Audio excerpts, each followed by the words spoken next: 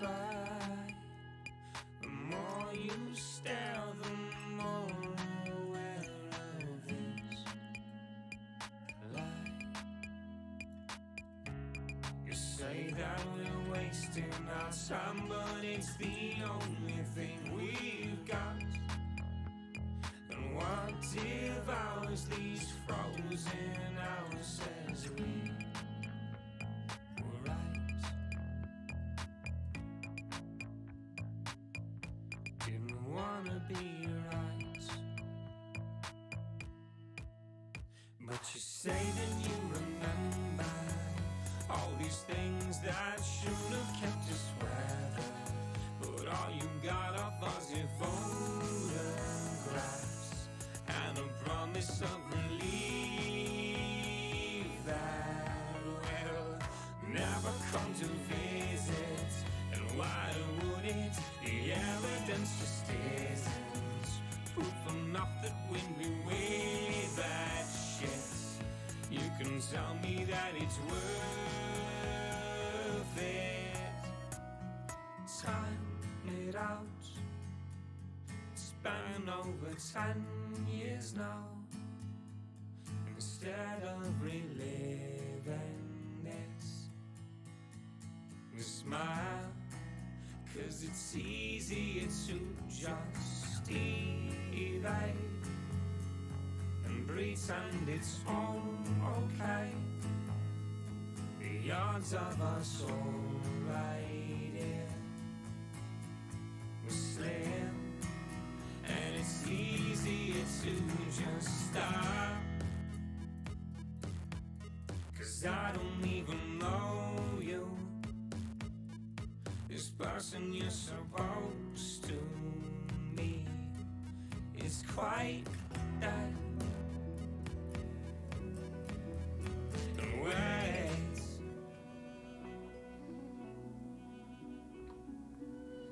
einen wunderschönen guten Abend an diesem Donnerstag und herzlich willkommen zurück zu Divinity Original Sin 2, wo wir im letzten Stream angefangen haben, Charakter erstellt, Tutorial gemacht, erstes Kapitel reingeschaut.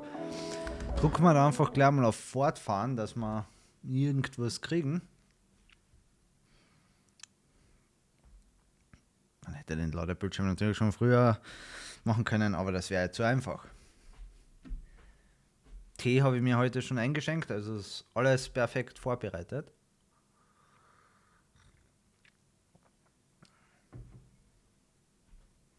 Außer der Ladebildschirm. Aber ich würde sagen, er war erträglich.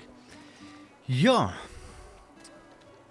Wir sind als Gefangener auf ein Schiff aufgewacht. Das ist dann von irgendeinem riesigen Tentakelmonster angegriffen worden. Schiffsbrüchig auf der Insel wieder aufgewacht. Und uns zumindest von der Schiffsbruchstelle einmal bis da in das Dorf hervorgearbeitet. Erste Quests angenommen. Party-Members gefunden. Sind wir jetzt zu viert unterwegs, was soweit ich weiß in Divinity die volle Partygröße ist. Bin mir noch nicht so ganz sicher, ob mir die Party gefällt. Aber zumindest ist sie einmal vollständig. Und irgendwo gibt es sicher auch ein Questlog, dass man da noch mal kurz reinschauen kann. So, wir wollen grundsätzlich aus der... Warum ist das auf Deutsch? So viel zu perfekt vorbereitet. Mir ist es im Hauptmenü nicht einmal aufgefallen. I'm sorry. Wir starten nochmal kurz die Musik ein, weil das hat eigentlich nicht Deutsch zu sein. Okay.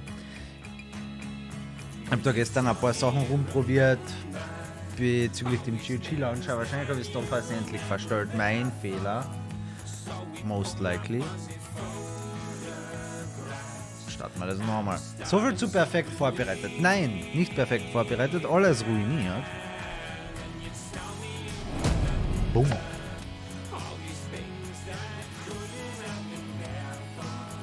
Press Escape to skip. Ja, die 2 Sekunden wollen wir natürlich skippen. So. Schaut schon besser aus. Range of bows and crossbow. Fight is getting the better of you. Das klingt äußerst englisch. Also, dass man jetzt das Spiel abkackt. What the... Why? Und noch einmal.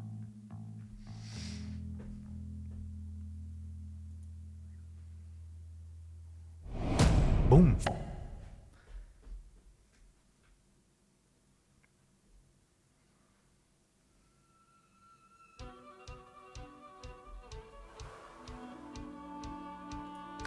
Klicken wir mal in die Optionen, dass das Spiel sich nicht allzu gestresst fühlt und Continue.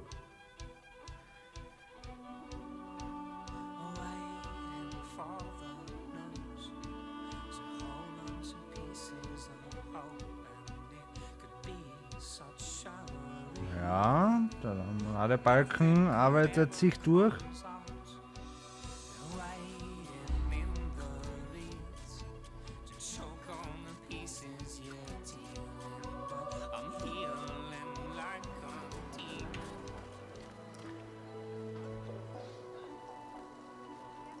Okay.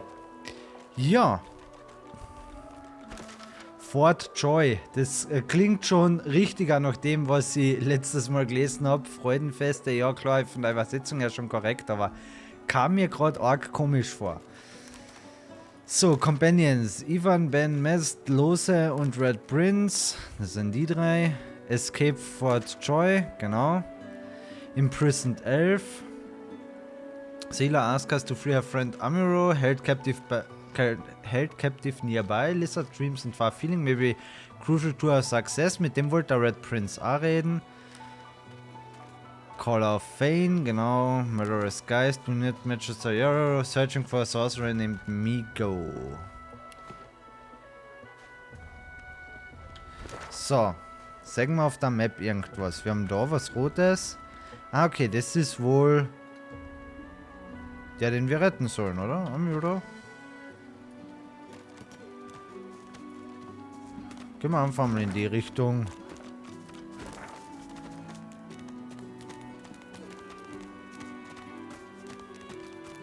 Schauen wir, ob wir wen finden. Ah ja, da haben wir wen gefunden. What a crumbling disaster. Scram, snake face. Leave him be. Don't make me say it again. Okay, da haben wir den Griff, von dem haben wir letztes Mal auch gehört. Das ist da irgendwie so einer von den Chefs, der sich zu cool vorkommt. Listen, I can help you if you just... Shut up, elf. Say this elf seems badly injured and ask why he's being held here. This clown, you caught him stealing from my kitchen. Still won't say where he stashed my supplies. Sound like someone you'd let off with a slap on the wrist. Ask how he's sure he has the culprit. Caught him red-handed trying to make off with a second crate after he took the first.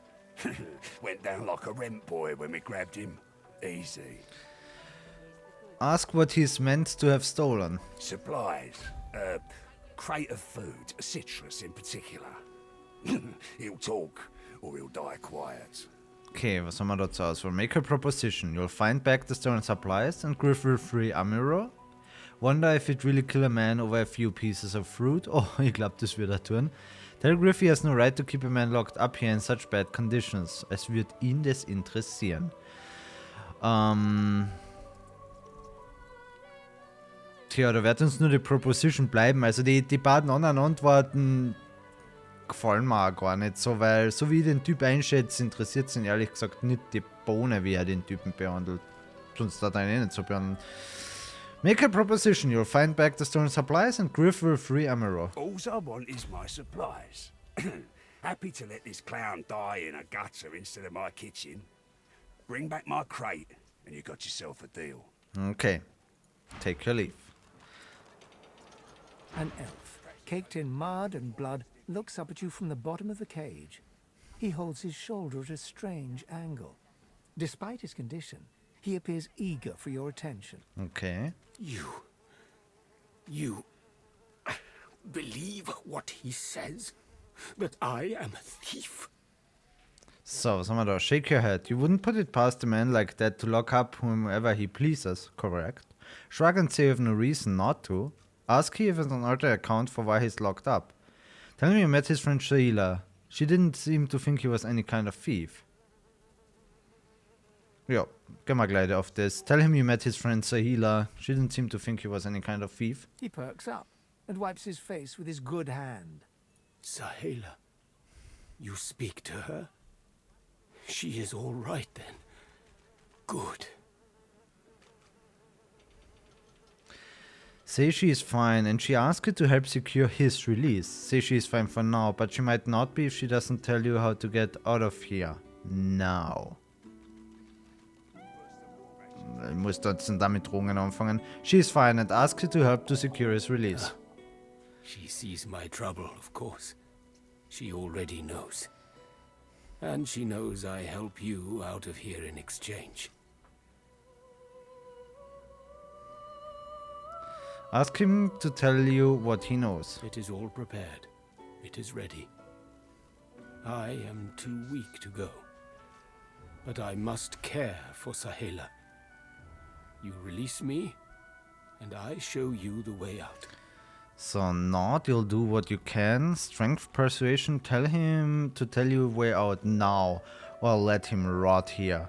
Finesse, persuasion, say I'll make him a deal. He tells you the way out now, and you'll do everything within your power to free him. A deal is a deal. Dafür müssen wir nicht persuasion. Wenn er uns dann noch hintergeht, kann man das immer noch machen. You'll do whatever you can. I am grateful. Your freedom for mine. A good deal. Ask if he has any idea who took the supplies Griff is after. I see no one. In fact, I only hear the sound of Griff clearing his throat. You know how he does? Like so.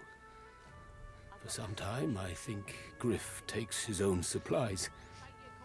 But I see the anger in him that he does not find it. He truly does not find what he seeks. Ask if he knows why Griff is so hell-bent on getting these particular supplies back.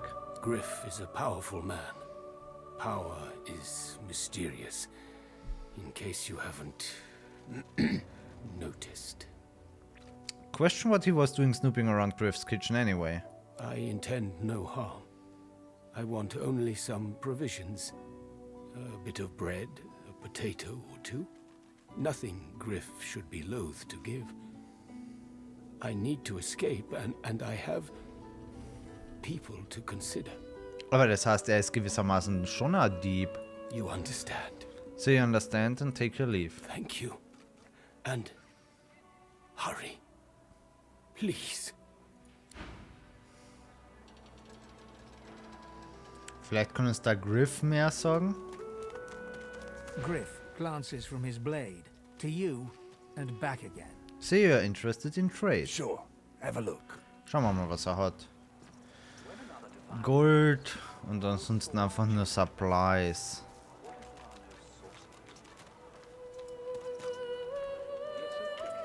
Also nichts, was wir brauchen. Take your leave. Take your coin then.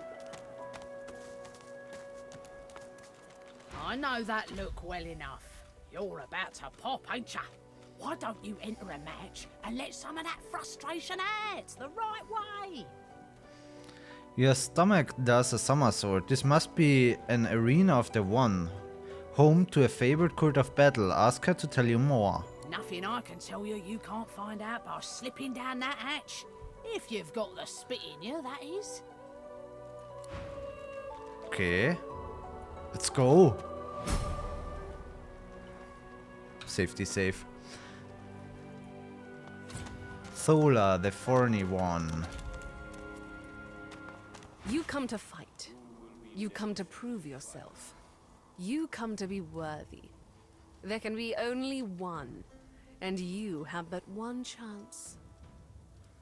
Ask her what you are meant to prove here. She scoffs. To prove you are the one. Ask her to explain the one what. Never mind. The one does not ask such a question. We want to fight. Good. Who aids you? Choose wisely. Whether you fail or succeed, you do not fight more than once. So you'd like your nearby party members to join you. They are at your command.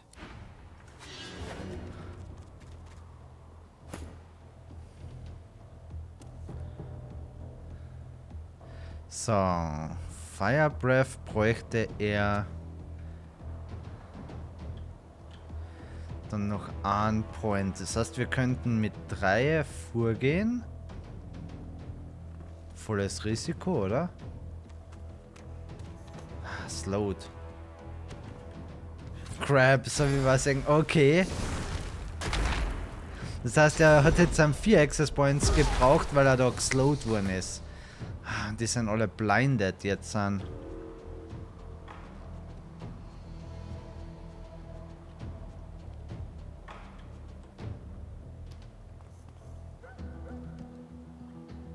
Encourage allies around you, increasing their primary abilities. Kann man ja theoretisch machen.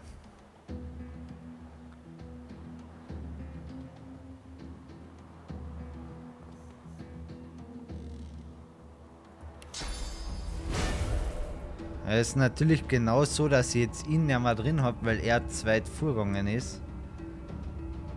Aber warte mal. Wenn ich nur einen vorgehe, das kostet einen, dann bleiben wir 2. Das heißt, ich gehe mit ihr daher. Dann machen wir ein Courage, dann habe ich nämlich den Red Prince wieder mit drin. Und dann machen wir einfach... Okay, Target is too far. Der Electric Discharge hat eine sehr kurze Range. Der hätte mehr. Das ist ein AE rund um sie. Great Spring Wave which tosses fires. Staff of Magos, launch a message from a staff that deers. Ja. Target is too far. Die hat hier überhaupt kein Range, die Lady. Was ist denn da los?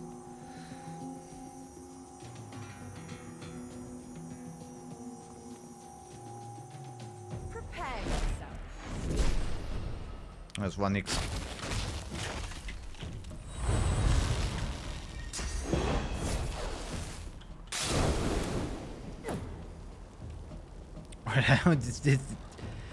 Der ist praktisch schon tot.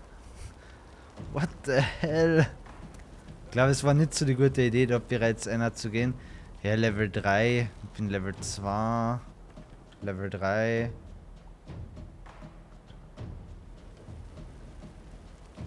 Ich werde meinen Safety Safe nehmen. Wir schauen dann nachher noch einmal einer. Fühlt sich zu early an. Und wenn man da echt nur einen Try kriegt, muss man nicht. Man darf sich auch mal einen Safety Safe gönnen.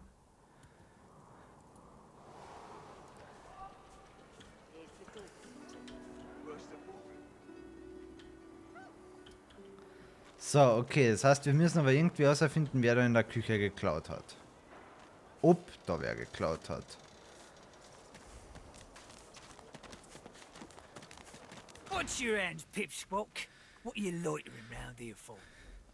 I'm looking for Griff's stolen supplies. If Boss trusts you to find something for him, you better not disappoint him. You won't like him when he's disappointed. Ask if he's heard anything about the culprit. You mean that guy in the cage? Oh, I don't associate with elves. Fella says he's innocent, but you know how they lie. Ask why he doesn't seem concerned about Griff's missing items. Boss will be fine. He's got himself in a fit state now, but as soon as another shipment comes in, he'll be right as rain. It seems strange that Griff is so angry about some missing fruit.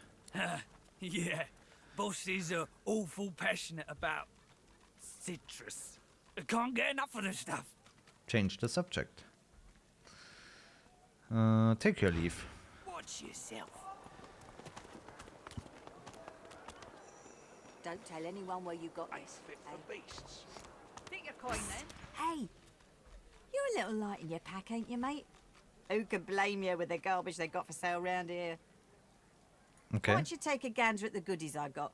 Stuff you won't find anywhere else in camp. Procured by special means.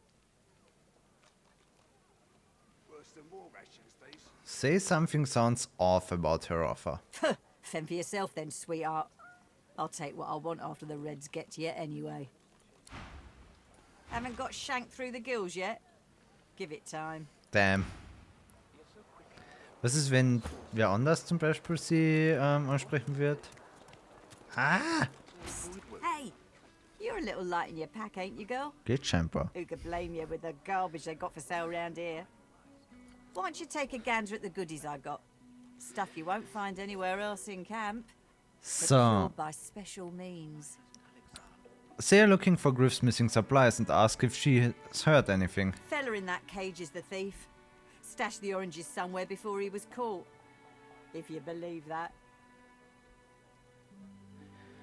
Express surprise. Does she think Griff is mistaken? I see plenty of liars in my line of work. Snakes, weasels, worms. That fella's square as a pavestone. If he's the thief, I'll eat my boots. Ask if she has any idea who the real culprit might be. Sure do. Ask me. It'd have to be one of those sad sacks that's always hanging around Griff looking for favours. She darts her tongue out of her mouth like a snake. Some folks, and some reptiles, will do anything to get his attention. Interessant, dass sie Reptiles I anspricht. see plenty of liars in my line of work. Snakes, weasels, worms. That fella's square as a pavestone. If he's the thief, I'll eat my boots. How can she be so sure? It's all in the eyes. Joy lives in the eyes, sometimes way in the back, but it's there all the same. Liars ain't a joyful bunch. Say you've heard enough and take a leave. Sure you don't want to have a look at my stock before you go? I was serious about what I said. Everything in my pack's been got by special means. You'll have a look as long as it's quality stuff. Only the finest, you know. So, was haben wir da? Skillbooks. Perhaps it's those bleeding wolves did make Scoundrel. Requires Scoundrel, okay. Resurrection Scrolls, Magical Helm, plus 1 auf Arrow Turk, Rawhide. Ich glaube grundsätzlich sind es wirklich nicht die schlechtesten Sachen, aber ich würde jetzt auch nicht behaupten, dass ich massiv von der Kohle her übermäßig schon ausgestattet bin. Also ich glaube, es zahlt sich jetzt nicht unbedingt aus, da direkt zu investieren, solange die Leute eh Equipment haben.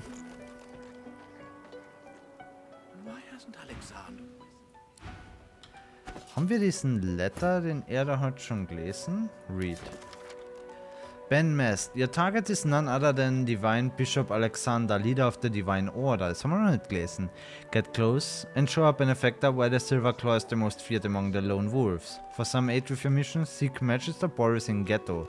Speak our motto, Glejou Dumas, to identify yourself. May the moonlight your tracks. Roost and Lon. Okay, also wirklich ein Auftrag. Time to find this Boris fellow.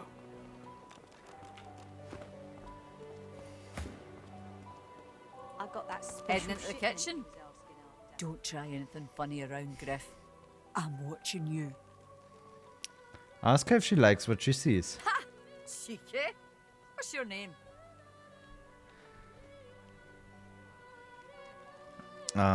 Say she can tell you whatever she wants. Tell her your name and ask for hers. Tell her your name and ask for I'm hers. Butter. Nice to meet you. So, da haben wir ask if she's been here a long time. Ask her how she got involved with Griff's fuck. She doesn't seem type of shakedowns and skull bashing. Say she looks strangely familiar. I could swear you've met her before. You mean it? Or is that another line of yours? I used to play the harp, you know. Mostly around Arcs, although sometimes we'd travel down to Driftwood. Might be you saw one of my performances. Ask if she's been here a long time. Long enough, I reckon. I'm surprised they haven't come for me yet. Most folks get taken away for the cure after just a week or two. Say you don't plan to let the Magisters take you anywhere. Everyone talks a big game when they get here. Big games get smaller when you've got one of their weapons in your face, though. Tell her you're dead serious about it, and when you find a way out, she should come with you. She laughs. The sound fills the air like the ringing of a bell. Now, wouldn't that be something? Look, I have an idea. I know we don't know each other very well, but time is so short and a connection is so rare. If we get out of here, will you meet me again in Arks? Ask why I need to wait until you leave this place. Like she said, time is short, and who knows if you'll ever leave. Say absolutely nothing could keep you from it. Say absolutely nothing could keep you from it. Say I'd love to, really, but you have other obligations. She's a lovely girl, but you aren't interested like that. Absolutely nothing could keep you from it. She leans forward and grazes your cheek with her lips. Until then, need something in the kitchen, do you? Ain't fit for beasts.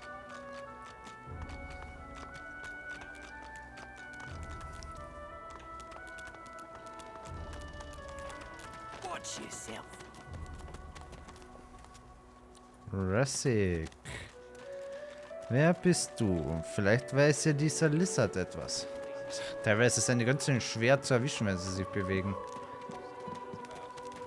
Bleiben Sie stehen, junger Mann! The lizard's brow knits together, then apart, and back again. He seems to be swimming deep in his thoughts, and doesn't look up as you approach. Tap him on the shoulder. What? Oh, new, are you? Very good, very good. Make yourself at home. Ask the lizard what's on his mind. My mind? What else, my friend? I'm wondering why. All of this. Source, the Voidwoken, the Divine. Why? Ask him what he means, say why is a mystery. All that matters is what to do now. See if Austin asks herself the same question. Why is a mystery? All that matters is what to do now. No doubt the two are related. Perhaps if we can reverse the cause of our misfortunes, we can stop this madness before it goes any further.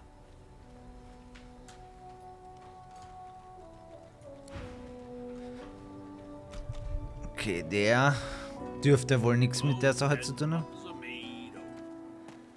Oh, ain't come to shake me down for my knickers, have you? You're all I got left after your buddies were through with me. Humans, they are not one of the brutes harassing people here. That's so. You look just like them. But then again, I never was the best at telling your kind apart. No harm intended, of course.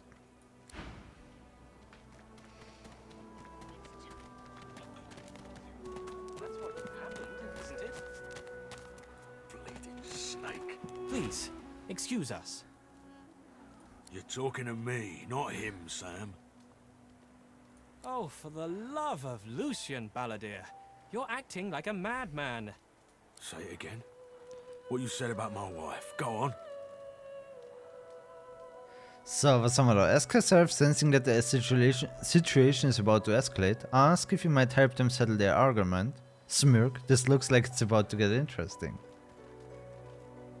This looks like it's about to get interesting. Go on, Sam. Well, it's the truth, and you know it. She's better off. So what if it was messy? I'd rather puke myself to death 1,000 times than let the Reds get to me. If she were my wife, I'd be happy for her. A flat smile twitches across Balladeer's lips.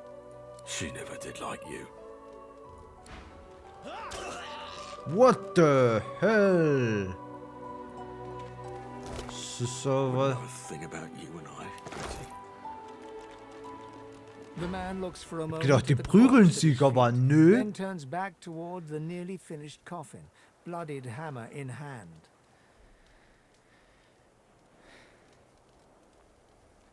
Ask if that coffin he's building is for the man he just murdered. Murder's a big word. And no. This here's a bed for someone 1,000 times better than that snake. Rest her soul. Ask him who he means. Who's the coffin meant for? The love of my life. Gret. She passed in the night. Something in the stomach. Doctor couldn't help her.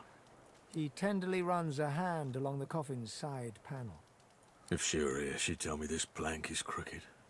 Chastise me for using warped wood on her final bed. Then she'd laugh and kiss me. Just here. The man holds a hand to his cheek for a moment. He turns from you, lines up another nail, and hammers it into the panel.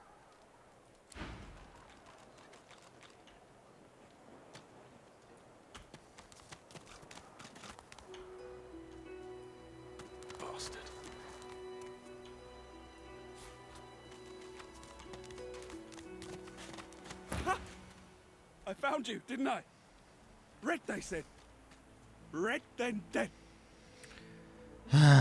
So, is this going to be another attempt on your life? Because they're a frightful bore, frankly. So you've had quite enough of these shenanigans. Who are they? Come on, out with it. Them that pay the bills, of course. I'll be a rich man when you're 6 feet under. Time's up, Your Highness. Let's dance. Der will sich wirklich mit uns Vierer anlegen. Stabbing time.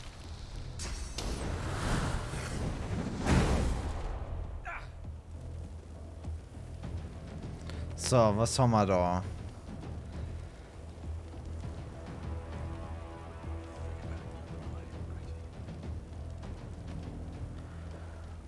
Ich würde sagen, wir hauen einfach drauf, oder? Knockdown, aber das Knockdown ist resisted by Physical Armor. Das heißt, wir müssten zuerst die Physical Armor wegkriegen. Und werfen wir einfach mal den Schild drauf. Und dann restoren wir die eigene Armor noch.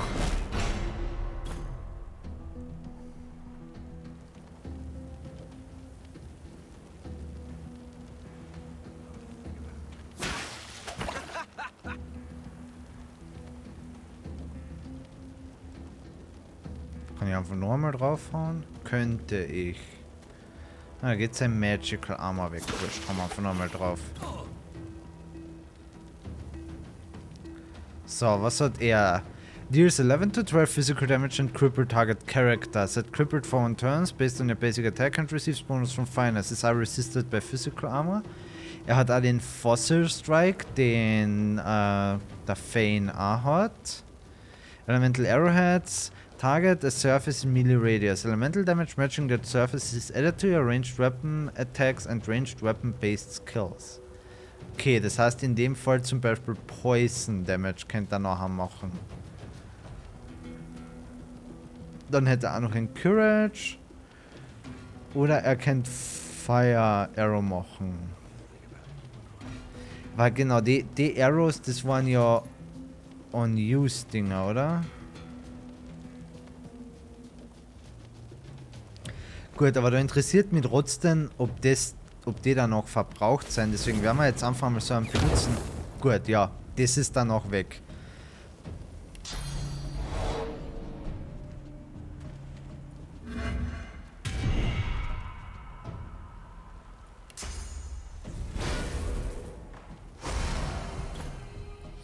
So, sie wird da jetzt auf jeden Fall mal Rain machen. Create Spraying Water Surface which douses fires. Da bin ich voll dafür.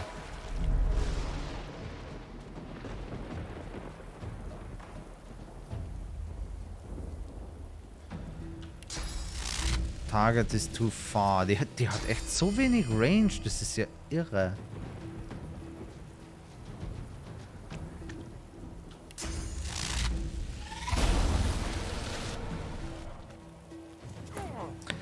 Okay, das hat jetzt den Fane auch erwischt.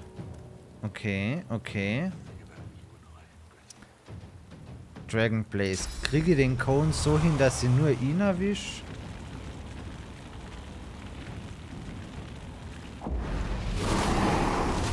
Ja, easy.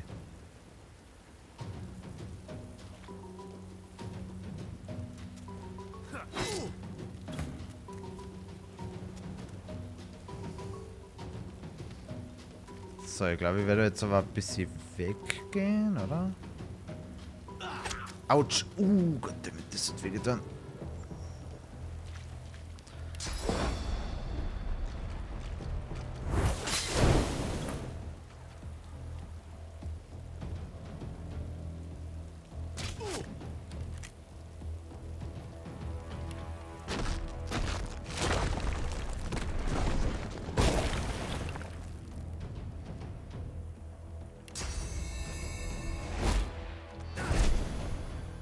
Spreadet da zu dem her, hätte ich...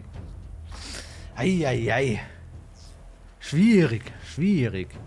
Encouraged können wir wahrscheinlich einfach noch einmal nachbuffen, um die Duration zu refreshen. Jo. Dann kann sie ja... Ich meine, okay, die hat so wenig Range, das Hintergehen zahlt sich eigentlich nicht einmal aus. Wo will er denn jetzt hin? I'm coming for you. Du bist gerade weggelaufen.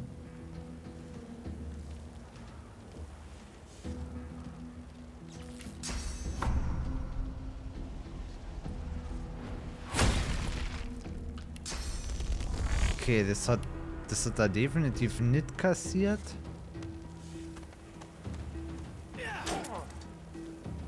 Kriegt der da auch noch ein Attack of Opportunity durch? Das ist ja uncool.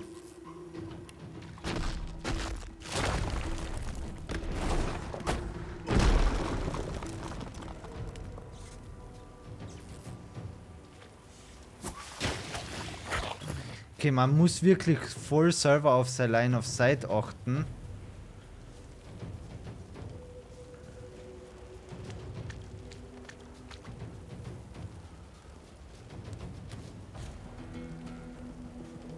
Damned nuisance these assassins are. It's their frightful manners I mind the most, really. Well, that was rather fun, wasn't it? I do find it ever so invigorating to cut a cutthroat's throat. See, he seems awfully relaxed for someone who's just the target of an assassin. Oh, one gets used to this kind of thing so quickly. This is hardly the first time someone's filled some poor fool's purse and bid him kill the prince. I'll tell you what, though.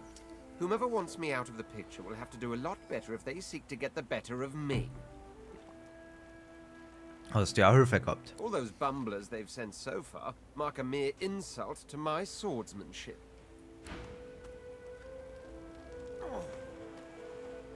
So, kann ich da jetzt dann einfach so ein Bad Roll usen?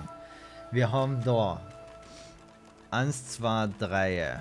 Wenn ich da jetzt drauf drücke, dann resten alle perfekt und ich habe immer noch 1, 2, 3. Also scheinbar werden die dabei nicht verbraucht.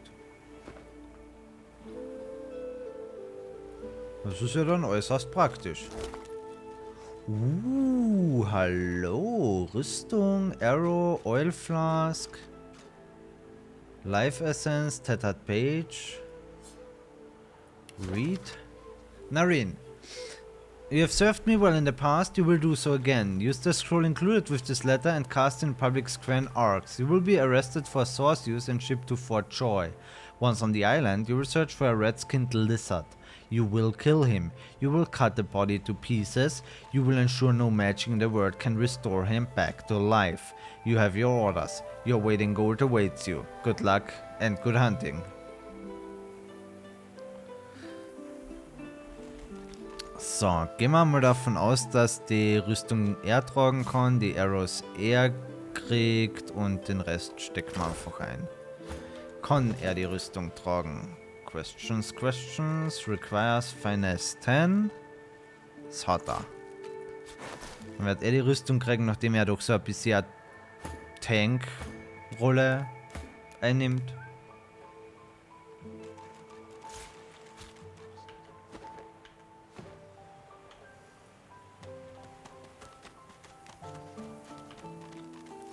So, kann ich irgendwie mit einem Hotkey die Kamera wieder locken?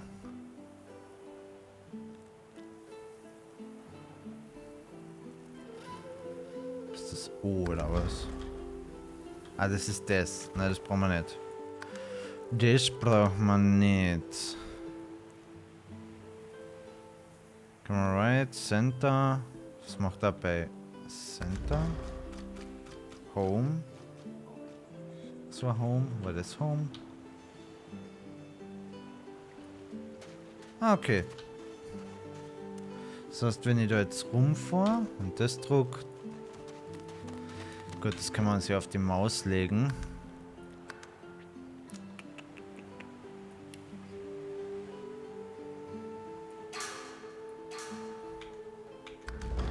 Und dann kann ich da und jederzeit wieder zurücksnappen. Bisher fühlt sich die Locked Camera nämlich ehrlich gesagt ganz praktisch an. Weiß nicht, ob ich sie auf Dauer einlasse oder... Es ist halt, ich kann halt nicht mit der Maus am Bildschirmrand scrollen, das macht sie wesentlich praktischer. The woman looks out on the gently lapping waves. She seems totally at peace, but as you approach, she turns to you with a cheerful smile. Haven't seen you around here before. New? Tell her you just arrived. Well, don't worry too much if you have a hard time settling in. Takes a while to get used to the place. You here alone? So you've been lucky enough to make some close ties. She gives you a long look. You keep them friends of yours close, eh? Some of us haven't got anyone at all anymore. Not much in this world someone you love can't make better. Ask why she is here alone. Used to be I had a family. A husband and a little boy. We were healers. Source was in our blood. Then they brought us here. I couldn't stop them from taking my boys from me when they did. Reckon they were cured. Maybe even released. Don't know why the Reds didn't take me too. Now I'm just waiting for him to call my name. Waiting and remembering. Ask her to tell you more. What were her boys like? Her eyes sparkle. Kind of you to ask. Stefan, he was my little one. Smart as a whip and no less wicked. And my husband, he was called Felix. He was an expert healer.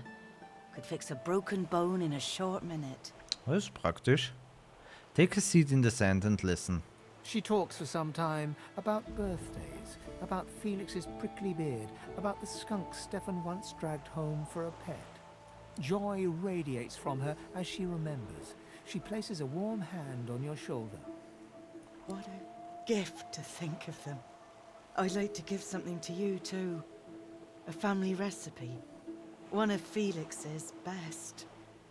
He'd be happy to know it went to such a warm soul. Tja, für mich ist und mein nicht mehr warm. Take care of yourself. You hear? You're a sweet one.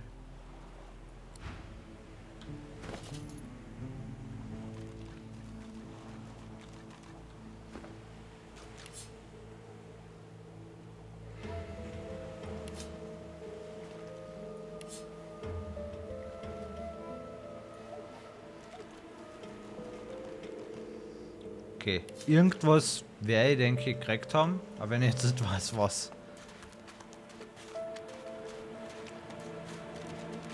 Ah, da. Read. An old nursery rhyme reads, "Come join me where it's hot, come join me at the fire, come join me round the pot. That's how we make our dinner."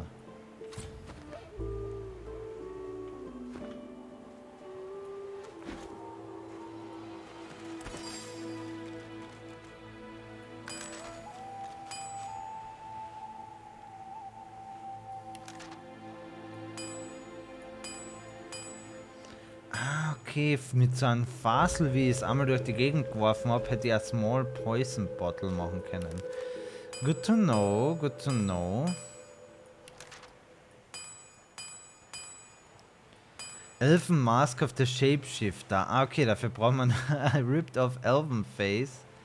Und dann noch irgendwas, dann kann man sowas bauen. Und mit alle anderen Masks zusammen kann ich dann wieder die bauen, die ich am Anfang gehabt habe. Cooking Station. Brauchen wir noch ein Campfire? Aber das ist ja schon eine Cooking Station.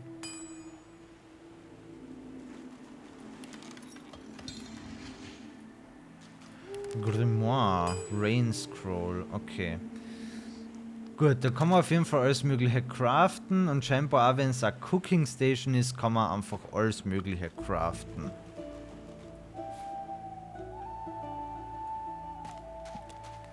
Was mich da jetzt gleich noch interessiert, kann man vielleicht einen Hering einfach kochen oder das so ein Fleisch ohne Combinen?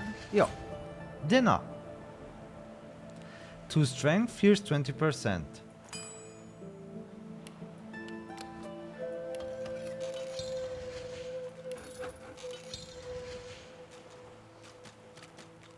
Okay. Was ist, wenn wir noch ein bisschen Knoblauch dazu tun? Invalid. Weil das Raw Meat kann man sicher wieder... Was hat denn das Gewicht? Blitz. Mal schauen, ob das per Item ist. Nein, ist gesamt 0,4. Okay, jetzt habe ich...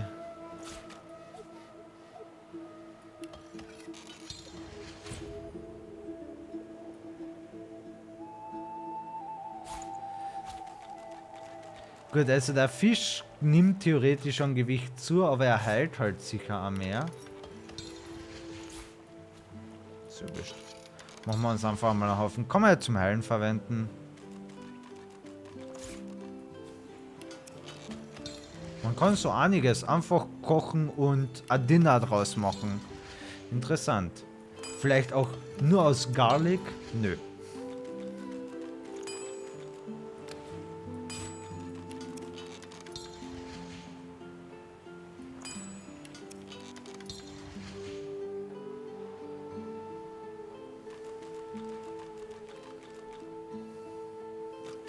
Severed head.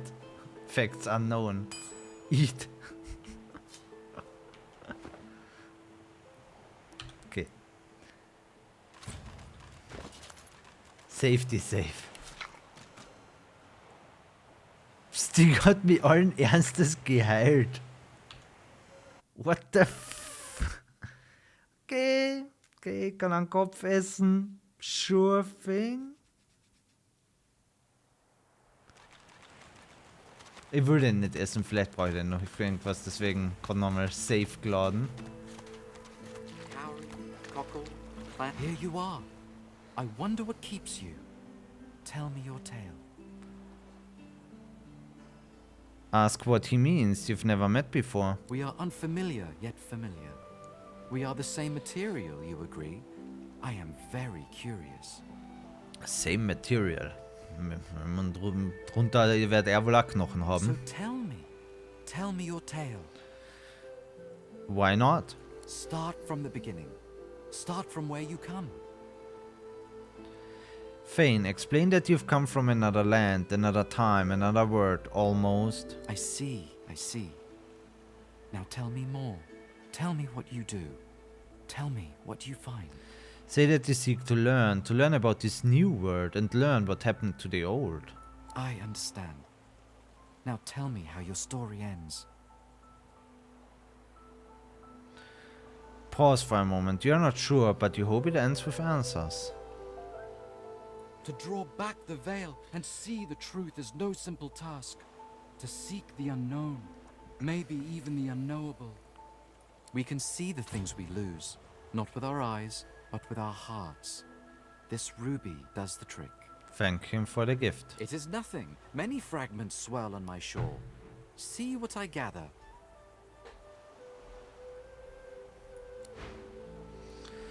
See what he gathers. Ooh. Spells. Hello. Contamination. Deals 6 to 7 poison damage to enemies and undead allies around you. To enemies and undead allies. That's nice. Aber dann wahrscheinlich nicht zu mir selber. You can poison them. Turns water, blood surfaces and clouds into poison. Okay. Fortify. Provides 11 physical armor. While fortified cannot be teleported to remove. Genau das kann der Red Prince zum Beispiel. Poison Dart, cast a magical poison on a start that does 10 to 11 poison damage and creates a puddle of poison.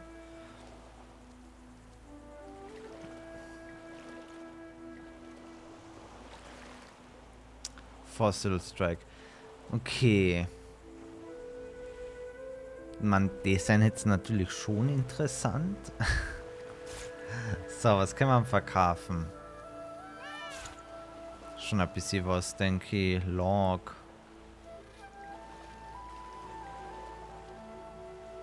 Life Essence. Vielleicht noch useful. Die Broken Collars werde ich nicht brauchen.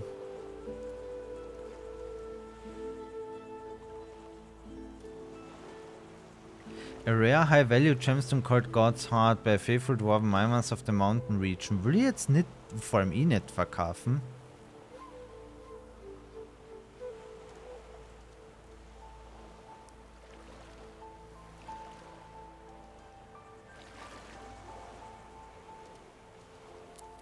Gut, Bade werden sich eh nicht ausgehen. Das ist die Frage. Contamination als AE oder Poison Dart?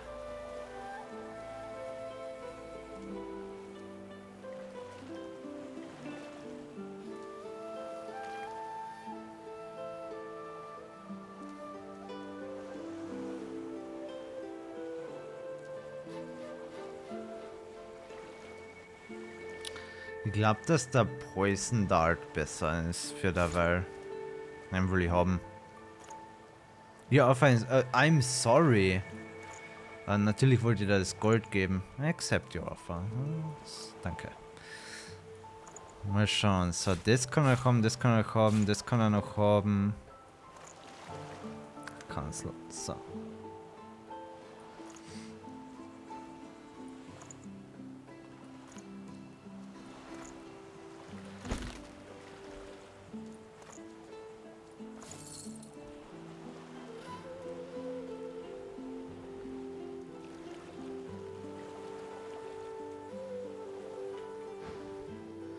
Take your leave. Skill book. You found the skill book. Read it to unlock a new skill.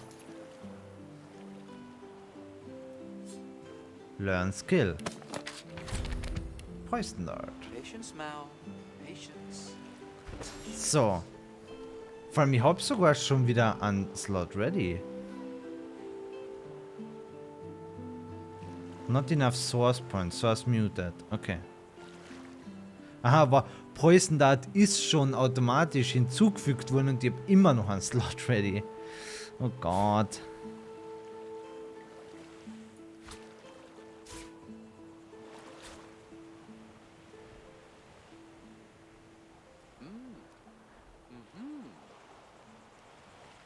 Ah, der hat 4 Runden Cooldown oder was? Pui, ist ja natürlich auch lang.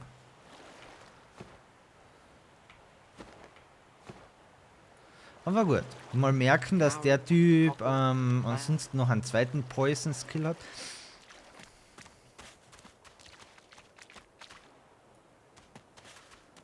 Amid the squalor of Fort Joy, you suddenly spot an elf with diamond features, regal and radiant, but cold too, and sharper than any knife.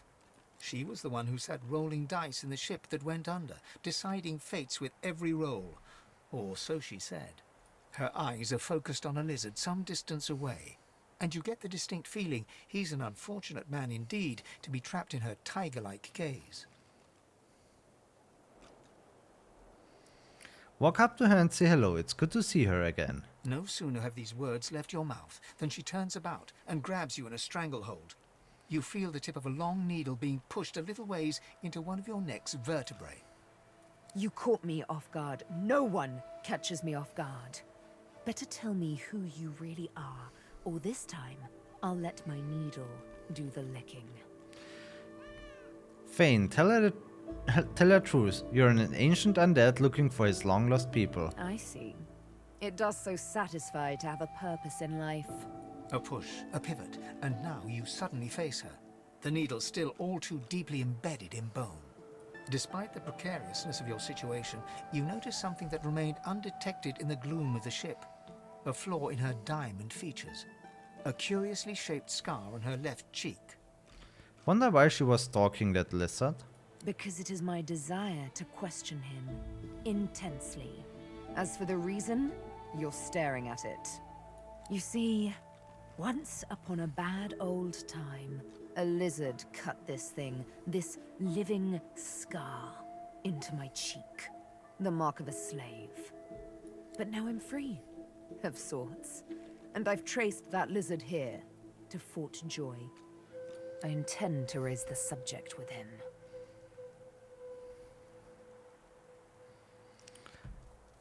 Point out you are not that lizard. She drives the needle in deeper and whispers. In truth, it does not matter in the least who you really are. You saw me mark my prey. You could warn him, save him, or kill him before I get my chance. Why would I? That makes you a liability. That makes you needle feed. make her an offer. Instead of killing you, she could join you. The bright sparkle of laughter follows your proposal. Ha! How amusing. I admit I had not seen that twist coming. I was certain the pitiful begging was about to begin. Make your case and do it quickly. Why should I join you? Say you're planning your escape, and you need people with talents like hers. Escape? How you do tickle me. Most of the misguided deers around here would argue such a thing is impossible. Assure her you are far from a misguided deer. I'm inclined to agree. You managed to catch me off guard, after all. Oh, little needle mine, what should I do? Push or pull? The agony of choice. You know what? Today is a rather fine day. Sunshine and an easy breeze. Yes, I'll let you live. I'll even agree to travel with you, provided we talk to that lizard I mentioned. I'm not quite sure the weather will save him. With a casual flick of the wrist, she withdraws the needle from your neck and smiles, as if she just invited you to sit down for tea.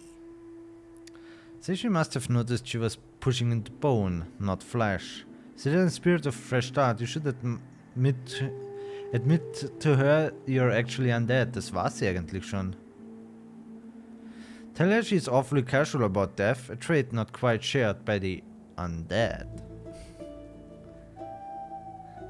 Say she must have noticed she was pushing into bone, not flesh.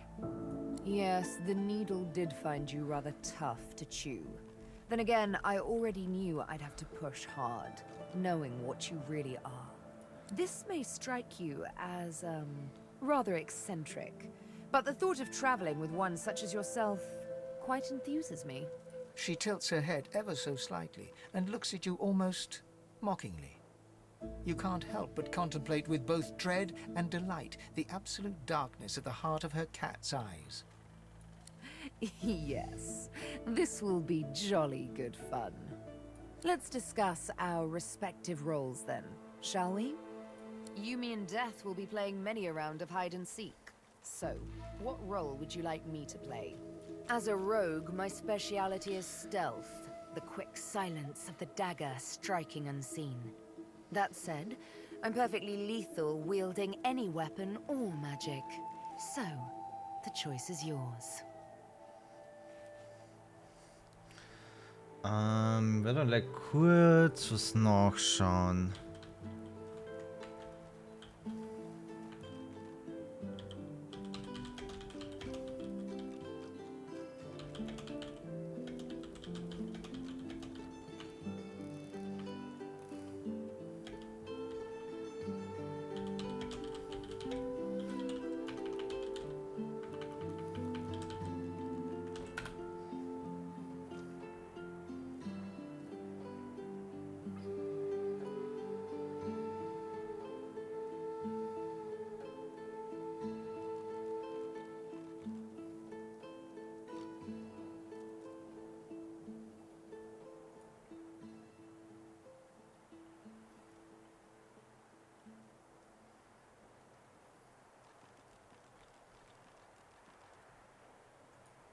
Okay. Vielleicht kurz geschaut, scheinbar kann man das eventuell, also in Akt 2, noch einmal respecken, die Leute. Ich gehe jetzt einfach davon aus, dass das stimmt. Und ich nehme sie einmal als Rogue, wie sie ist. Rogue is exactly the type of companion you're looking for. Suits me fine. Lead on. Or better yet, let me take the lead. That settles it. Then follow me. But wait. You seem to have quite a few followers already. We'll be far too conspicuous traveling in a caravan like that. Return to me once you've culled a couple.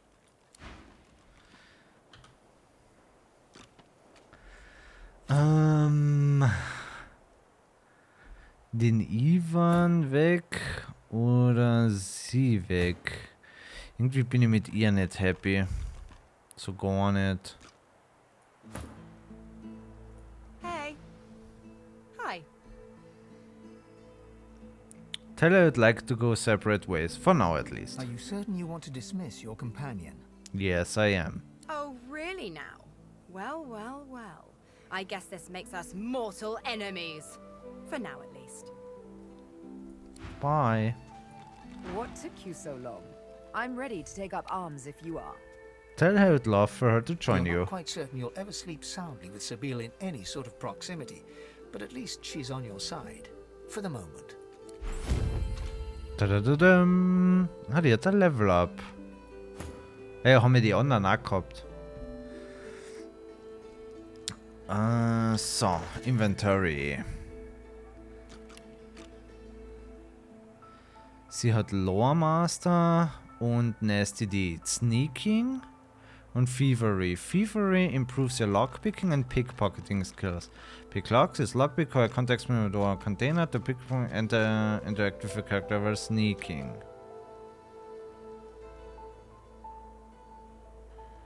Ich glaube, da tun wir ja mal einen Punkt rein. Kann nicht schaden.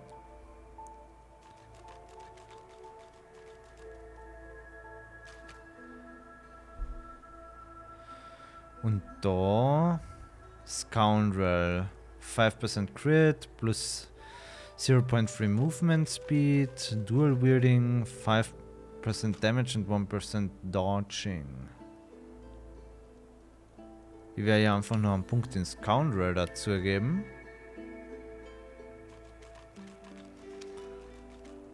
Finesse. Finesse-based Weapons tun wir an da eine. Tun wir zwei eine. Sei mal greedy. The Greed. Sibyll's Pack. Poison Flask. Creates a small ooze surface with 2 meter radius. Das werde ich aber original dem Fane geben, weil er kann sich damit heilen.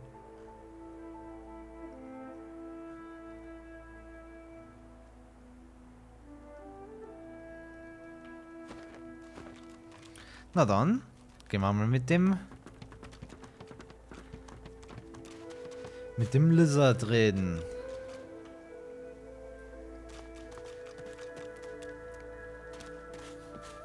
Just as you're about to address the lizard, the Red Prince bars you with an outstretched arm. There are some characters for your companions will want to speak with privately. Forbidding this may negatively affect your relationship. However, allowing it may make you complicit in any consequences. Understood. This man is a dreamer. As you know, I need a word with him. You may wait here while I speak. Very well. Tell him he has your permission. Permission indeed. He bids the dreamer stand up and pay attention, which he does in a groveling and awkward manner. Examine your companion to check their current attitude towards you. Be aware, companions who really don't like you will leave your party. The dreamer then chews and swallows a handful of Drudene leaves before slipping into a trance-like state. He falls asleep. To your surprise, the Red Prince lies down and follows suit. After about half an hour, they wake up and begin to discuss what they saw in their dreams.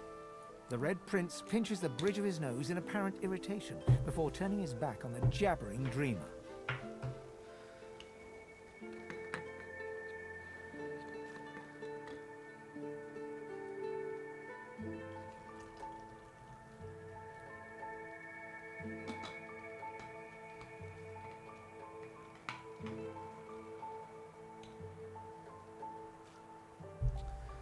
So, da haben wir.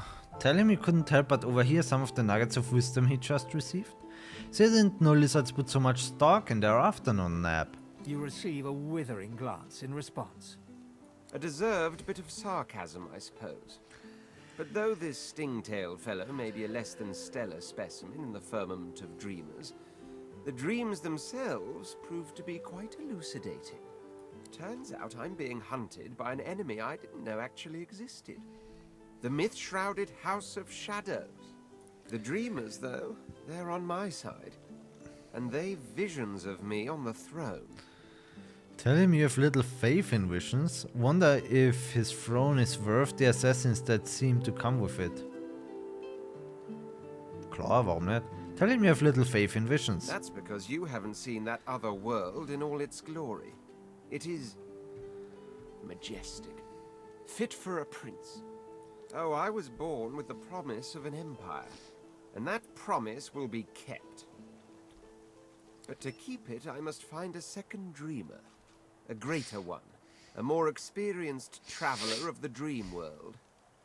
Bahara is her name, and she resides in the swamplands east of the fort.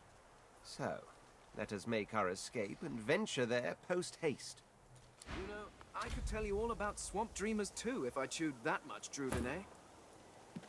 As you're about to approach the lizard, Sabine cups your chin between thumb and index finger, then guides your eyes to hers. Also der Junge ist beliebt, mit dem wollen sie alle einmal reden. Listen, I need to have a chat with this here morsel of flesh. He has wronged me once, but may just do right by me this time. I don't see why not. Tell her go ahead and have that chat. To your surprise, Sabine proceeds to throttle the unsuspecting lizard with one hand as she drives the tip of her needle into his lower belly with the other. Then the questions commence. Sagst erst stechen, dann fragen. You hear him yelp about the master, lone wolves, and a man called Griff. Then, quite suddenly, there's blood everywhere as Stingtail falls to the ground, face first into his own intestines. Sabine heaves a sigh of satisfaction, and as she wipes her needle clean, shoots you a cursory look. Chat's over. Ja, scheint nicht mehr antworten zu wollen. Demon elf, how dare you strike down a dreamer? Ooh. Such is my prerogative. Hello, Prince. skill I've done books. so. My pleasure. Something on your mind? They are rehabilitating traveling together. She's a psychopath. Ah, demand to know why she just brutally killed Stingtail. It's simple. He scarred me, so I scarred him. Extensively. She defies you with devilishly innocent eyes. Aww. Can you blame me? Admit this, that if someone had likewise scarred you, your reaction might have been the same. There it is. I was wondering when your spine would make an appearance. Anyway, what's dead is done, so let's move on, shall we? Despite my high hopes, this scar disfigures me still. Ask her what's next. The search for the master continues, of course. Hungry work, the hunt. And you know what? I'm feeling a bit peckish. Stingtail mentioned a cook, as it happens. Fellow named Griff. 2 birds, 1 stone. How about it? Ja, dieser Griff. So, ich würde sagen, der braucht dann da die diversen Items nehmen. Marked Crates, und das wahrscheinlich... Jo, das müssten Griff seine Supplies nämlich auch gleich noch sein. So, aber Skillbücher, was haben wir da? Haste. Setz Haste an Target Character. Pyrokinetic. Könnte das außer mir noch wer lernen? Überhaupt? Nö. Okay. Schauen wir trotzdem zuerst einmal. Haste increases movement speed by 2 meter per AP and gives additional 1 AP per turn. Clear slot and crippled. Set hasted for 2 turns, 1 memory slots. Okay, Ignition Skillbook kenne ich schon. Peace of Mind Skillbook gains Clear-Minded, which increases Strength, Finesse and Intelligence by 1 and Wits by 2. Removes Blinded, Terrified, Charmed, Taunted, Sleeping, Enraged and Mad. Okay. Und Steering Daggers kennen wir auch schon. Dann wäre Idee, Baden aber einfach ganz greedy lernen. Da kennen wir nix. Okay, und jetzt habe ich natürlich mehr Spells als Slots. Ignition sets enemy characters around you on fire. Ignites all suspectable surfaces. Enemy characters, das hat kein Friendly Fire. Das ist auch gut zu wissen. Ich habe das bisher nicht so gerne eingesetzt. Friendly Fire. Aber ich glaube, Peace of Mind ist eh besser als Haste. Ich meine, 1 additional AP kann viel wert sein. Aber Debuffs removen und so ist auch cool. Ich werde es drin lassen. Okay, und die Innate Skills, die müssen wir nicht mit Slots belegen. Passt.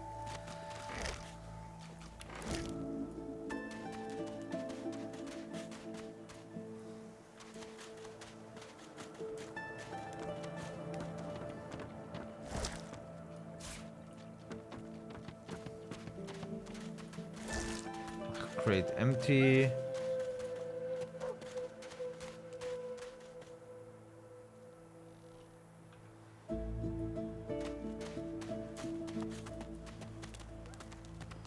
Gerade nochmal einfach in die Richtung weiterschauen, bevor wir zum Griff gehen. Mutilated Is that corpses. thing eating corpses? What the hell? The creature heaves through lips gummed with human gore. It turns to you with great effort, pain apparent in every movement, and madness screams from its wide, bloodshot eyes. You. Quite lost. Quite lost. Careful, or they'll cross your wires. Dem geht's nicht mehr gut. Now, a little query. Where grows the yarrow? Quickly now, for I haven't much time. Take the yarrow plant from your pouch and offer it to him. The creature gingerly takes the plant into his bloodied hands. He runs his fingertips over the white flowers. His panting breath slows. Darling, dear darling child. Hello, yarrow girl. Can it really be you? Ask him why he was looking for that flower. The creature clenches the plant tightly. His breath quickens. He seems liable to lunge at you at the drop of a pin. You wouldn't understand. A father's pride, a father's love. The creature begins to weep. Fast, silent tears spill from his eyes as he clutches the little cluster of flowers to his heart. For you, my ring, part of me, name of Migo. Thank you.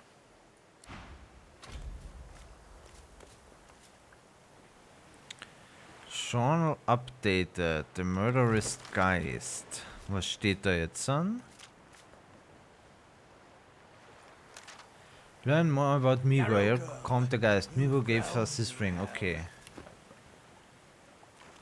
Was macht sein Ring? To magic armor grants skill restoration. Restore 9 vitality for 2 turns.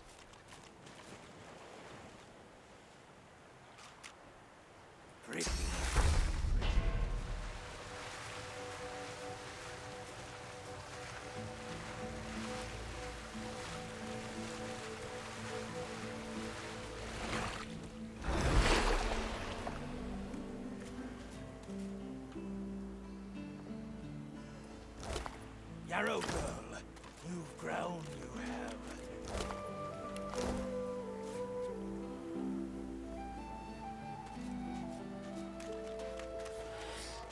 So, ich habe jetzt eine Elfin dabei außerdem. Und die werden wir jetzt wirklich einfach den Kopf essen lassen. You cover your face with your hands. You've just heard the news. The elven homelands have been destroyed by death fog. It was your order who did it. How can this be? New skill, First Aid. Okay. Gib mal ihr das auch noch zum Essen. A single name throbs across your brain. Verdas, Verdas, Verdas. He must escape. He cannot die here. He cannot. Okay. Interesting. You hated your work for the Order. You wanted to be a stonemason, marry the baker. You still dream about it every night. Ich glaube, mehr menschliche Teile schleppe ich gerade nicht mehr mit mir rum.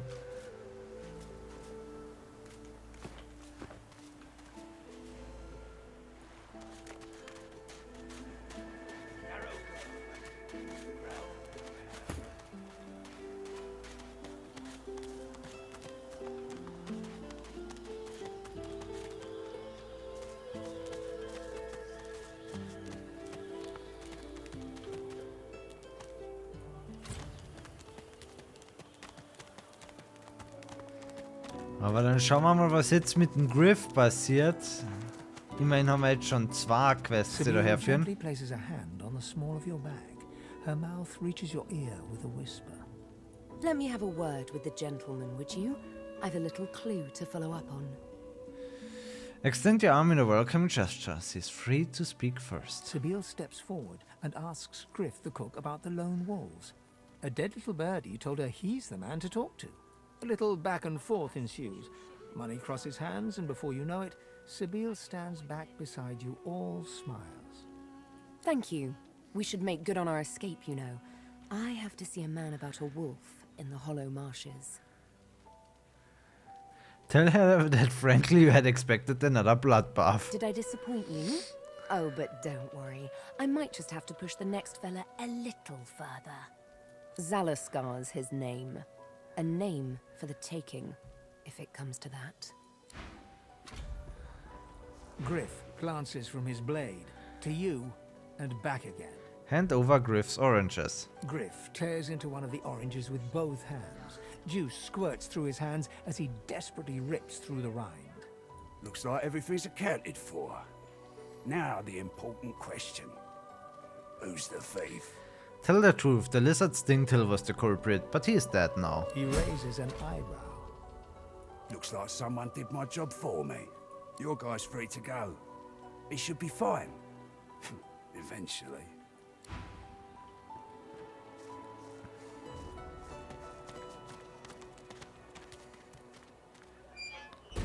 It is done. And quickly. I thank you.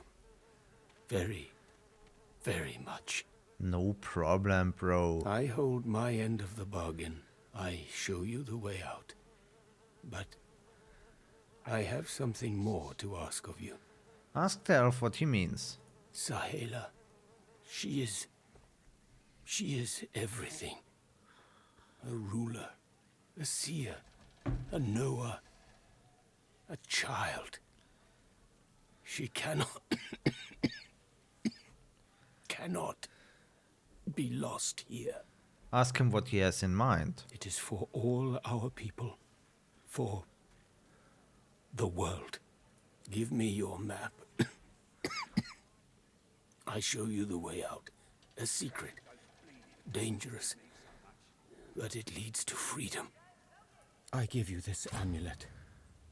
You must pass it to the elves who still remain. Tell them Sahela is here. They will send help. Please. She is important. I go to her.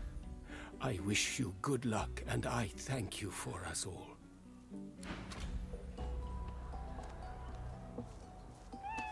So, siege ich eigentlich irgendwo, wie viel Erfahrung ich noch bis zum nächsten Level-Up brauche?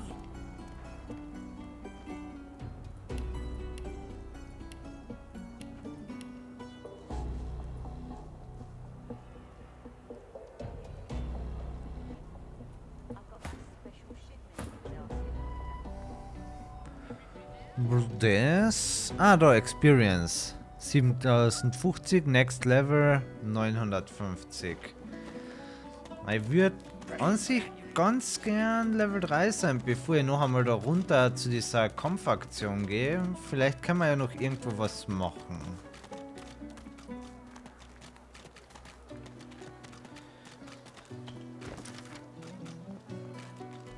So, ja, man theoretisch mehr über ein Migo lernen.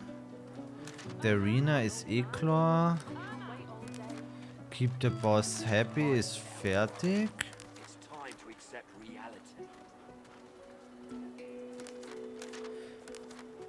Verdas.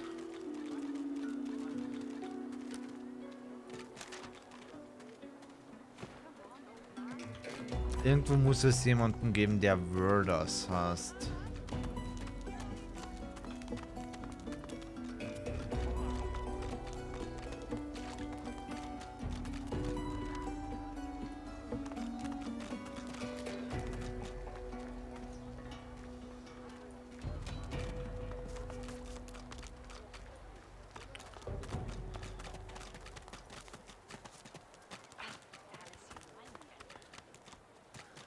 Da werden sie mir wahrscheinlich gleich aufhalten, oder?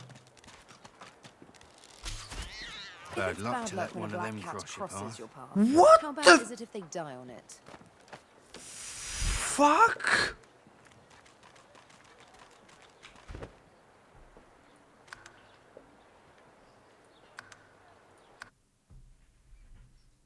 Ja, what the...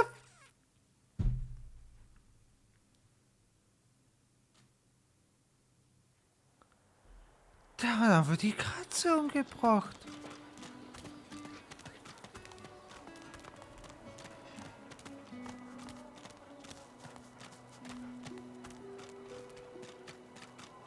Sibyl gently... Let me have a word with the gentleman, would you? I've a little clue to follow up on. Ja, sie darf zuerst. A little back. Thank you. We should make good on our escape, you know. I have to see a man about a wolf. Did I disappoint? Zalus. Griff glances from his blade. Griff Looks like everything's a cat. He raises a... Looks like your guys.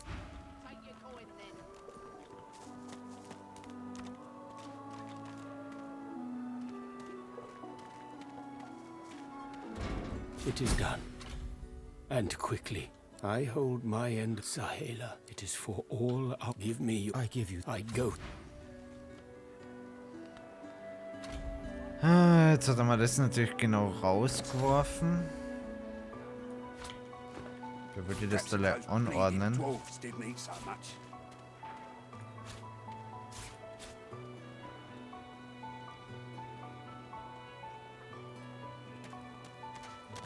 I got that special shit. Hands out your pockets. Will source change back?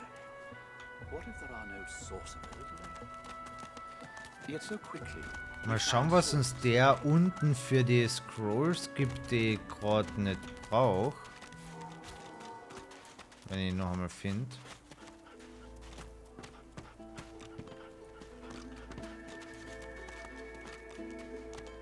Ah, da vorhin müsste das sein.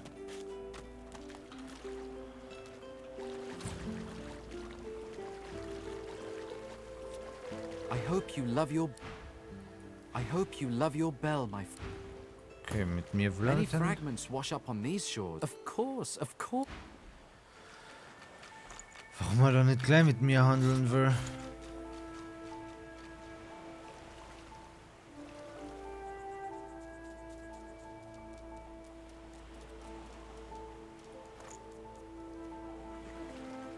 Ja, wobei eigentlich will ich ja das haben.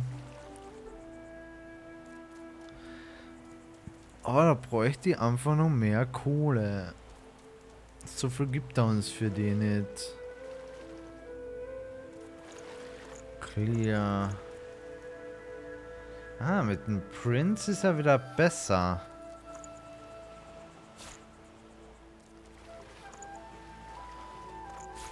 Es ist halt echt gleich schade, dass genau in dem Window du keine Sachen hin und her moven kannst.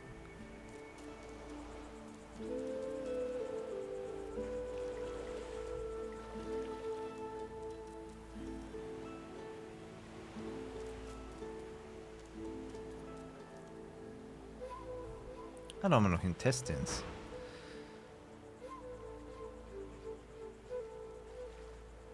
Safe just arrived and you have some questions about this place. Soll ich hier mal mit ihm This reden? beach, you mean? It is mild. Gentle waves lap the sands night and day. I do not ask for more. So, okay, das heißt, wir geben unseren Lizard das einmal. Red Prince. Red Prince. Patience, Mal. Patience. Patience.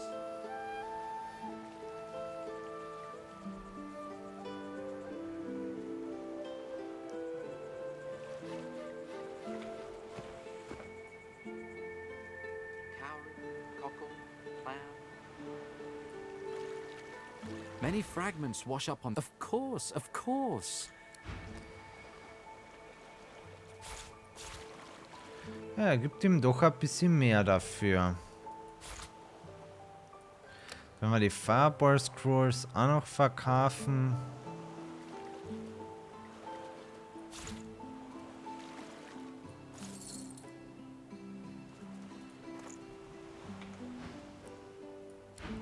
Wahrscheinlich nicht unbedingt klug. Aber hey. So. Er ist Geomancer und Der Red Prince ist nämlich, glaube ich, auch Geomancer, gell?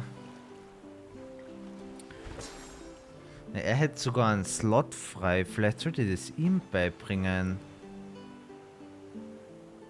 Klar. Soll er's lernen.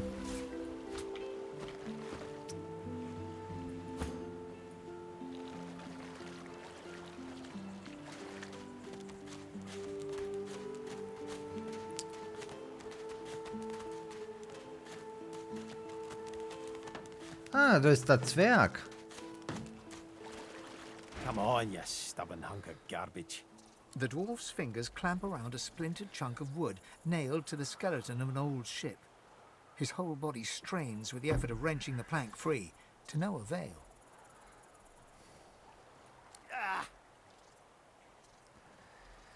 Hey, you recognize this fellow from the ship. Tell him you're glad to see he made it away from the wreck. Eh? Oh, that. Won't be my first or last roll on a lost boat.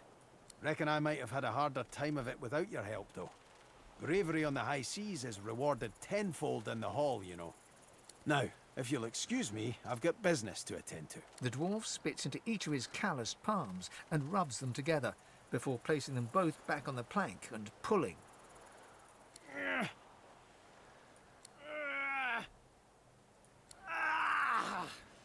Bleeding nail must be charmed or something.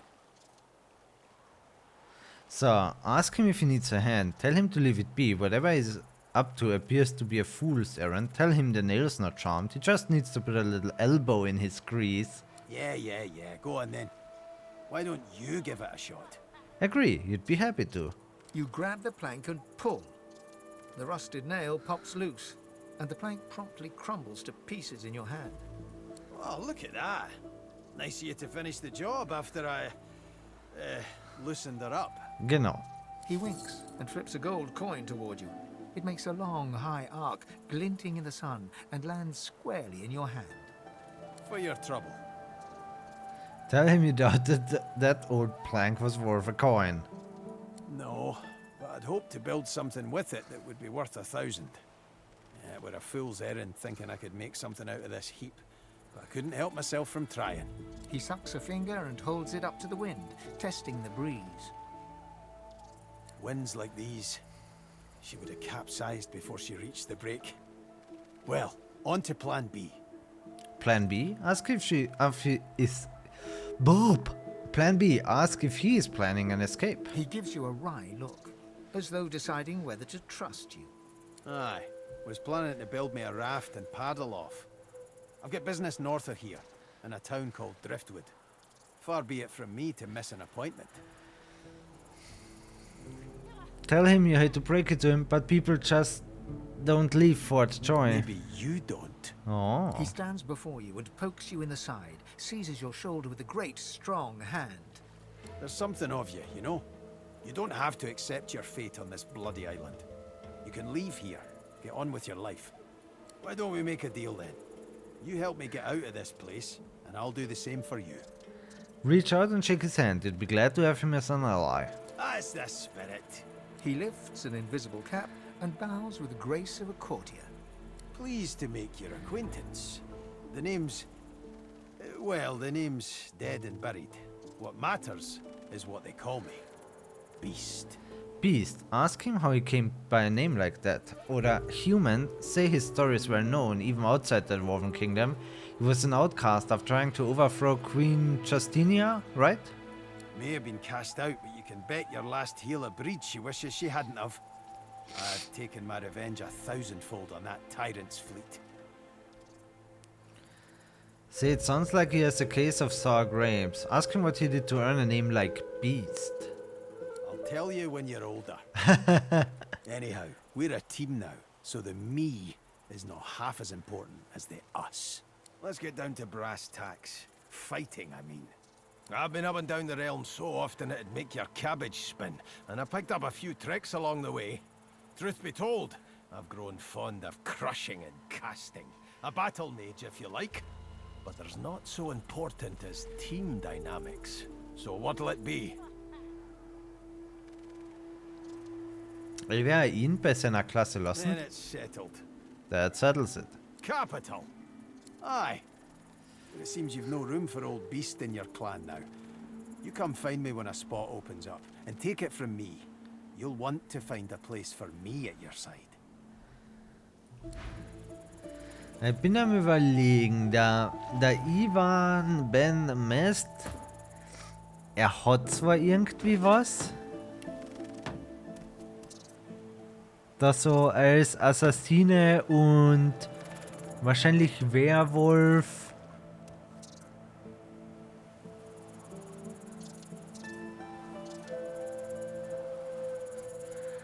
Aber irgendwie spricht er mich nicht an.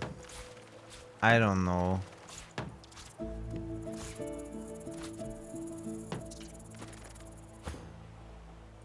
I'd say we're making good progress already, no? Say that you'd like to venture on alone, for now at least. Are you certain you want to dismiss your companion? Yes. His eyebrows shoot up, and a wry smile crosses his lips. Einen wunderschönen guten Abend auch dir, Saya Batomi. Mein wertes Befinden ist, würde ich sagen, ganz gut. Alles okay soweit. Gestern Abend ja freigenommen zum ein bisschen erholen und Sachen am PC checken. Und heute machen wir weiter. Wie ist dein wertes Befinden? Can't say I'm not sorry to see you go, but you'll be alright. You seem to have the hang of this place. Good luck out there. Might be we'll see each other further down the road. Might be. Let's team up, you and me. What do you say? Sounds like a good idea. How do, partner? Though I reckon I should fill you in on a few things. Right now, though, the biggest thing on my mind is some candy arse called Lohar, lurking in Driftwood. The Queen is up to something nasty, and he's the best chance I've got of finding out what's what. Well, that's that sorted. Onward then. I've got to get out of here, and soon, and I suppose you do too. Tell him there's one last thing he should know. You're undead. Oder? Before I set off, ask him how he would feel about traveling with an undead. Nö, wir sagen's ihm direkt. Tell him there's one last thing he should know. You're undead. Ah, well. My best mate's son is undead. Nothing to be ashamed of. Now, onward. Da. The Beast. So, was hat der? Shocking Touch, Battering Ram, Blinding Radiance, Petrifying Touch. Kann er... Achso, die Bücher habe ich ja verkauft. Gut, whatever. Alles gut soweit. Das heißt... Freitag ist immer gut, ja. Also nur abends frei nehmen, nicht tagsüber. Also Stream frei.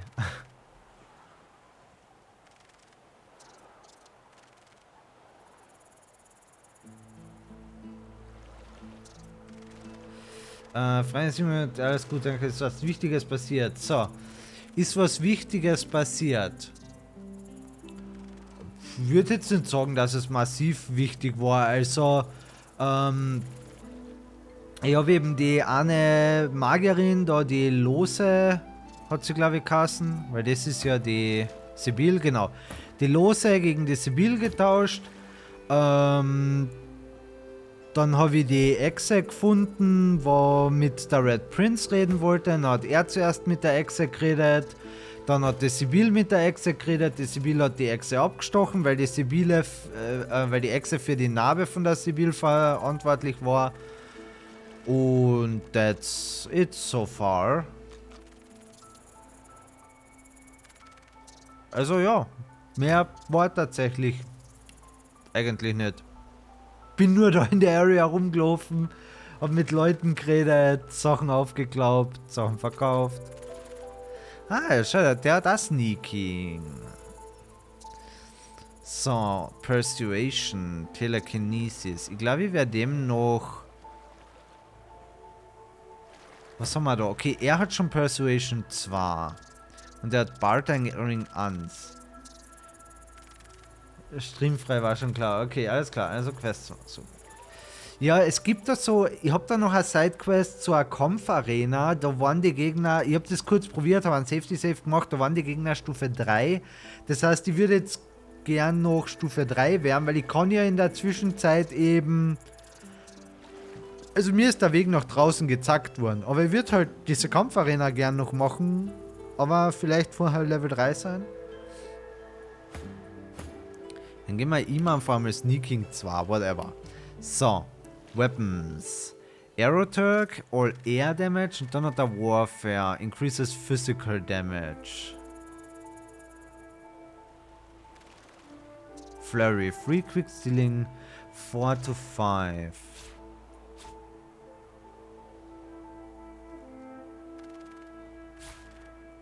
Weiß nicht, warum die da so komisches Zeug in der Leiste haben. Das braucht er ja alles nicht, oder? Ich glaube nicht, dass er das braucht.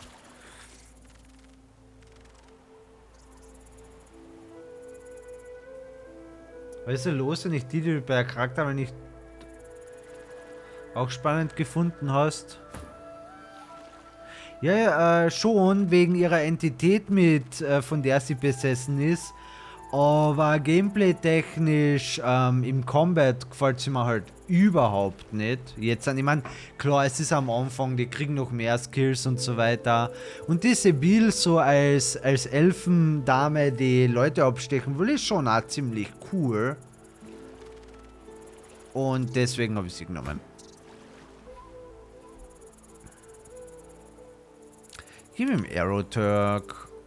So, und dann haben wir da noch, dann kriegt er da einen Point in Int und einen in Stärke. Und dann haben wir bei dem auch Level Up gemacht. Ob das gut ist, was wir da leveln, I don't know. Wir leveln es einfach. Sahilas Crest. Hallo.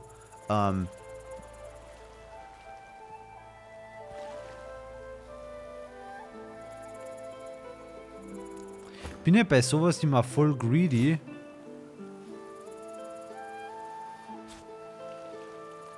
Amulett, wo tue ich ja Amulett hin? Ich kann kein Amulett aufhören, weil ich diese komische Holzkrause da tragen muss. Okay. Aggro-Äpfel sind immer gut. Ja, die will sich ziemlich radikal rächen.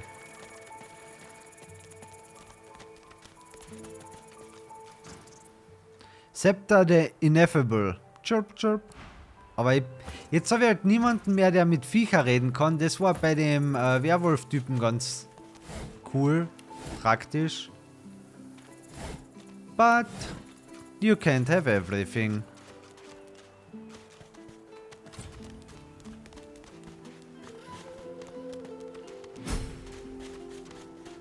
Aha, schau da vorne sein Gegner, nice. Die werden wir uns schnappen. Bringt sicher auch Erfahrung.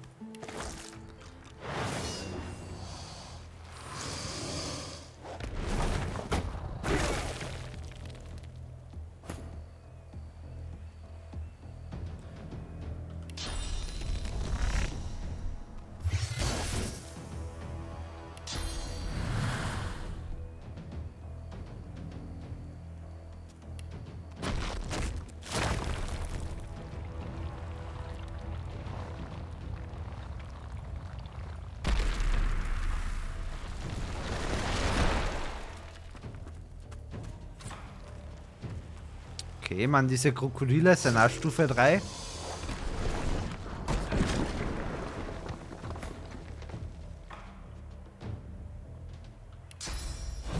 Target is too far. Der kann nicht einmal so weit chargen, okay.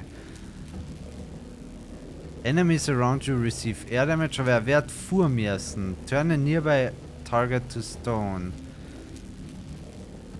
Blinding Squall, das ist dann Source.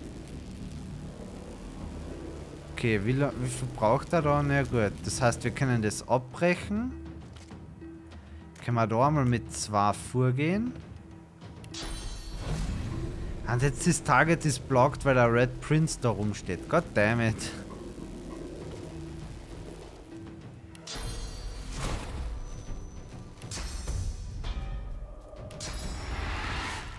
Ja, wie erwartet, das ist alles zu weit weg. Aber wurscht, dann geht er halt einfach auch noch vor. Irgendwas wird schon dabei rauskommen. Das Viech hat sich teleportiert.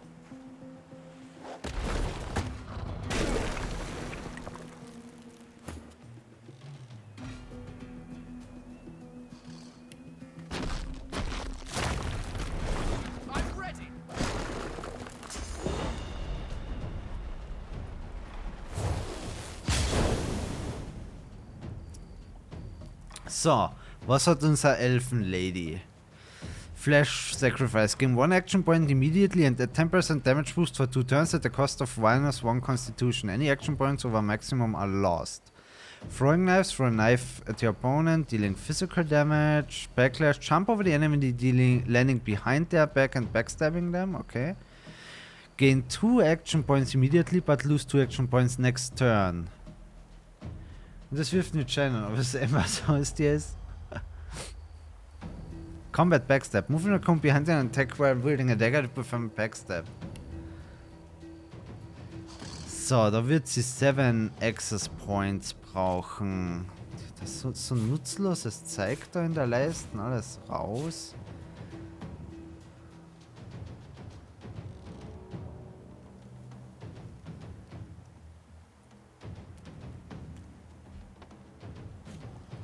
Mal schauen, ob das geht, was ich da vorhabe. Mein Plan war, dieses Fass zu nehmen. What the... Okay, das war nicht der volle Plan. Das war definitiv nicht der Plan.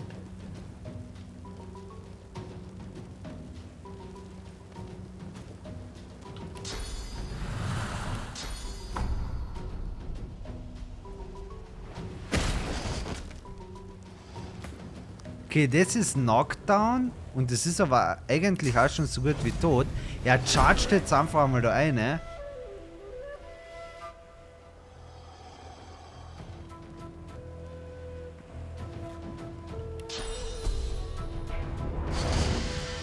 Dann blind man die. Das Krokodil hat trotz Blind ziemlich gut getroffen.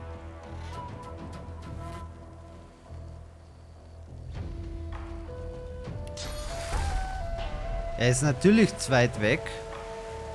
Sowieso.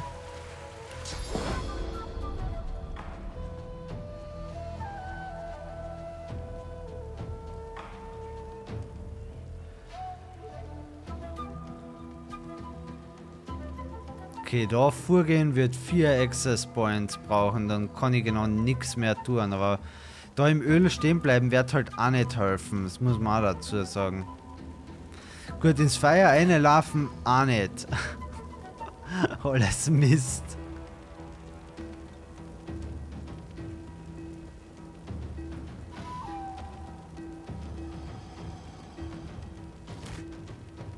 Ich weiß nicht, ob das ein gutes Ende nimmt, aber hey, let's go.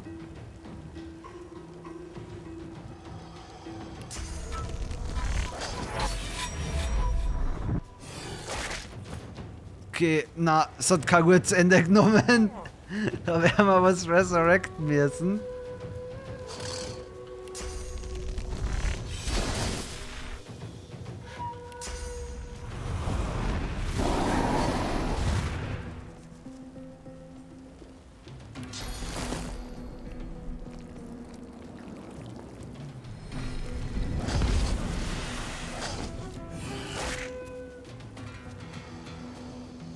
Durchhalten, Biest!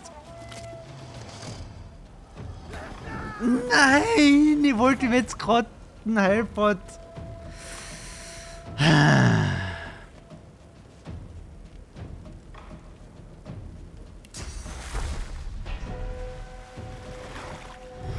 Geben wir auf jeden Fall einmal unseren Red Prince an Heal.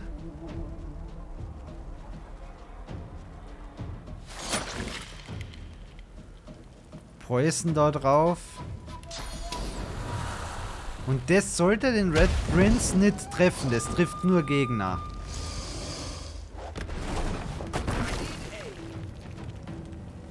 Ja. Der wird, glaube ich, einen Healbot nehmen müssen. Dann sein Armor verbessern.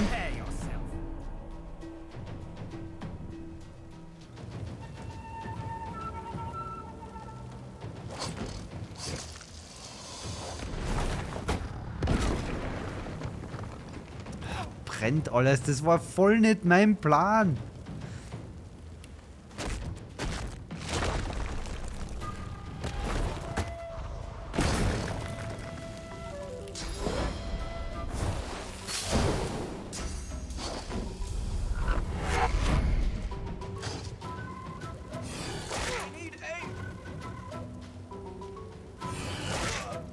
Crap.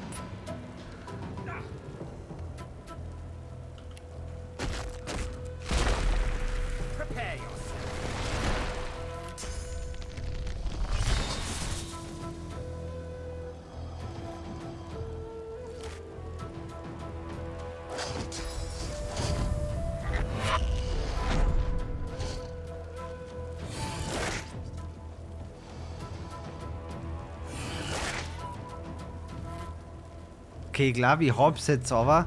Das müsste es jetzt eigentlich umwerfen. Und jetzt spucken wir nochmal Feuer drauf. Und dann können wir da noch Poison machen.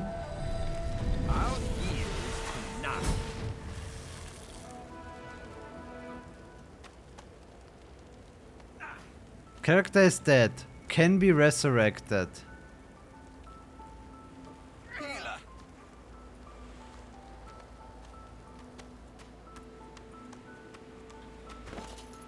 Okay. Ja gut, Scrolls haben wir. Whatever. Wir nehmen den Kampf, wie er ist.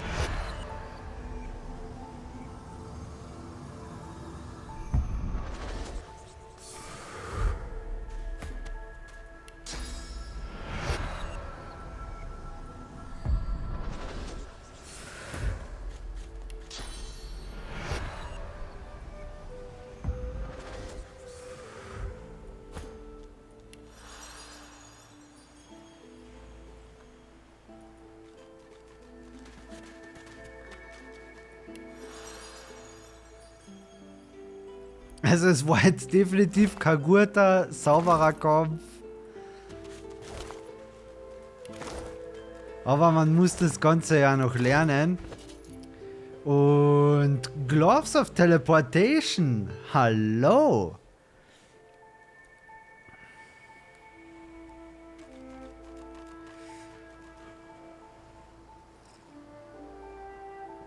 Ich glaube, das werde ich meiner Elfin geben, ha?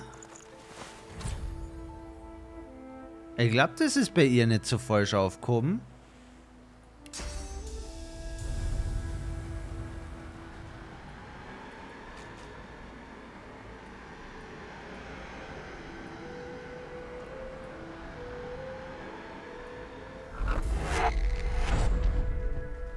Ach, sie kann auch wen anders teleportieren. Okay, kann sie es auf sich selbst wirken? 13 Meter Range, vielleicht komme ich damit an die Kisten ran, weil da steht Character or Item.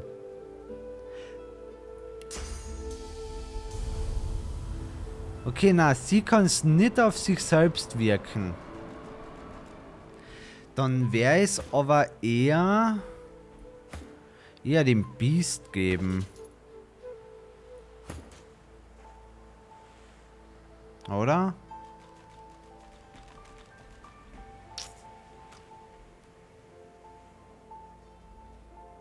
Ja, I guess. Ich meine, ich kenne sie ja beim Fein tragen.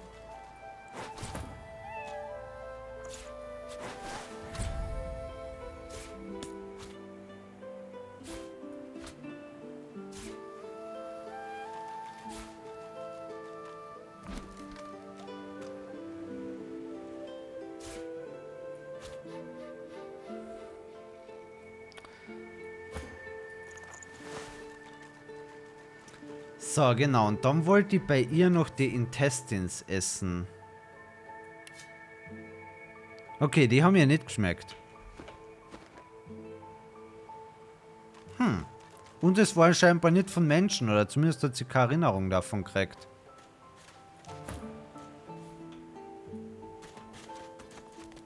Ah, da, ein Kopf. Magila. Da können wir was lernen.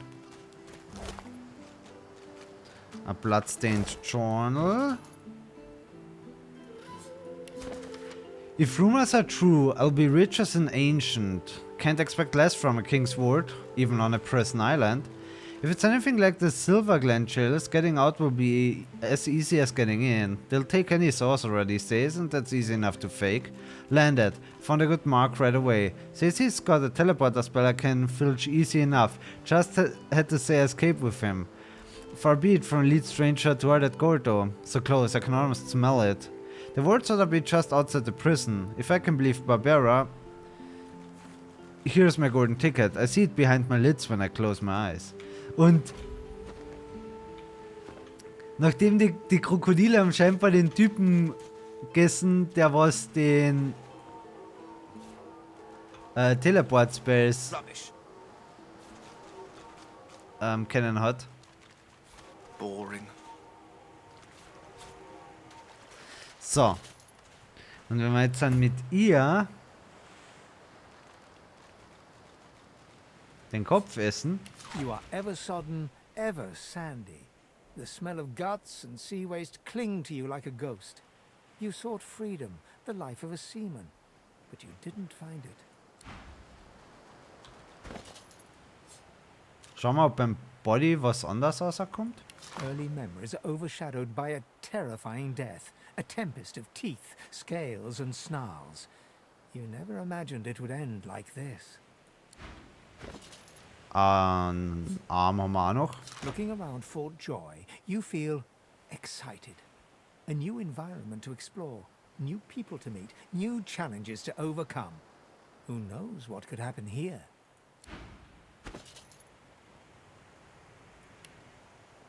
Okay, wirklich was dazugelernt haben wir jetzt nicht. But you never know.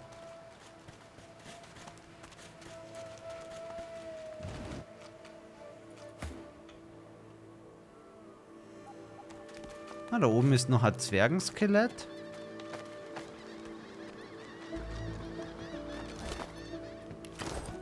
Immerhin 5 Gold.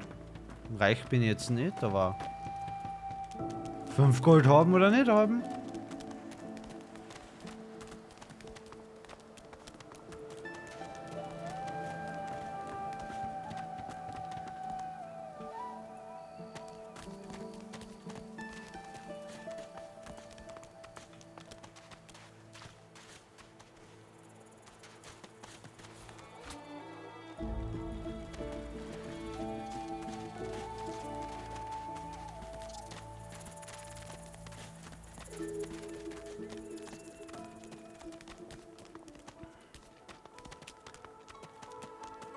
The dwarf slaps his knees and chest until a buoyant rhythm develops and begins to, well, not sing exactly, but chant. They stole me boots and burned me hat, but beast of the sea will come asking for me. They locked me up with a pig and a rat, but beast of the sea will come asking for me. Oh, not bad for being off the top of me head. He bows to an almost comical depth, then rises and laughs.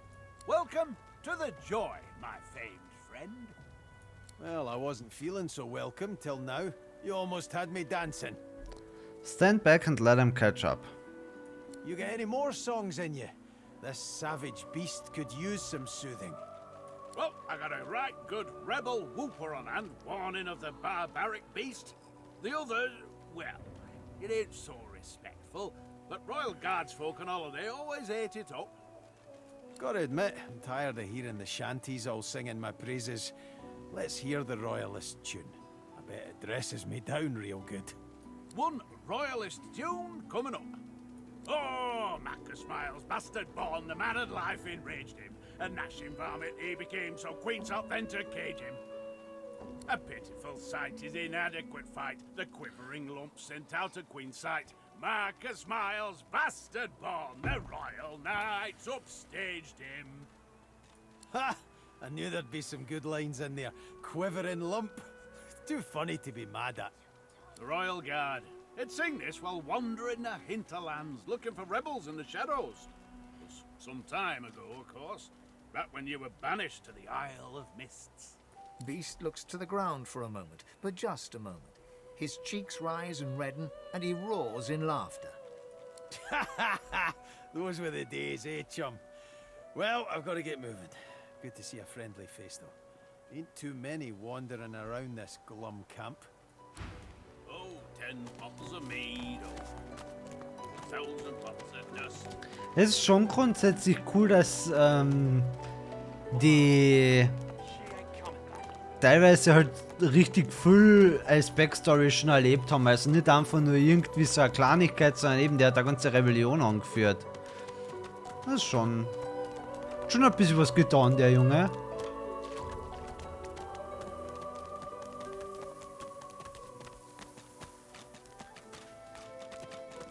Aber jetzt müssen wir uns einen Loot schnappen. Was haben wir da? Eine Kiste. Haste Scrolls, Wooden Tag, Shield. Was hat er für ein Shield jetzt? Genau den gleichen. Und ich wollte die Reihenfolge da eigentlich anders haben.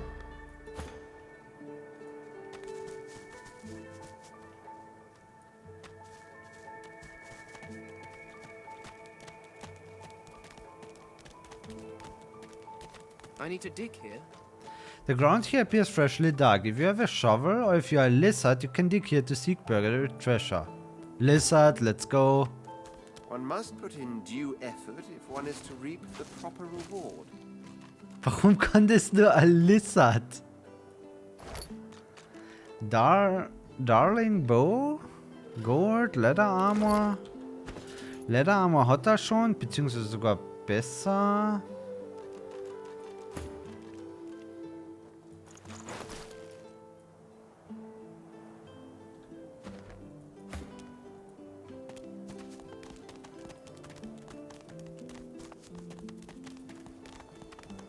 Müsste ein Lizard sein, dass du durch die Gegend buddeln darfst.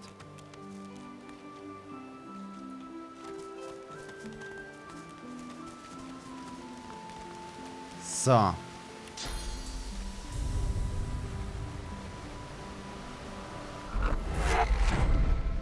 Tada! Loot! Raise bloated corpse skill book requires necromancer. Okay, plate, gold. Alles meins, alles meins.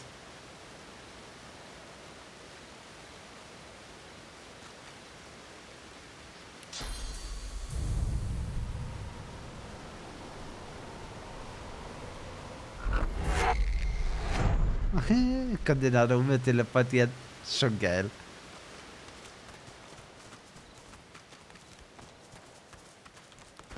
Okay, was macht denn das überhaupt? Target the corpse to raise a bloated cadaver that fights for it. Can explode, dealing physical damage.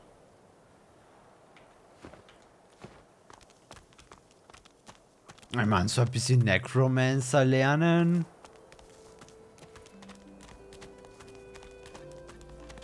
Noch niemandem wehgetan.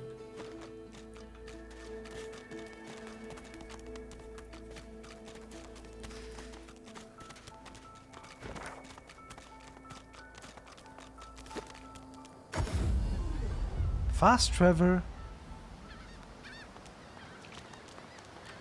Schon You cool. can stay out here with me if you want. You don't... Ich habe mir gedacht, ich gehe da kurz her, weil ja im da sucht ja eine ihr Kind. Cavern Entrance to the Arena to the Underground. Das heißt da.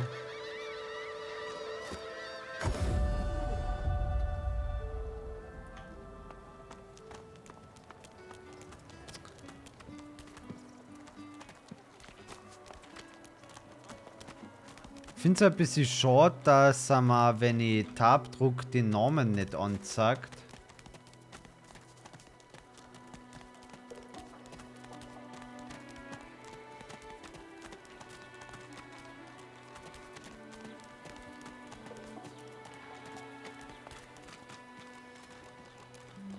Na, nicht. Was ist denn mit der los? Leave me. Go. So, was haben wir da? Note her Pellant asks she needs help. Do as she asks. She looks contagious. Say will fetch a doctor. She doesn't look well at all. Mystic. Tell her not to fear. You have seen the other side, and it is beautiful. Scholar. Fascinating. You've read about the plague known as the Wet Death and never seen such acute case. Undead. Tell her not to fear. Death may not be the end. Now, Scholar. Fascinating. You've read about the plague known as the Wet Death and never seen such an acute case. Get away. Get back. At least wait till I've croaked my last, if you want to study me.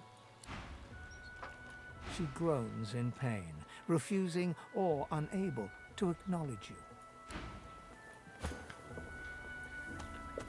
Leave me. Go. Noble, another stinking peasant. Bury your nose in your handkerchief and hurry away.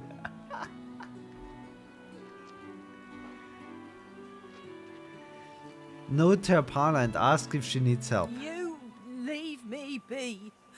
Just leave.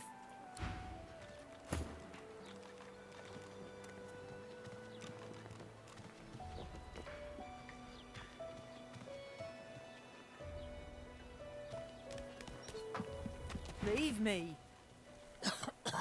Go. Say you'll fetch a doctor. She doesn't look well at all. No. Don't you dare. I want to be done. I won't let the Reds won't let them take me. Okay, dann können wir jetzt genau noch mit der Elfin schauen. Disease blocked by physical armor. Der ist wirklich contagious. Leave me. Outlaw. Wonder what will happen to her effects when she passes. Take a leave. Oh no! She's deceased.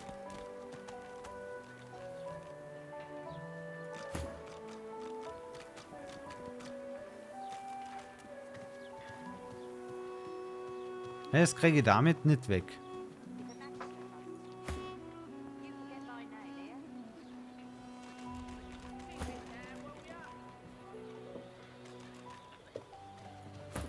Wird wohl weggehen. Also geht ja eh schon weg. Die Debuffs bauen sich schon ab.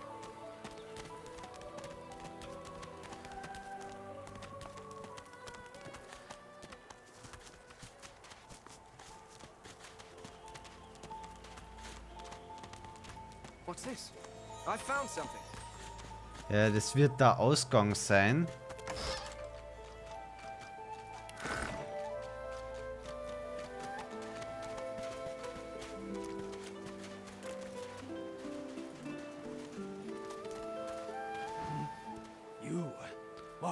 What is it? I'd like to ask him a few questions, if you wouldn't mind. Go. Say it seems as though someone has interfered with him in body and in mind. Does he know what happened? Told you, didn't I? They crossed my wires, hammer goes clang, and then the worms crawl in. Ask him if he's referring to the hammer, the right hand of Bishop Alexander. Clang, clang. Horrible old sadist. Filled my brain with holes. The devil lives inside her. Believe you me. Ask if you can remember his name, where he came from, anything. Name of Migo. Come out of Arx. My daughter's a magister. Pretty-haired yarrow girl. She doesn't know about all this, though. Don't you dare blame her, pretty-haired yarrow girl. Excuse yourself.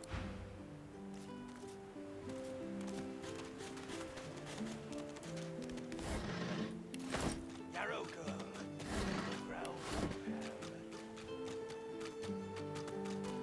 Okay, wirklich mehr gelernt haben wir jetzt nicht, aber ich kann ja da noch einmal in die Höhle reingehen. Ich meine, sagt da mal da auch die Flagge an. Das ist das Main Quest. Ist ja wurscht, reden wir einfach mal mit ihr. I sense he is free. He comes. He comes back to me. Yup. Sahil, you are all right. am fine, Amiro. I am fine. I know they help us. Yes, they do. It is as you say. Sit, my friend. Come. As you say. As you say. Amiro. She breaks into a huge, childlike grin as you approach. One friend brings another home. Thank you. So, was haben wir da? Ask how Amiro is doing. Tell her Amiro showed you the way out. She should join you. You will protect her. Tell her Amiro asked you to bring a token back to her people so that they might come and rescue her. Ask how Amiro is doing. He gets better, little by little. We are together. We always get better if we are together.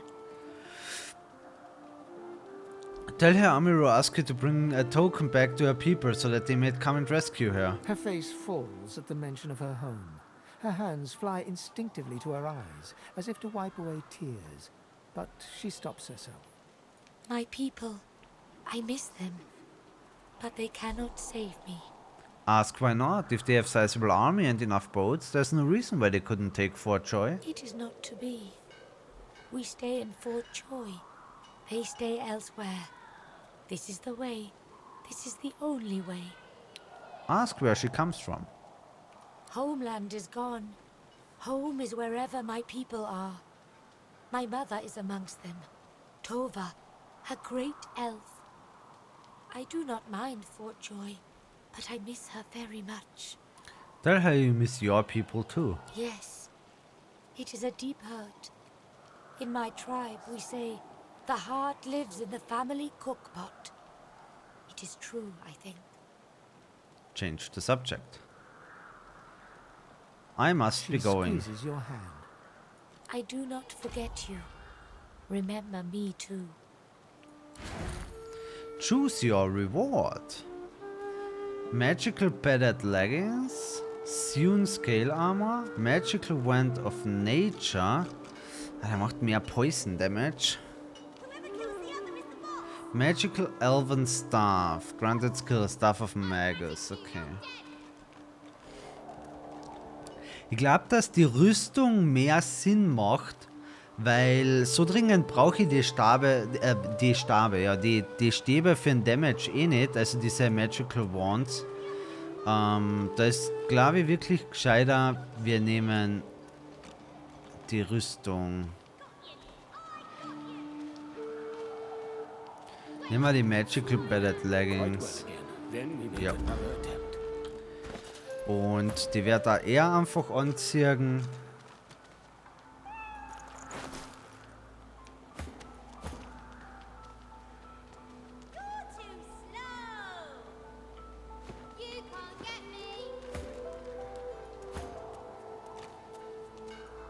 You go. You survive the journey. Okay, sie hat so nichts Interessantes zum Kaufen. Elodie, Frolly, Modi. Oh, my unlikely friend. What do you need?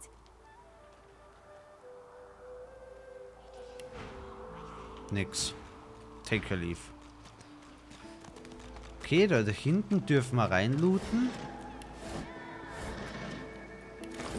Sagt da zumindest nicht an, dass es Diebstahl wäre. Ich kann das Gold gut gebrauchen.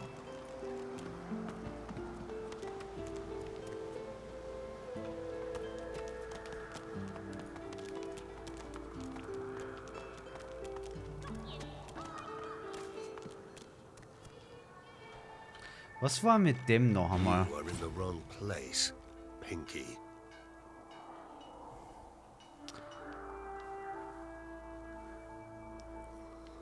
Tell him you are no divine order loyal. He needs not fear you. Fear? Pity, perhaps. A blind wolf may lead the pack, but sooner or later they will all starve. Ask what he means by that. Never mind. If you need to suit up, I can offer you a fair price. If not, I would thank you to move on. Ah, stimmt, das war ein Händler, gell?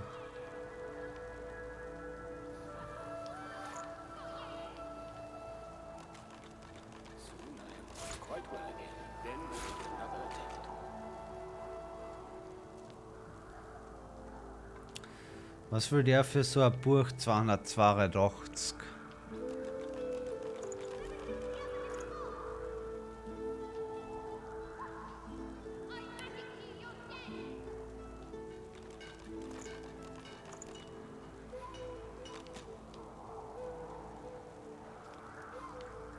Okay, den Stolen Letter habe ich glaube ich auch noch nicht durchgelesen. Oil Barrel, damit können wir glaube ich irgendwas bauen.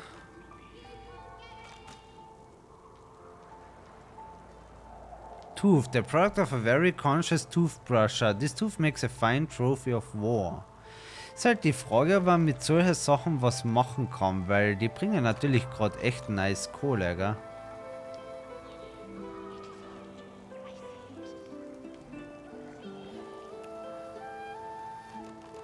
Cripple a target with sweeping blow and all characters around it. Deal 6 to 7 damage plus 3 to 4 poison damage. Okay, das ist halt all characters around it. Das heißt wahrscheinlich ein Friendly Fire dann.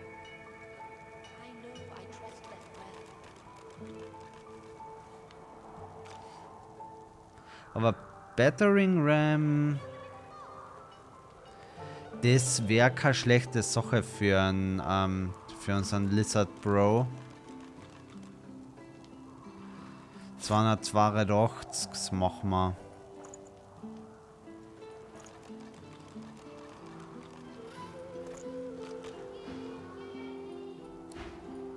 Weil dann kann er auch einfach in den Kampf chargen.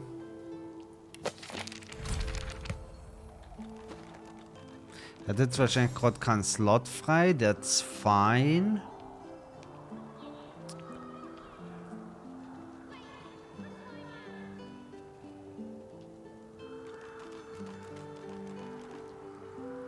Ja, wir werden den Bouncing Shield wegtun derweil. Zap. So machen wir das. Dann kann er nachher wieder reinspecken, wenn er den Slot hat.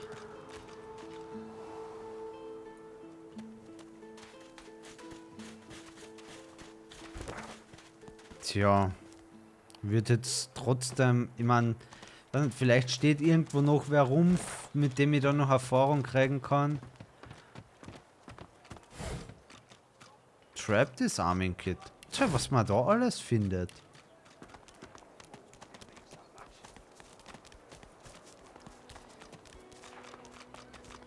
Aber sonst wären wir wahrscheinlich einfach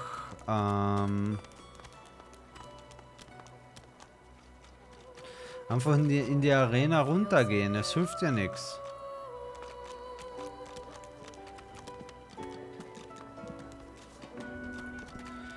Jetzt werde ich gerade mal schauen, wie der eine Kassen hat.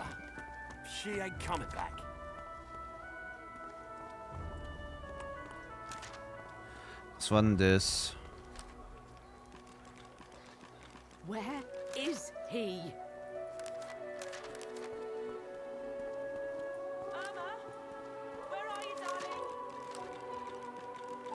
Farah, she ain't coming back.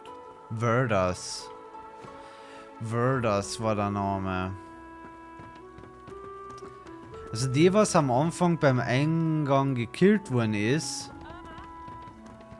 die will, dass ein Verdas aus dem Vor rauskommt. Die Frage ist, wo ist dieser Verdas?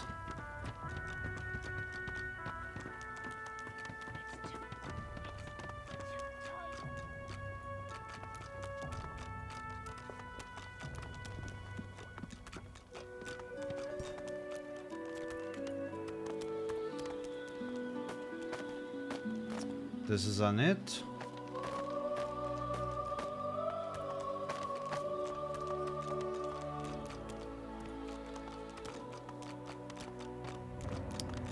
Gut, nirgends zu sagen, ich gehe jetzt in die Arena.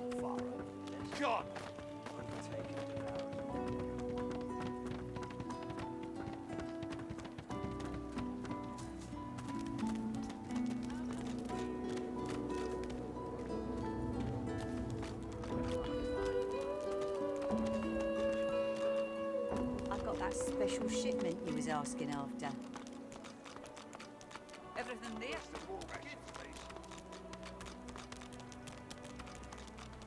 Zur Sicherheit noch ein Safety Safe und jetzt geht's da einfach rein.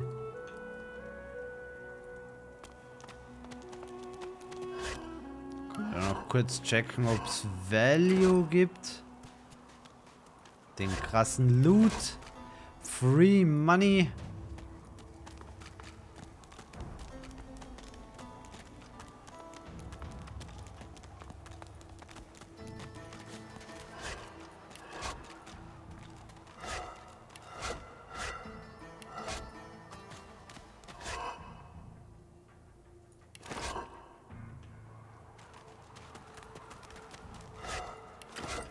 Die lassen da echt einfach Gold in die Vasen rumliegen.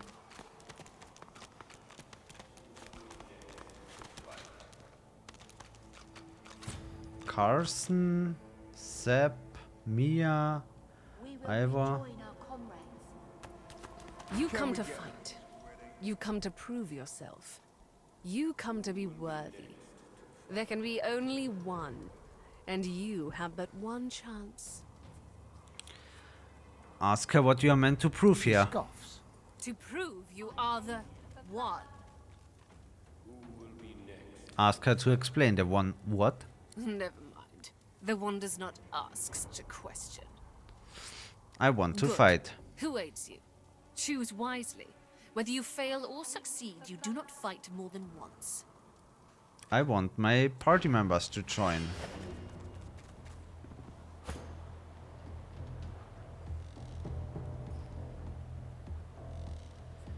Delay. Man könnte theoretisch delayen. Habe ich davon was?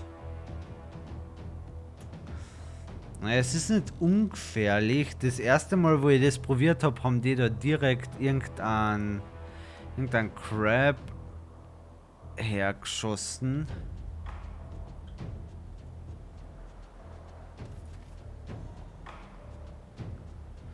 Target is too far. Besonders weit werfen wird sie es nicht.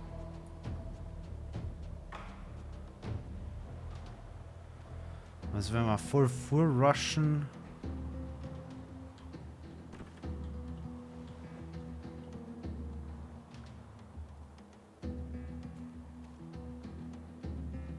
Ist mir jetzt wurscht, die rusht da jetzt voll durch, oder? Ja, aber bei der Typ hat großes Schwert.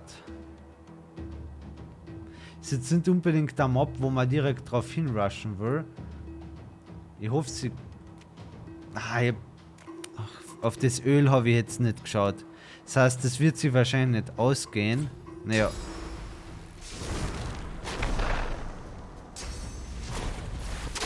Naja, genau, das hat er beim ersten Mal oder sowas ähnliches gemacht, aber passt schon, ist ja wurscht. Target is too far.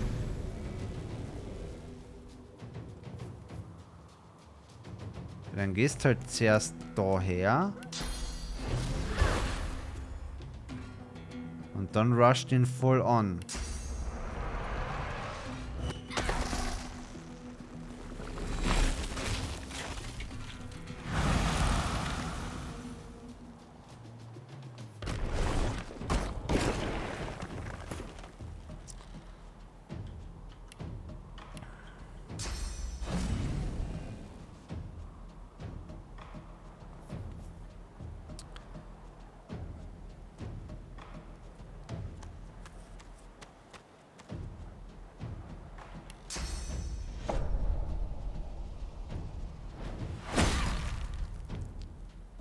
War, glaube ich, eher Waste die Ability.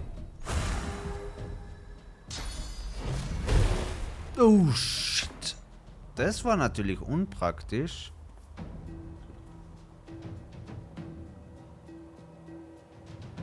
Ich glaube, ich sollte schauen, dass ich was Fokus...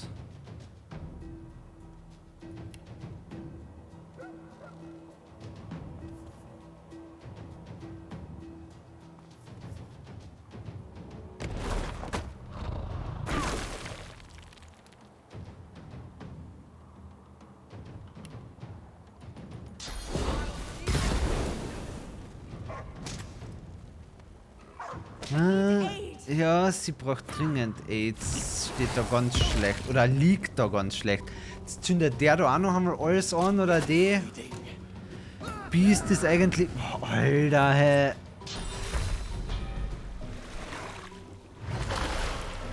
Ja genau, und die hält sie jetzt ab, voll.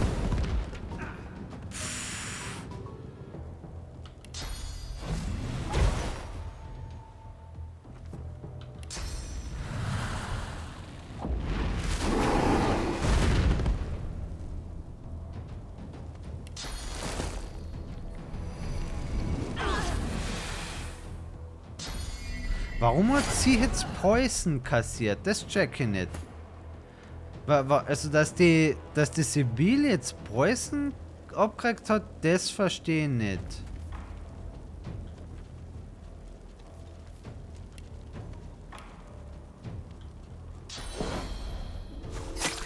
Ah.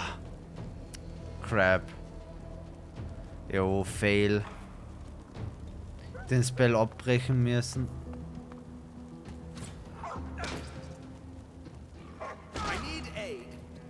Ich glaube, den Kampf werden wir nicht mehr hochgewinnen.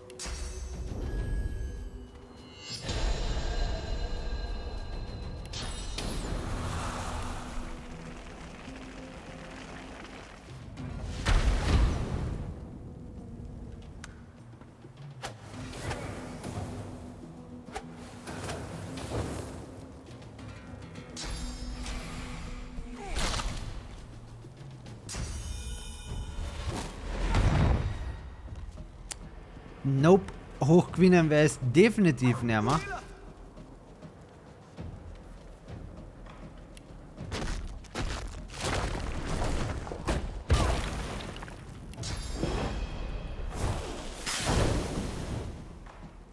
Ich hoffe, dass ich wenigstens noch die erwische, aber...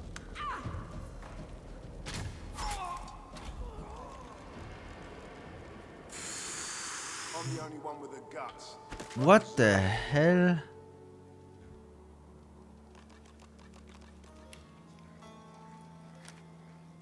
We fought in the arena and lost.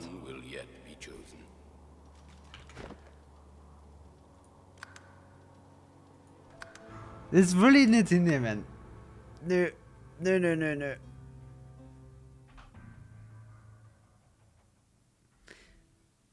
Aber ich sehe gar nicht, wie...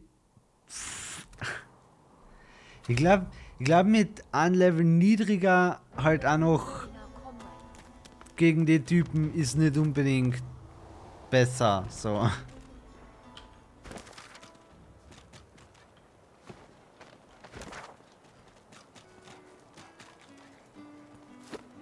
Here's the goods.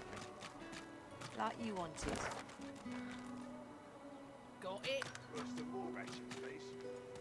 Das heißt, der Ehrgeiz gepackt, so ich will es nicht akzeptieren, dass ich in der Quest scheiter. So, das...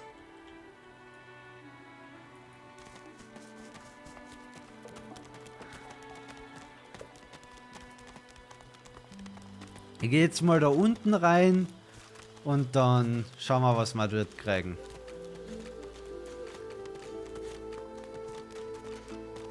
I need to dig here. Ja, zum Glück haben wir einen Lizard. I am not opposed to manual labor if circumstances require. Sonst würde es da aus der Party fliegen.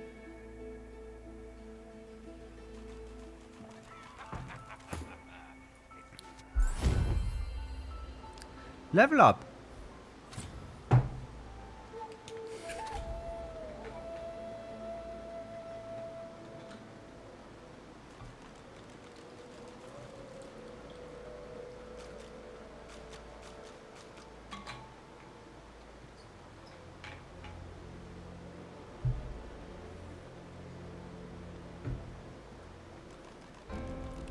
So, ich kann weiterhin ganz normal zurückgehen. Perfekt. So, ich muss kurz auf die Toilette und dann schauen wir uns die Level-Ups an. Bin gleich wieder da.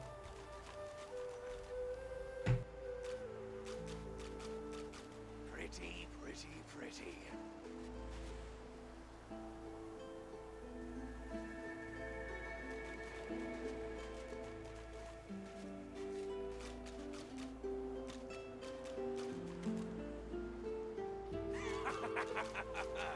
It's been too long, my dear.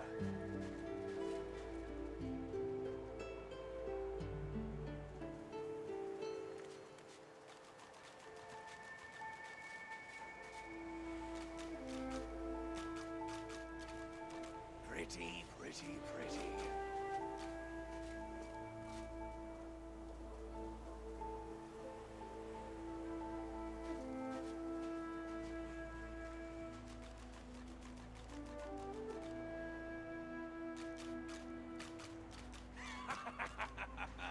It's been too long, my dear.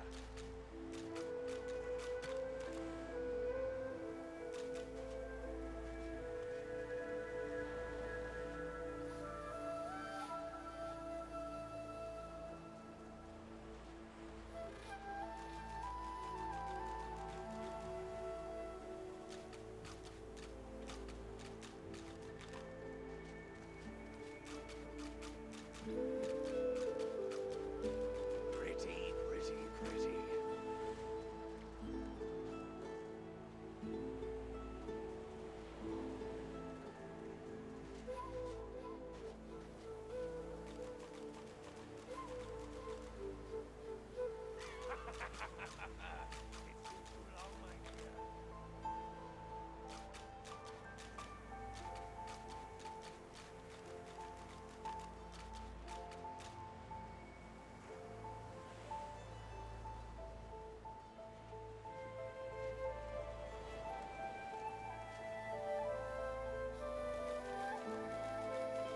Pretty, pretty, pretty.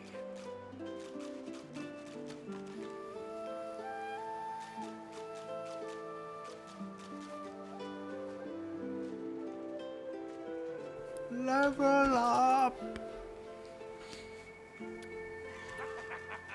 Und da haben wir noch einen Brief gehabt. Captain Alphys, Operation Downfall has commenced and Her Majesty's orders are clear. My men will make their move when the Peacemaker near Reaper's Coast. Will make their move when the Peacemaker nears Reaper's Coast. Okay, trust me. The Divine Order drunkards on board won't see it coming. Sail the victory on my signal when the bonfire burns under cover of darkness. Do not bother disembarking. We will load the cargo and then return to Driftwood. You only need transport it. And be quick. Her Majesty does not tolerate delays. It is time to strike. The rebellion will fall. Loha.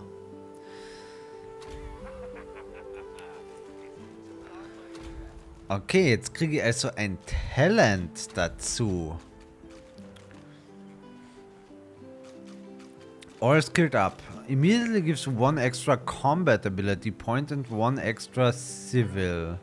Civil Combat sind die da. Da wäre zum Beispiel Necromancer dabei, okay. Ambidextrous reduces cost of using grenades and scrolls by 1 AP when your offhand is free. A recovery to recover a special arrow after shooting it. Grants you 2 extra attribute points to spend. If an enemy lands a fatal blow, will help you bounce back to life with 20% health. If you die and are resurrected in combat, comeback kit will be available again.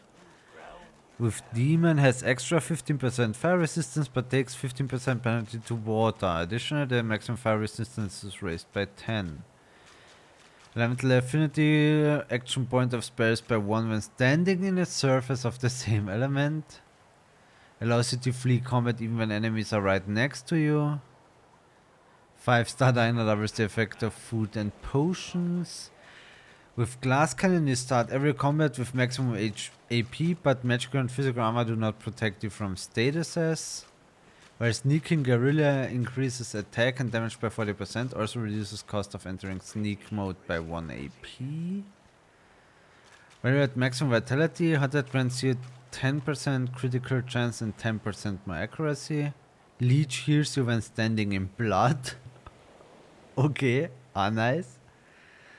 Adds 30% of our healing you receive by skills or consumables to your magic armor. Lone Wolf. Provides 2 max AP, recovery AP, vitality, physical armor, magic armor, and doubles invested points in attachments of 140 and combat abilities of 10 while you are adventuring solo with at most 1 companion. Incompatible with glass cannon. Nö. 3 extra points in your memory attribute is the store, oder? Memory. Which are required to learn skills. More powerful skills cost more memory slots. Ah, okay. Yeah. When resurrected, you resurrect to full health. Perform attacks of opportunity. Dodging while do everything. Pet Pal enables you to talk to animals. Okay. Das ist natürlich auch nice. Slingshot, grenade throws. Stench decreases everyone's attitude towards you by 25, but melee opponents find you less attractive in combat. Torturer. With Torturer, certain status caused by you are no longer blocked by magic or physical armor, and their duration is extended by 1 turn. Burning, poison, bleeding, necrofire, acid, suffocating, entangled, deathwish, and rupture attempts are affected by this talent. Okay. Answer makes you explode in a bloody cloud when you die, dealing 50% of your vitality as physical damage in a 3 Meter radius. Wäre mit einem Undead irgendwie lustig, wenn er plötzlich in einer Blutwolke explodiert. Walk it off. Reduces all status durations by 1 turn. Immediately positive standard does not affect you for the duration of 1 turn. For the rush, increases your recover and maximum action points by 1 when your health is below 50%.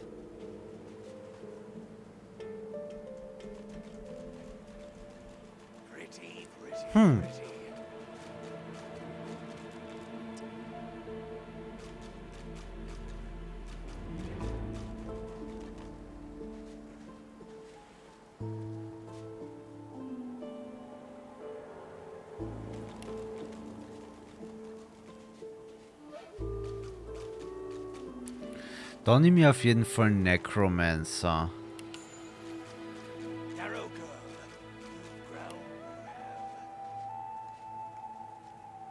Und dann nehme ich da einfach 3 extra points in Memory jetzt an. Oder? Ja, weil ich lerne jetzt dann ja den Necro-Skill auch noch.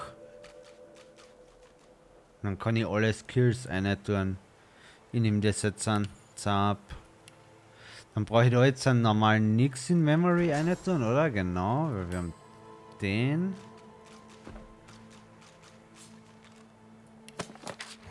Und das hat auch noch einen Slot frei. Perfekt. Currently intelligence-based attacks and skills do 15% extra damage. Das sind eh die ganzen Spells.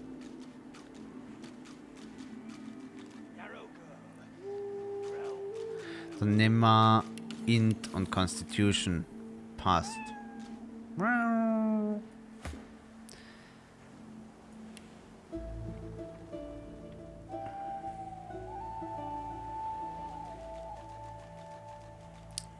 So, jetzt habe ich die früher alle durchgelesen.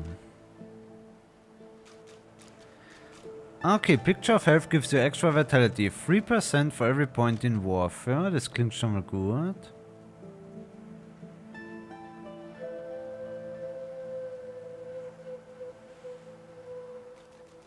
Ja, ich glaube, das werden wir ihm geben. Picture of Health. Er ist doch so tankmäßig unterwegs. Single-handed, macht mehr Damage, wenn er den Schild benutzt. Was ist das jetzt gegangen? For every point in Warfare. Zap! Warfare it is. Strength.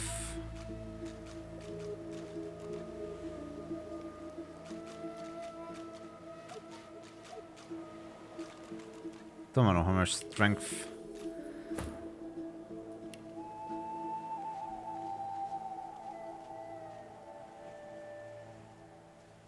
Severed Sortilege gives all magical skills a critical chance equal to a critical chance score. Hot Hat. Well, at maximum vitality. Na.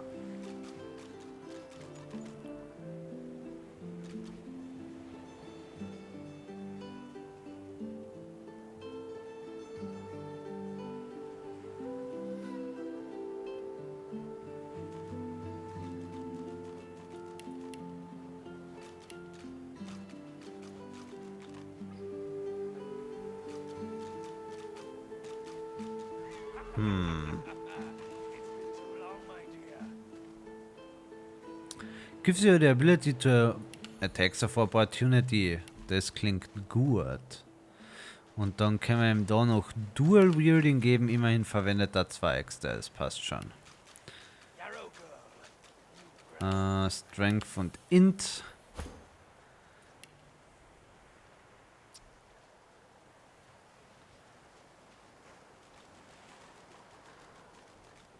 So, und was können wir dir jetzt angeben?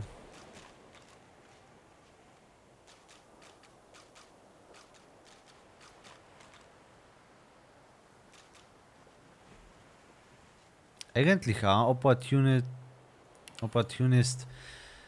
Hallo Joe, einen schönen guten Abend. Wie geht's dir? Scoundrel. Dual, gehen wir ja Dual Wielding. Und da machen wir Finesse Constitution. In der Hoffnung, dass ich da nicht alles grob verskill.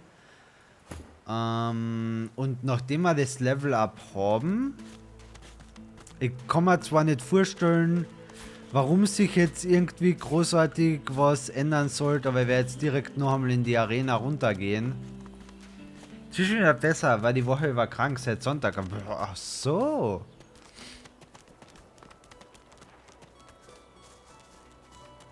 Wusste ich gar nicht. Hab wahrscheinlich was verpasst. Du meinst da im Game? Nicht so viel. Es ist wirklich nicht viel passiert. Also, ich habe eben den einen Lone Wolf-Typen durch einen Zwerg ausgetauscht und die Magierin durch die Sibyl.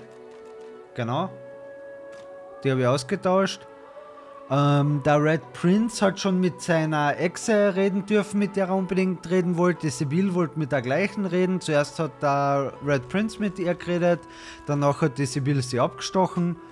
Dann haben wir da diesen einen Typen halt befreien sollen.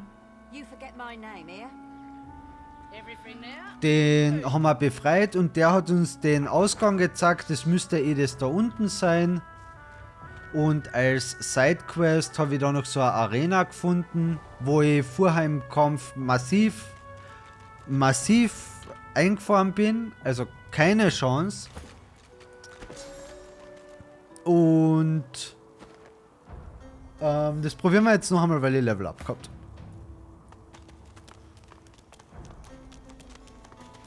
You come to fight. Good. Who aids you?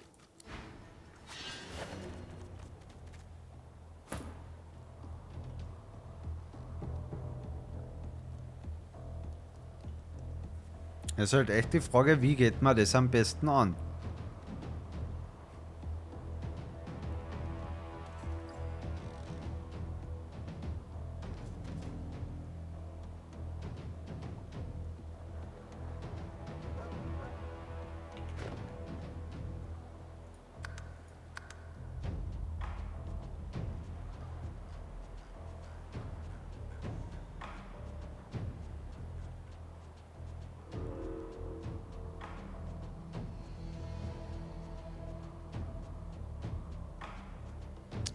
Ich mir nämlich gerade zum Beispiel frage, kann ich in Combat noch irgendwie in Stealth gehen? Wird das was bringen? No one knows. Also irgendwer war es bestimmt. Ich weiß nicht.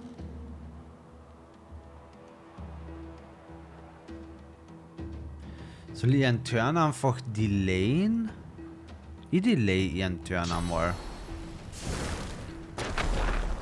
Genau, dann portet sich das Ding vor und wirft das auf uns und blindet da halt auch. Unpraktisch, aber okay. So, was mache ich jetzt dann mit dem Fane? Decisions.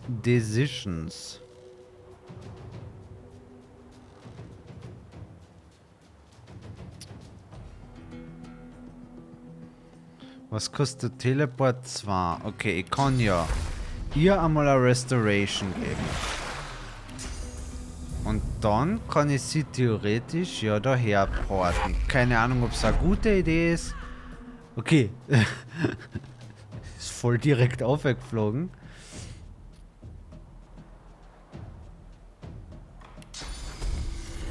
Und dann buff ich ja einfach Haste auch noch. Zap.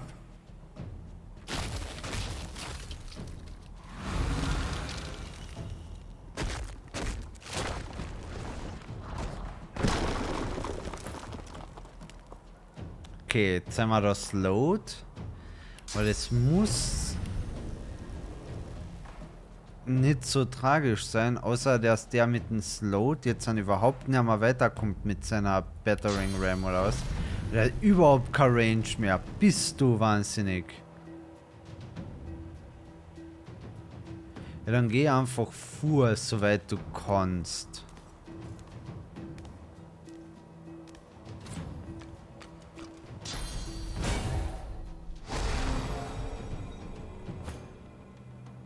So, er wird das gleiche Problem haben. Ah, er kommt weiter. Das heißt, wir könnten das probieren, wenn wir da hergehen. Ob wir dann mit der...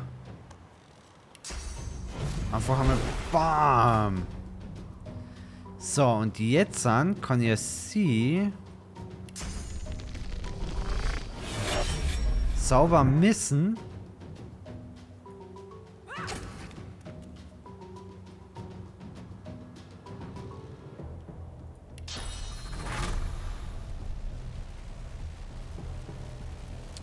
Bringt das was? Hätte sie noch einmal eine Action Points.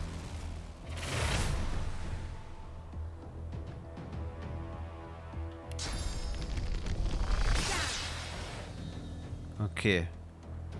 Haut sie daneben, aber dann geht sie da ein bisschen weg, dass sie nicht direkt das Hauptziel ist.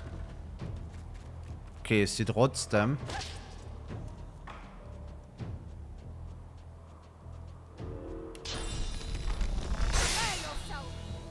Hätte ich glaube ich nicht da drauf werfen sollen. Egal, wir haben es gemacht. Es ist es.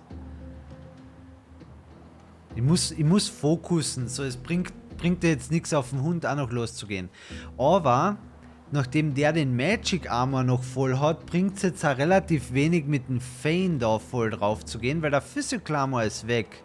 Das heißt, wenn die Leute mit Physical Based Damage da jetzt an drauf gehen, ist das glaube ich gescheiter.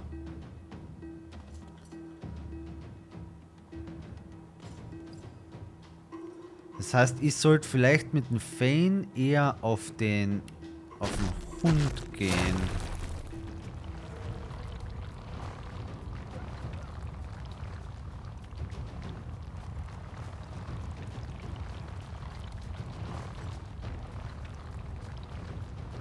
Das macht glaube ich eine Slow Area oder ja Oil Surface. Das ist dann halt wieder nicht so optimal für sie, weil sie da durch muss.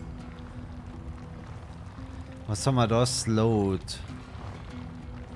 Das ist nicht so tragisch. Adrenaline, das passt schon. Hasted ist okay. Debuffs sind an sich dabei nicht weiter tragisch.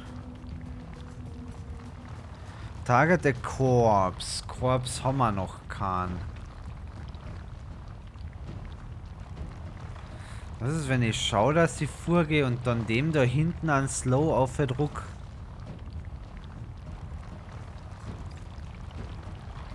Ich muss 2 APs behalten.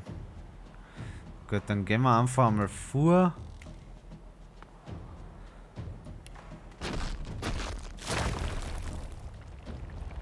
schmeißen das dann da um.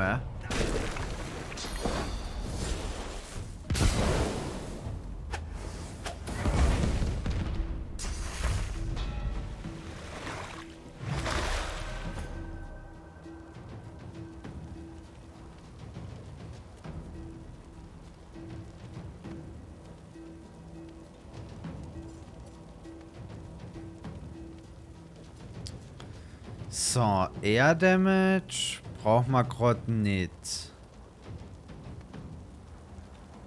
Flurry.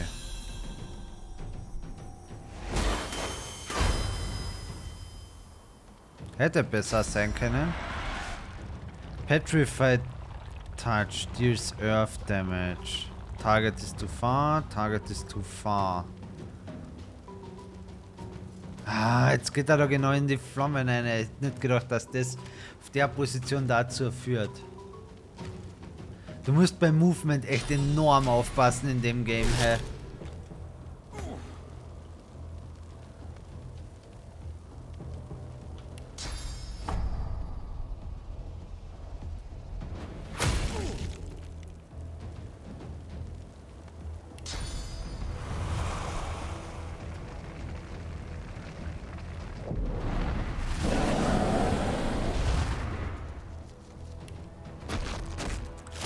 Na, warte mal.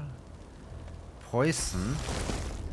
Poison to enemies and undead allies around. Und ich glaube trotzdem, also da steht, deals 7 to 8 poison damage to enemies and undead allies. Das wäre eigentlich perfekt, aber ich glaube, es wäre trotzdem gleich wieder meine eigenen Leute treffen. Und ich habe die falsche Tasten gedruckt, was einfach nur unnötig war, aber jo, ich habe gedacht, ich kann es mit Space triggern. Kann man nichts machen.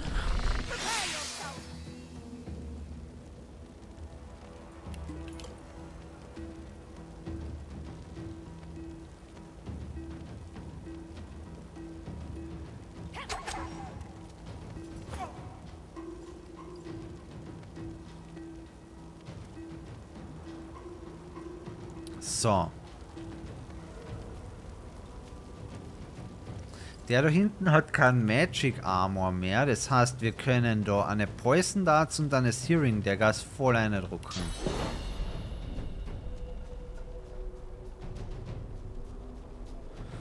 Macht es einen Unterschied, wenn ich es direkt...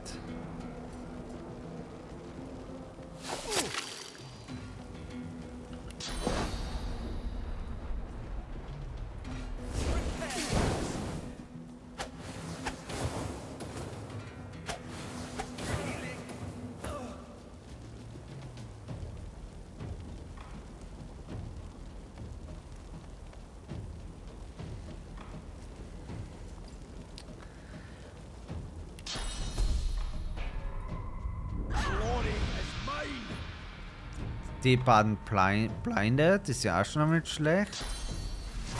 Target is too far. Dafür braucht er 2 Points.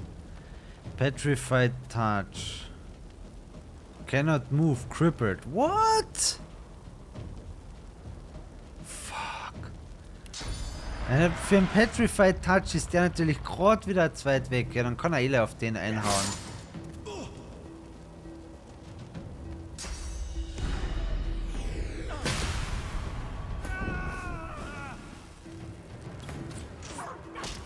God damn it.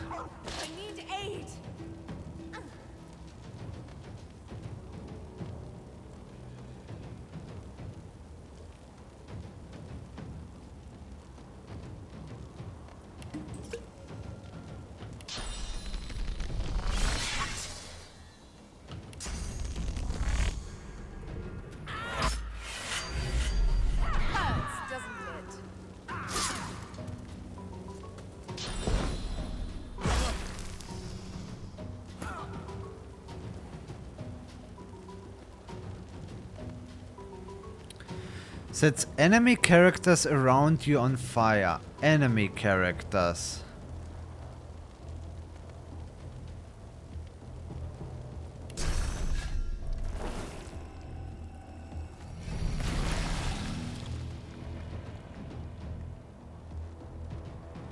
Der braucht seinen Korps gerade eh nicht. So, Clear Mind. Blindness, Terrified, Charmed, Taunted, Sleeping, Enraged and Mad. Gut, Blinded wirst's wegnehmen. Decaying.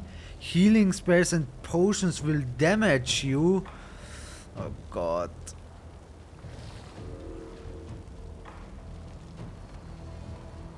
Das ist alles irgendwie so uncool. Aber ich habe noch 3 Points. Ich kann mit einem vorgehen. Dann Peace of Mind aufs Beast wirken. Und dann diesen Feuer-AE, der angeblich nur auf Gegner geht. Was auch so ist. Soweit, so gut. Wild Burst. Bloated corpse explodes, dealing 25 to 20 physical to all characters around it. Okay, all characters wäre friendly. Das wollen wir nicht. Kannst du da einfach so draufhauen?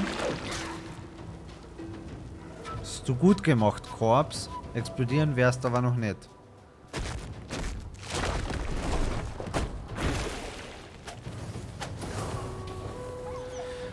Ja, jetzt ist noch einer down und noch einer.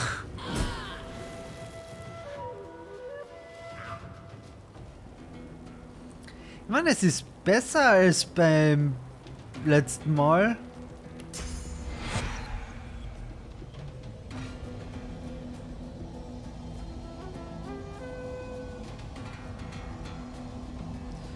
Choose Destination, aber man kann sagen, wo man die Leute rettet, denn man lernt nie aus.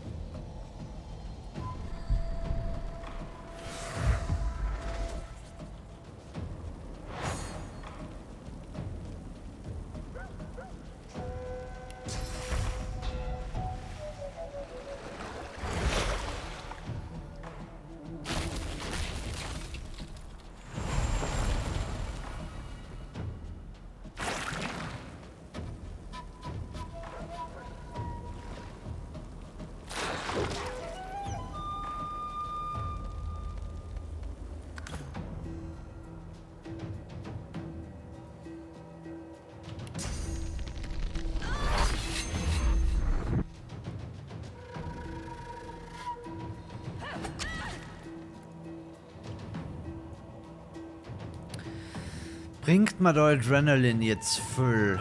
Ja, weil dann könnt ihr noch ein Flurry rausdrucken. Let's go.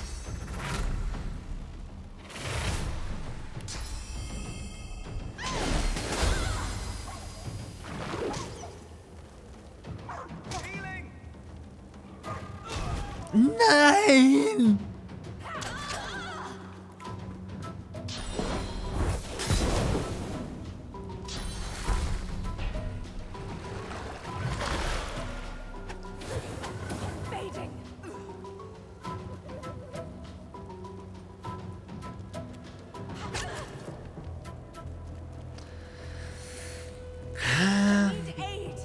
Es wird nichts mehr werden.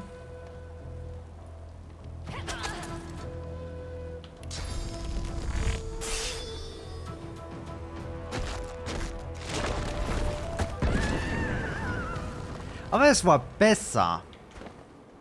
Aber ich will den Kampf gewinnen. Es war aber besser. Also bei Weitem noch nicht gut, aber besser.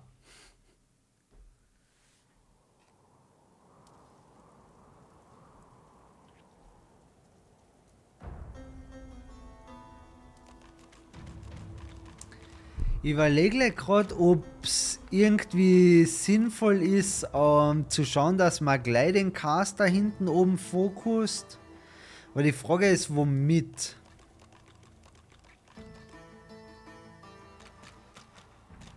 Weil im Endeffekt, der Fane ist ranged, aber magical. Die Jungs sind eher melee unterwegs und sie könnte man theoretisch raufporten, aber sie ist physical. Die beiden sind also nur bedingt, sage ich einmal, gut, wenn sie zusammen was fokussen. You come to fight. Good. Who awaits you? Schauen wir einfach gleich noch einmal. Okay, diesmal ist der Fein zuerst dran. Was hatten die? Die hat 16 Physical und 36 Magical Armor. Und wie viel HP? 64. Der Rex hat 38 Physical Armor und 68 HP.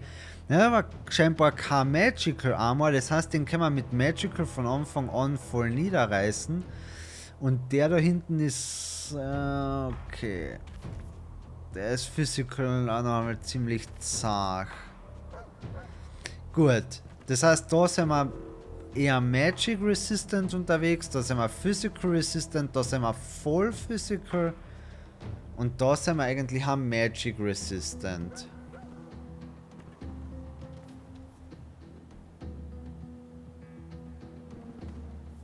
Weil die Sibyl auf teleportieren ist risky, das haben wir gerade schon gesehen.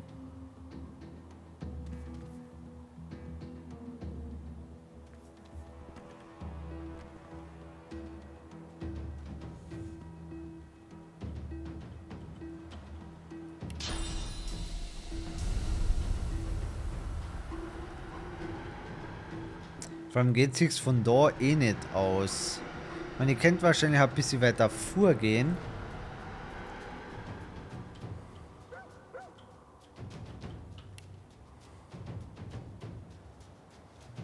Oder wir legen einfach da gleich mal los.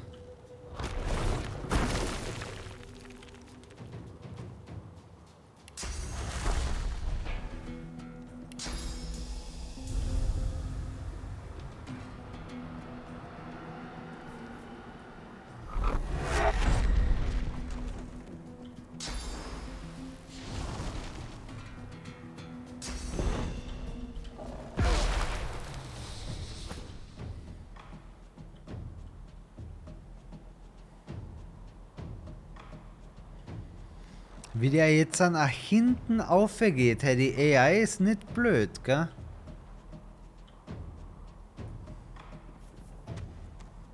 Ich weiß nicht, ob das auch gut zu Ende nimmt, wir werden es aber gleich herausfinden.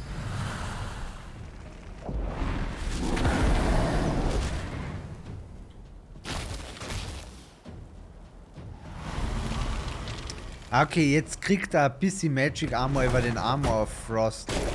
Was die für eine Range haben, ist halt schon eine Sache. Ich meine, das Problem an der Aktion jetzt gerade ist halt eigentlich auch, dass ich meinen eigenen Weg da auf, sage ich einmal, ein bisschen blockiert habe. Wobei Backlash mehr oder weniger eher Teleport ist. Target is too far. Ja, sie hat momentan nicht besonders viel Range dafür. Die wird jetzt einfach mal da vorgehen.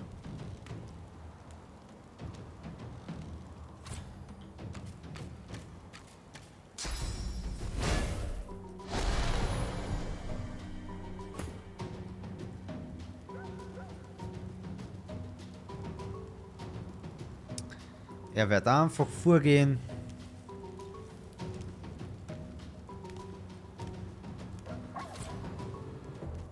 Ich glaube, ich hätte das Fasel eher aufschmeißen sollen. Wobei, da ist eigentlich eher noch Öl oben. Was brauchen wir für das 2? Dann gehen wir nur ein Stückchen vor, dass wir noch casten können.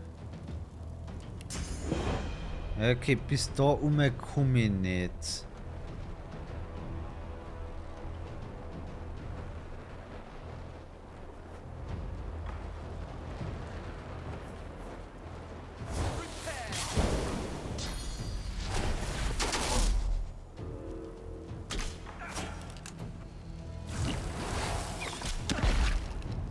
Poison? Mies. Mies ist das.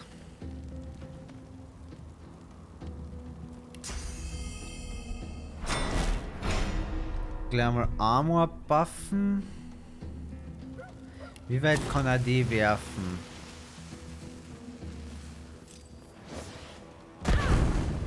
Sehr gut, jetzt brennt es da oben nämlich auch ein bisschen und seine Position ist nicht mehr ganz so bequem.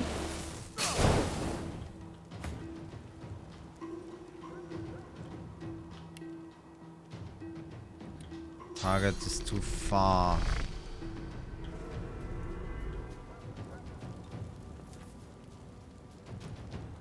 Gehen wir mal daher. Ja, gerade und gerade noch zu weit weg. Aha, da geht's auch auf. Ist das eine gute Idee? Probably not. Let's go.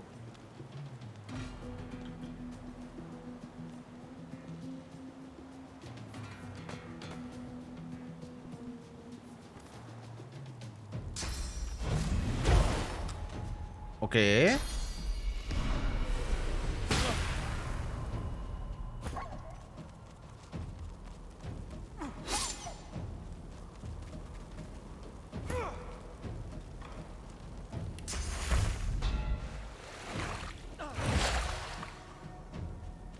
Ah, ich hab wieder nicht geschaut, dass der die King drauf hat. Okay, das war Fail.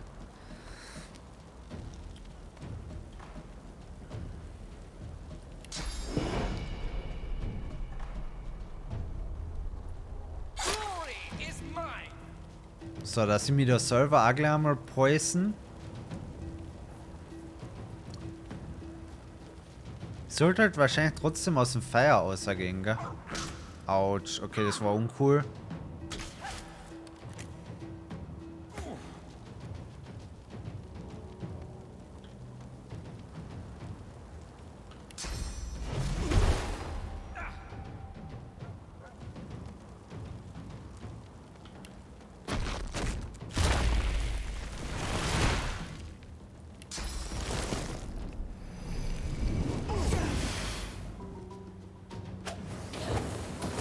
Ja, die machen die Sibyl da oben halt voll fertig. Die Baden.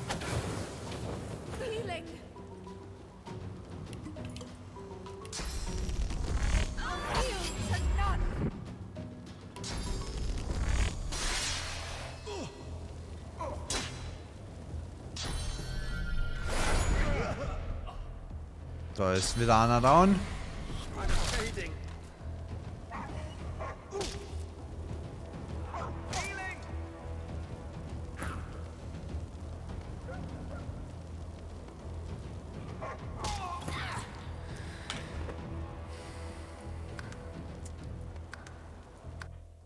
Was, bin ich einfach zu schlecht? Untry mache ich noch. Ich werde jetzt dann schauen, dass ich das Fasel auf die Plattform aufschmeiße, dass die vielleicht wirklich dort oben einfach gar keine gute Position mehr haben. You come to fight. Good. Who aids you? Wenn ich mir das so anschaue, machst du das gerade schwer. You do not fight more than once. Meinst du mit, weil ich da einfach zu früh hergehe? Oder weil ich zu viel Fehler mache?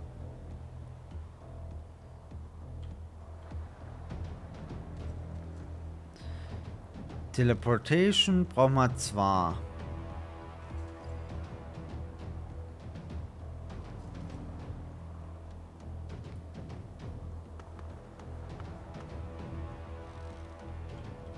Weil es sicher einfachere Missionen gibt. Wahrscheinlich.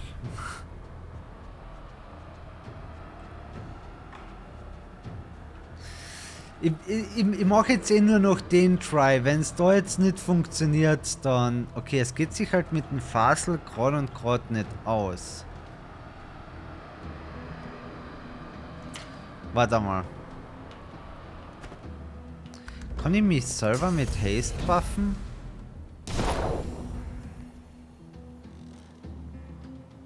Ja, aber dann kriege ich den Additional AP nicht. Es geht sich halt mit dem Fasel nicht aus, dass ich es da aufschmeiße. Okay, ja. So wie du sagst, es gibt wahrscheinlich einfachere Missionen. Ich gehe jetzt in die eine Höhle eine.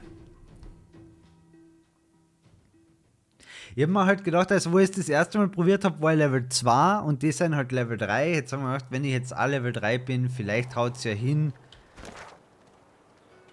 Und die Sache ist halt, du kriegst nur, also Teil dieser Quest ist es, du kriegst nur einen Versuch. Du darfst einmal kämpfen.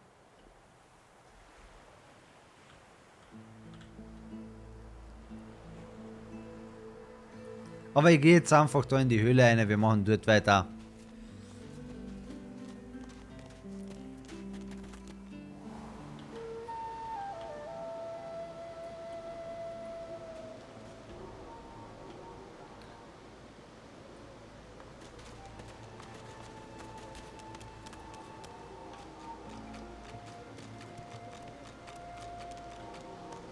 Klappen wir da ein paar Pilze auf.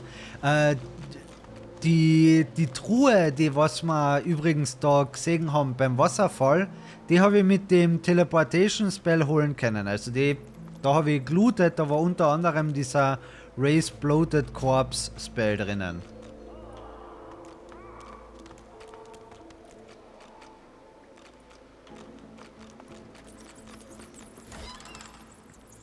Water Balloon, okay.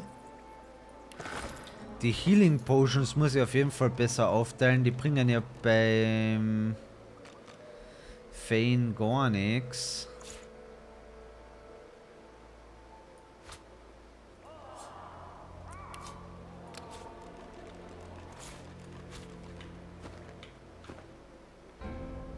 Tattered Note.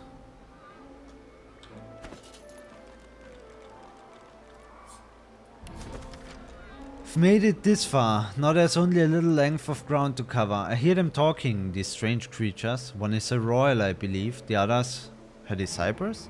But from what I can tell, they've been locked down here a long time. My strategy is stealth. I'll sneak past them during one of the royal's more impassioned speeches, and they'll likely not even notice me. Home, to Carvo, to Rusket, to my farm again.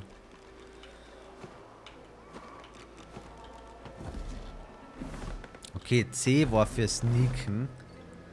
Das kann ich dann im Combat einmal testen.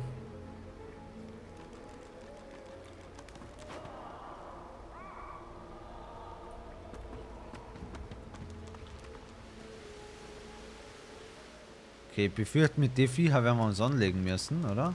Mit der Fire Slug. Vielleicht doch nicht. Friendly. Amodevia. Likened to armor for its scaly appearance, Amodevia is a particularly tough strain of fungus, highly sought after by potion brewers. Nehmen wir mit.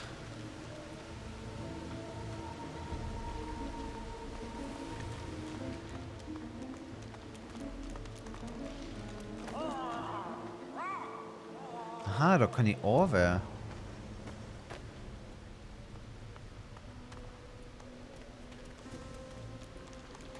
Do you hear that? Something's out there. Aglow with flames and glistening slime, the strange beast looks at you almost expectantly. Peer at the creature and slowly ask if it can understand you. The bizarre creature utters a series of gurgles. It seems to be gesturing towards deeper in the cavern.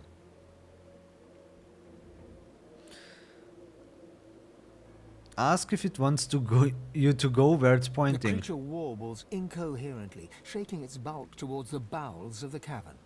Back away and take your leave.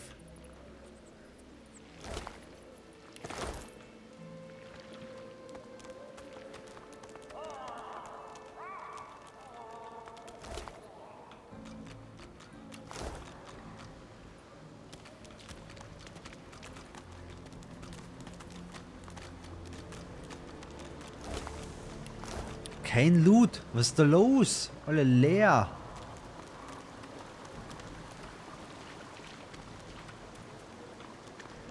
Die ganzen Leichen. Hä?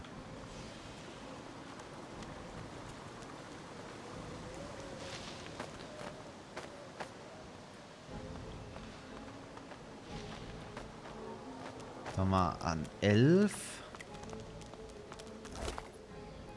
Poison Arrow, Physical Armor Potion. Ja, davon haben wir jetzt schon 2. Aha, sie hat gar kein Physical Armor. Ah. Okay.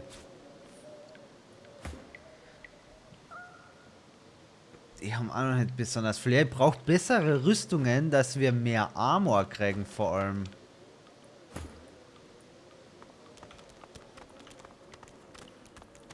Vielleicht hätte ich da mehr bei den Händlern drauf achten sollen, anstatt neue Spells. Aber was willst du? Ah ja, schau, da ist die Royal Fastluck. Creature looms imperiously over you and utters a questioning gurgle. Tell the creature that you don't understand what it's saying.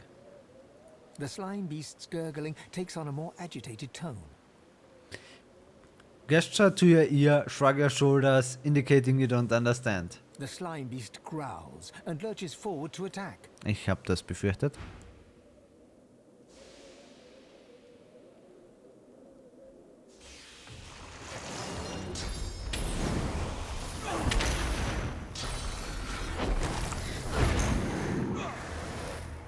Müssen die immer gleich alles anzünden?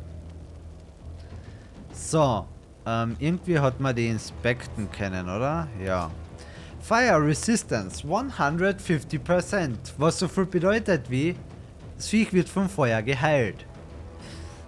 Wir sollten vielleicht nicht mit Feuer drauf losgehen.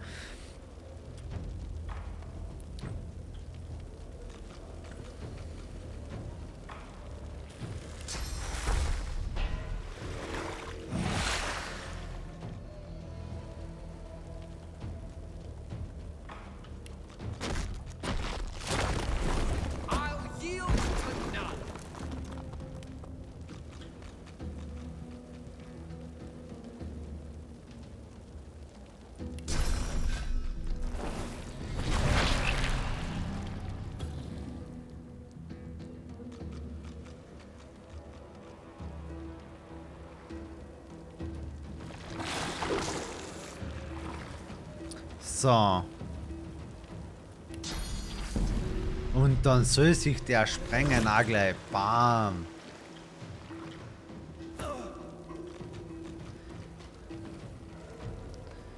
So, jetzt haben wir dann den Beast. Der steht da auch mitten im Feuer momentan, was nicht so cool ist. Nimm einfach gleich mal einen Healpot.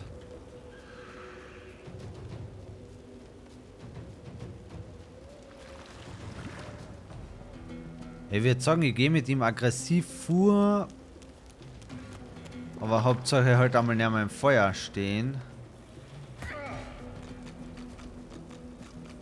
Physical Armor hat das Viech keinen mehr. Das heißt, wir gehen jetzt an einmal davor. Und dann werden wir den umwerfen.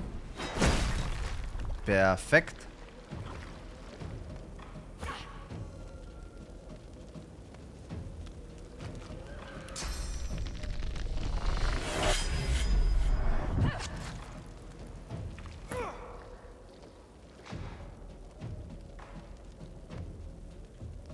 So, dann werden wir mit dem Fane aber auch noch da aus dem Feuer rausgehen. Gegen das Burning können wir relativ wenig tun.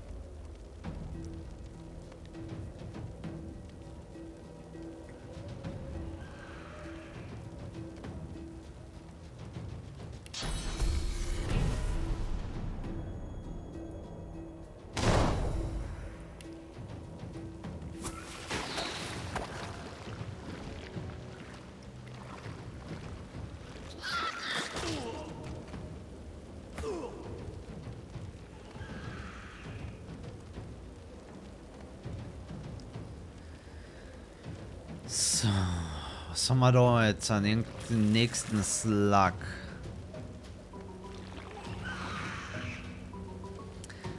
So langsam denken wir, dass die eine Magierin vielleicht doch ganz praktisch gewesen wäre, einfach nur um Feuer zu löschen. Einfach nur um mit ihren Spells Feuer zu löschen. Blinding Radiance kann man gut ver... Ah, die haben ja beide noch Magic Armor. Das muss man einfach wirklich...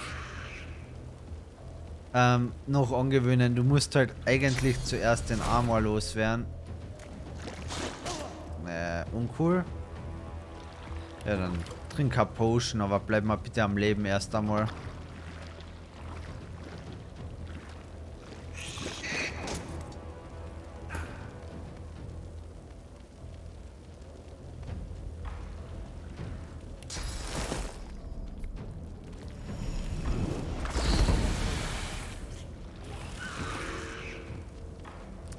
Preußen allein schon, dass der Vayne Healing abkriegt und gut, die Gegner kennen es ja eh.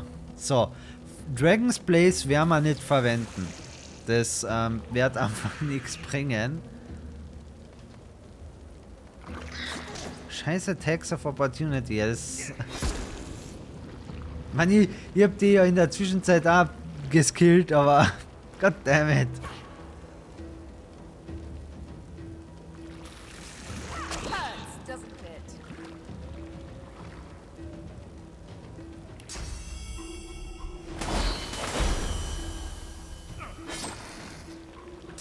Also, Damage, lasst halt. What the fuck? Feeding.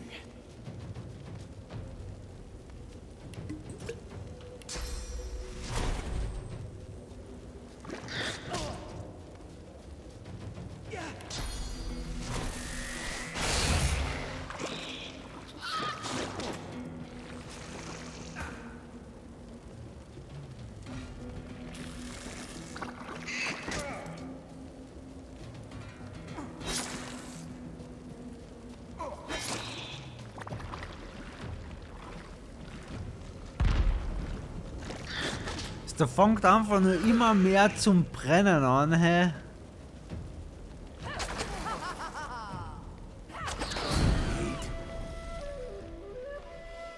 Okay. That's good.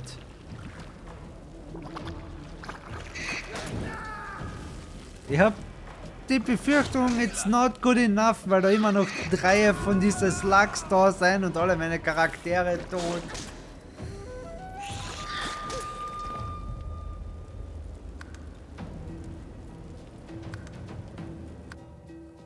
Okay.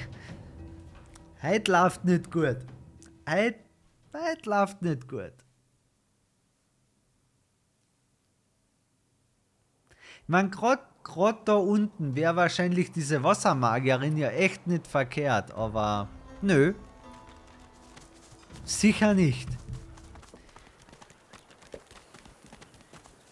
Ich werde jetzt einfach voll aggressiv gleich mal den ersten komischen Slug da angreifen.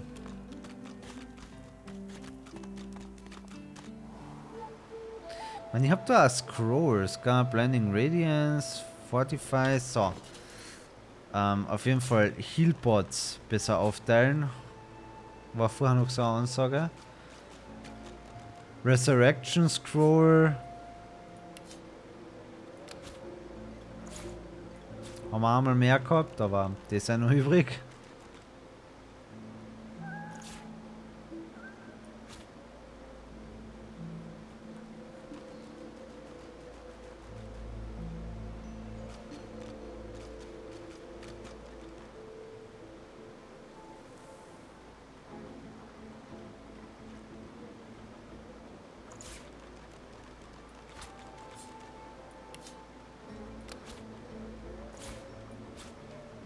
Was sowas im Combat essen kann?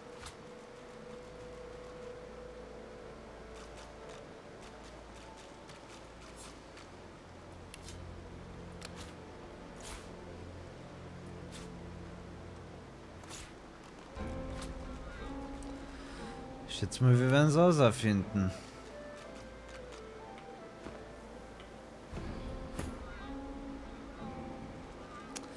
Gut, Armor auf Frost Scroll mit 16 Magic Armor hätte jetzt wahrscheinlich nicht den Unterschied gemacht. Aber ist halt, sage ich einmal, sicher nicht schlecht, so wie die Viecher nur mit Fire Damage machen.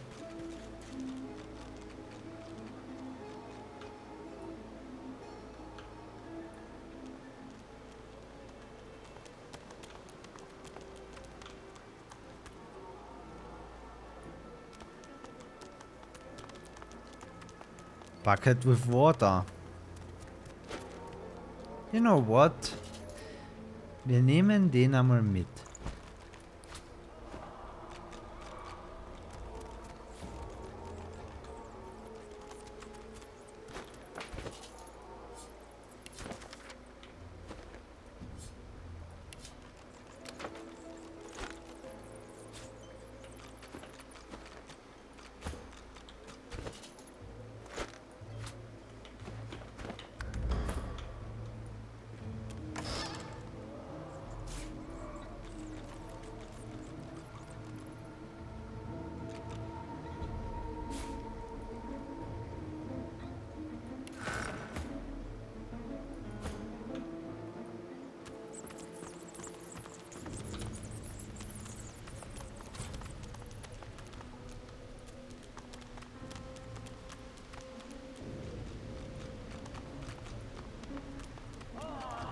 Aglow with flames and glistening slime. Scowl at the vicious flaming monstrosity and prepare to do The battle. creature wobbles with alarm, uttering a series of agitated gurgles.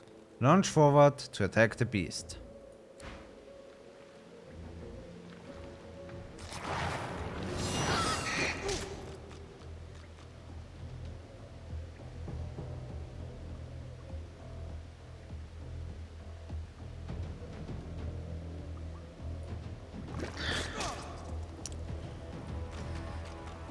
Um die Attack of Opportunity bin ich nicht rumgekommen, aber ich musste ja nicht melee stehen bleiben. Ja, das Problem bei dem Spell ist natürlich, dass es ein Oil Surface generiert, was dann auch nur wieder brennt.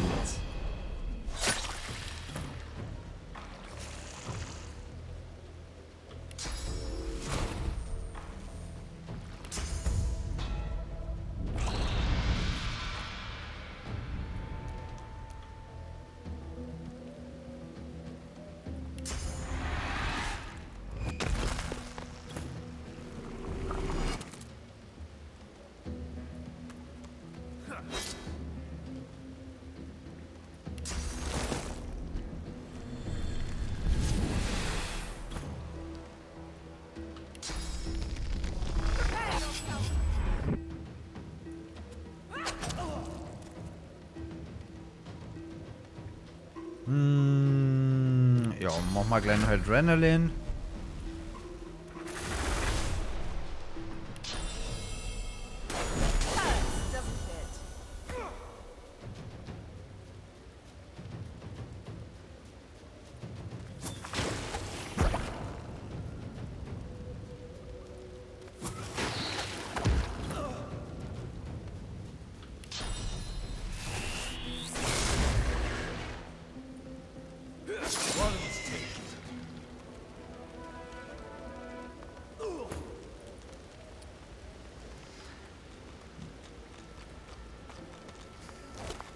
So geht's ja wohl.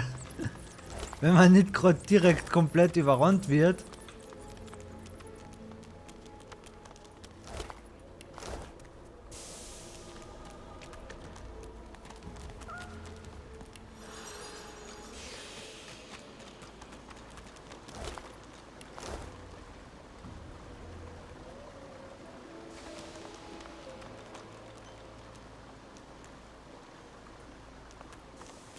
The fiery slime creature looms imperiously over you and utters a questioning gurgle.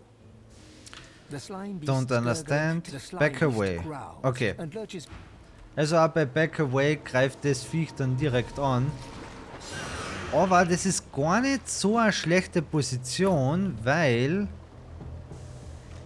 ich werde mich da jetzt, glaube ich, zurückziehen, oder? Aber wie lange hat das? 3 Runden Cooldown. Die anderen müssen erst herkommen. Momentan bin ich kalt. Aber da hinten ist Wasser. Ist eigentlich gegen so Feierviecher voll die gute Position. Ich gehe da jetzt einmal hinter. Soll der Gegner kommen?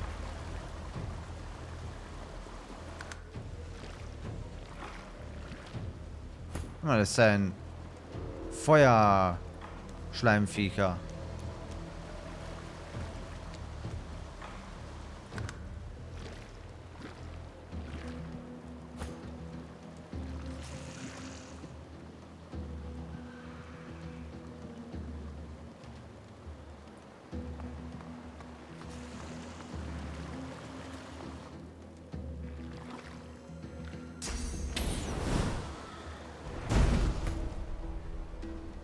Naja, okay, der Fane steht nicht optimal.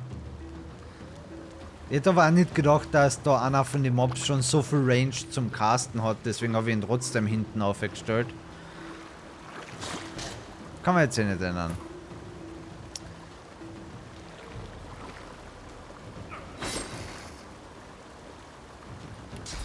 Und Poison drucken wir gleich mal aus, dass der Fane einen Heal kriegt. Grund genug.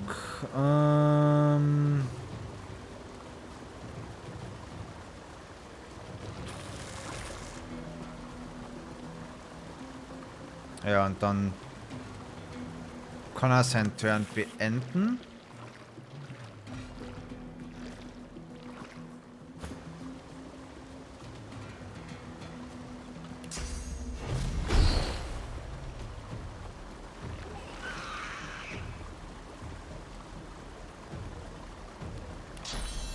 Machen wir gleich einen Flurry eine.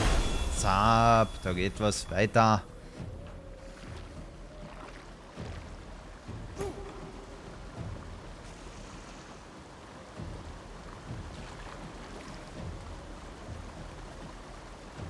Bist du noch nicht im Wasser da, oder was? Endlich. So.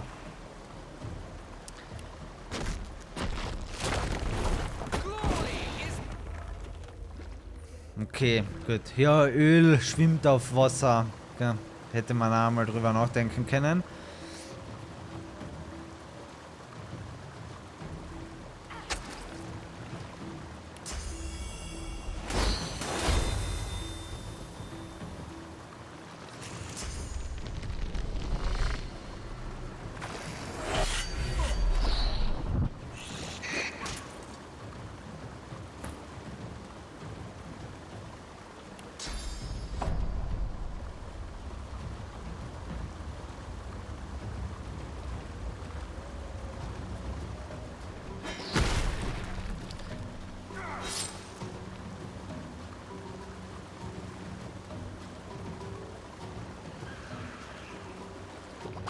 Dann stellt er sich da als Tank schon einmal schön her. Sie muss da weg. Sie muss da dringendst weg.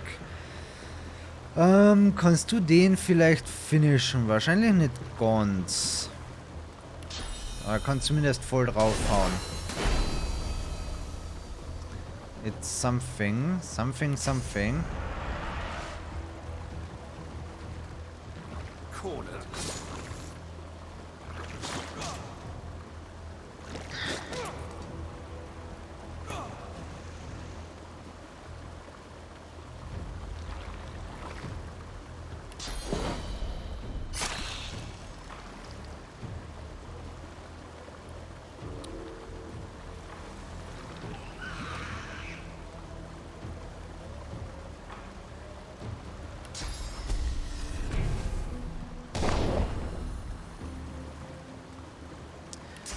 Und dann noch ein Heal auf die Sibyl. Jetzt kommt so langsam das Royal-Viech daher.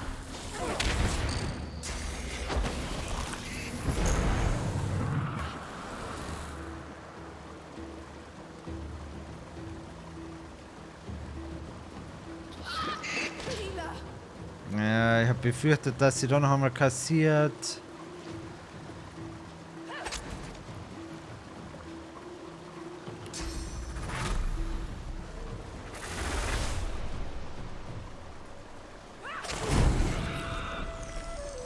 Passt. Wenigstens der ist einmal down. Dann nimmt sie noch einen Healpot und einen zweiten Healpot. Der zweite Healpot hat jetzt überhaupt keinen Effekt gehabt. Beast ist auch schon wieder am Sterben. Uncool. Gut, der ist angefangen. Dann werden wir weiter auf den einprügeln, denke ich mal.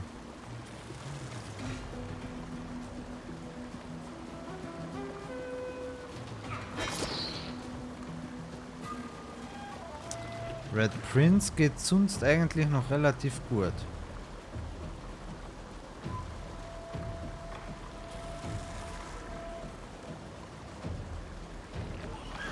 Wahrscheinlich war es auch vielleicht sogar gescheiter gewesen, die Haste und nicht am Beast.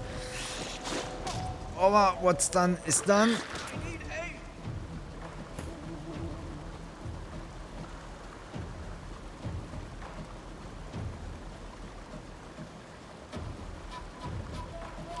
Das kostet 1, das kostet 2. Target is too far, was soll denn das heißen? Stehst direkt daneben.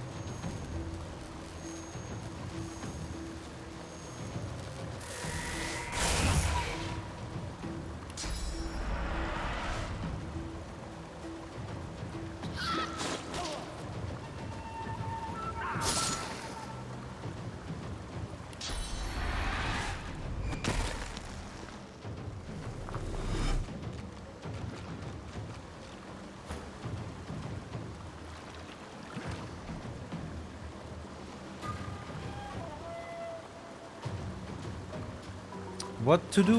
What to do?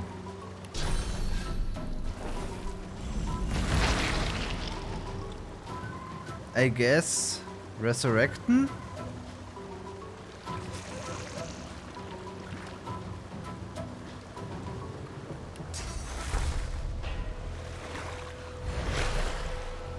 Und dann selber noch ein bisschen Magic Armor geben und aufs Beste hoffen.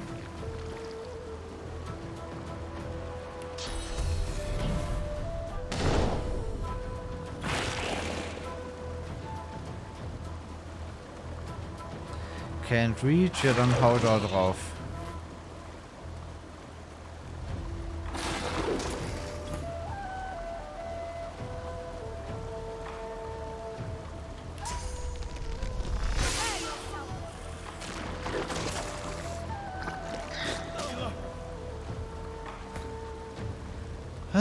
Nicht optimal, aber gerade auch nicht ganz so schlimm. Jetzt werden wir da noch einmal Poison machen.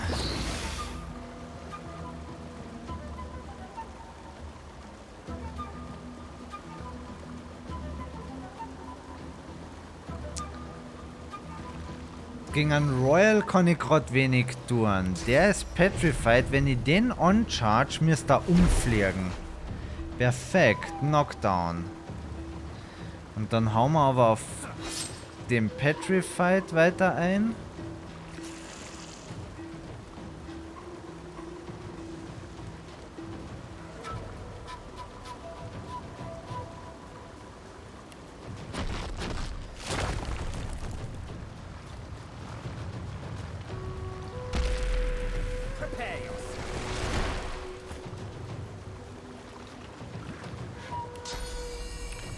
So, er kann auf jeden Fall einen Heiltrank nehmen. Und dann könnte er Blinding Radiance machen. Und noch draufhauen.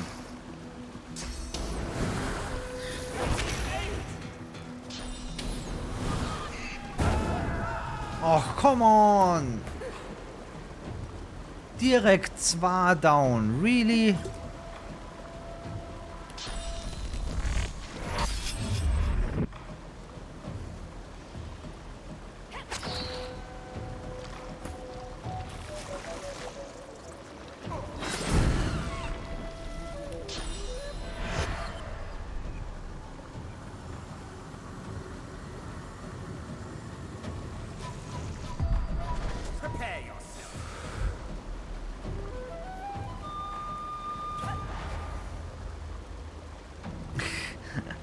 Einen schönen guten Abend, schrecklich.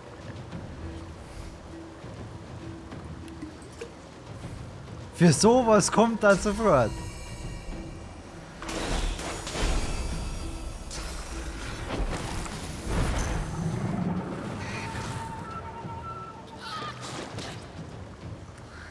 Durchhalten, durchhalten, durchhalten. Ich glaube, es wäre gescheiter, die Poison Darts auf mich selber zu wirken.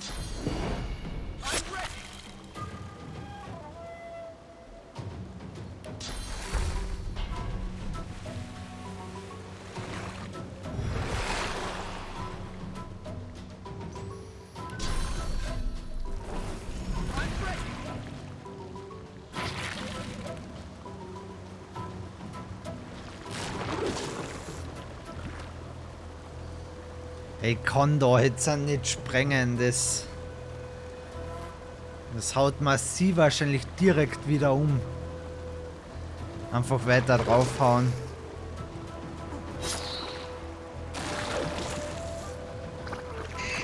Und das Viech ist fast down.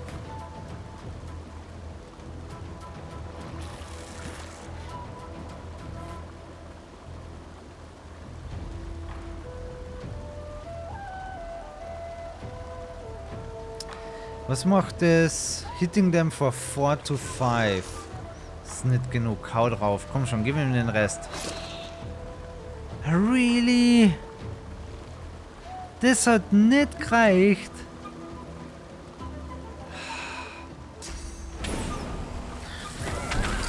Ja. befürchtet, dass sie mir jetzt stirbt, aber was willst du machen? Sie resurrecten, probably.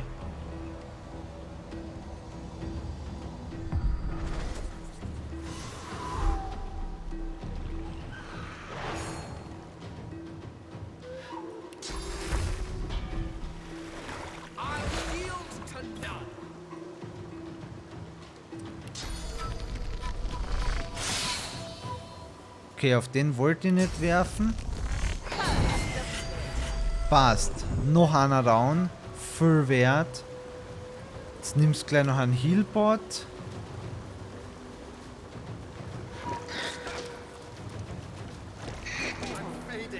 Durchhalten, Prince.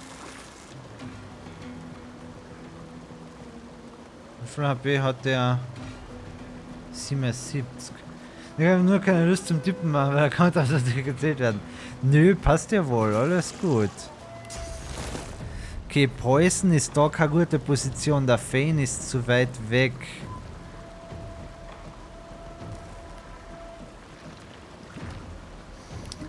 Wir werden den Healbot nehmen, wir werden Shields abcasten.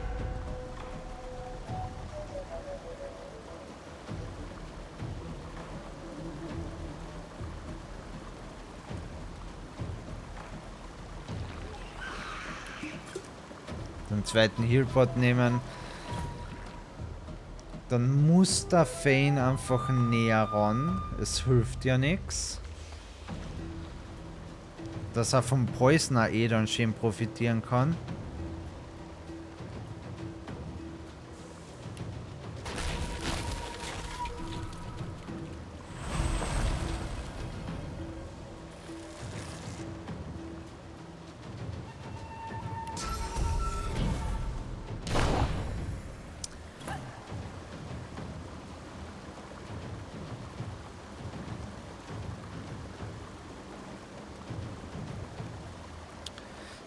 Bis 8 Physical Damage can backstab.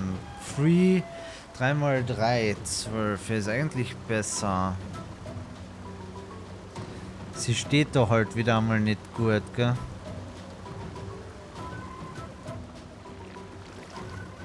Besser.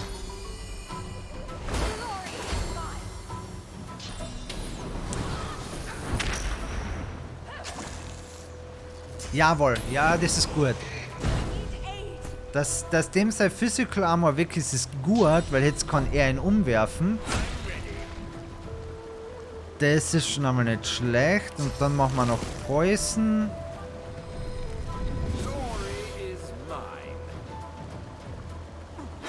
Und hauen drauf. Man, das Umwerfen haltet nicht, weiß Gott wie lang, aber es... Hey. It's something.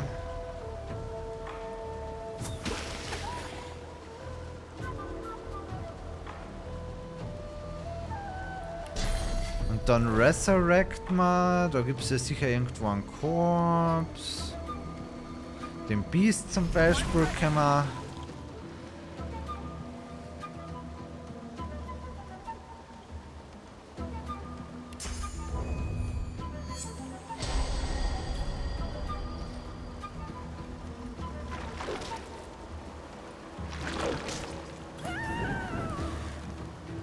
Fuck! So. Battering Ram.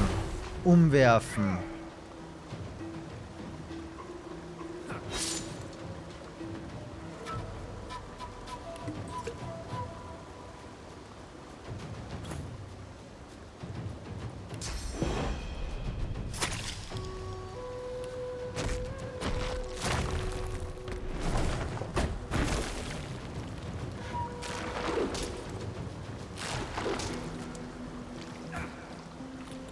Man, das nächste Problem ist, ich habe jetzt dann sowieso auch keine Resurrection Scrolls mehr.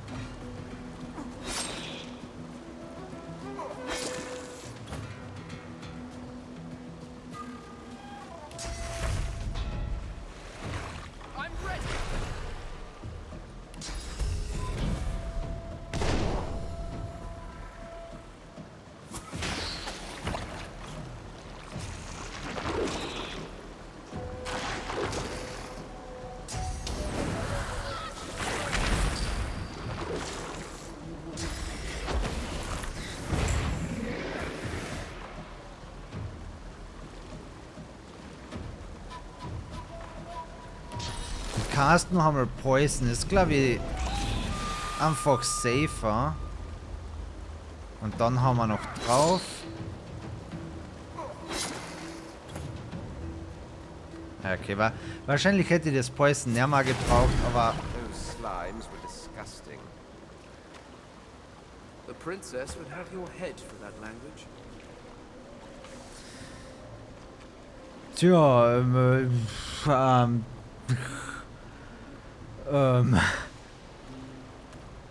jetzt haben wir da halt 2 Leichen. Okay, Battering Ram, Mentas Mantle, nice.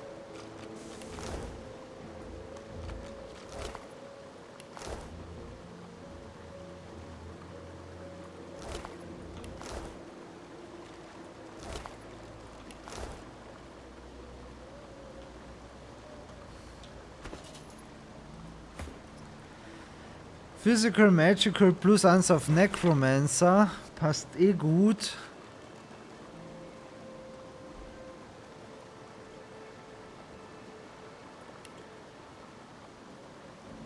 Ja, ich brauche halt jetzt irgendwann eine Resurrection Scrolls. Natürlich vorher Unsummen für so ein Battering Ram Buch ausgeben, das da jetzt dann gedroppt ist. Aber man kann es verkaufen.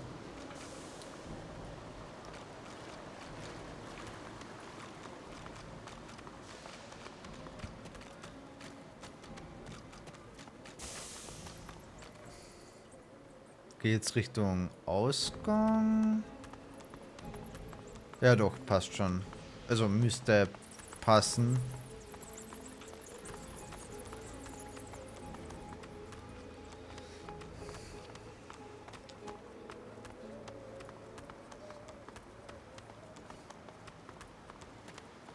Es ist trotzdem erstaunlich challenging. Also, ich weiß nicht, ich frage mich jetzt schon, ob meine Party wahrscheinlich vielleicht wirklich einfach uncool ist von der Zusammensetzung her. Oder der Schwierigkeitsgrad generell, dem was ich gewählt habe, so hoch ist. Oder I don't know, aber es ist nicht ohne. So, wer könnte seine Schriftrollen verkaufen?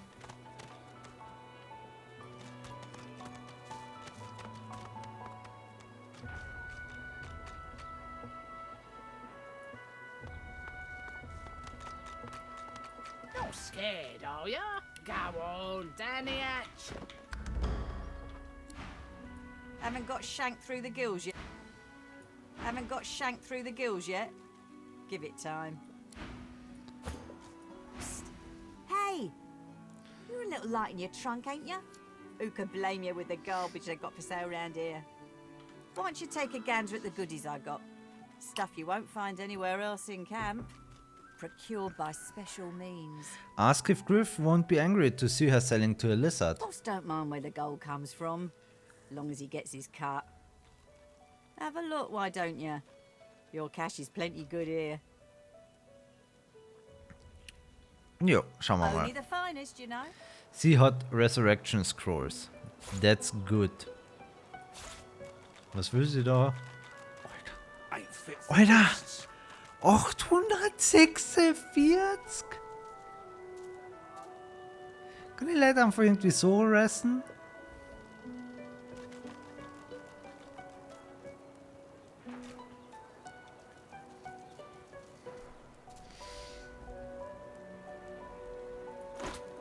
Damn!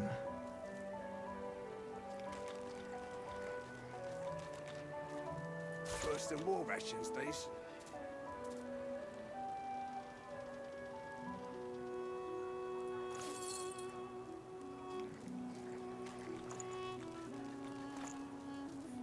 Ain't fit for beasts.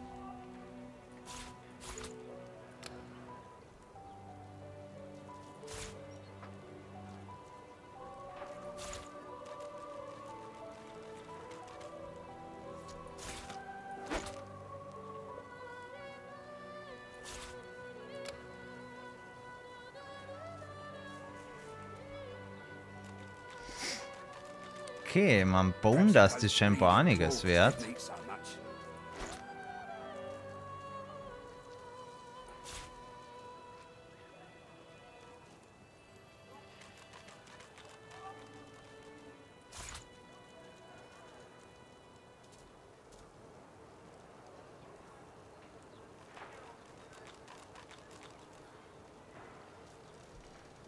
Worse than war rations, these.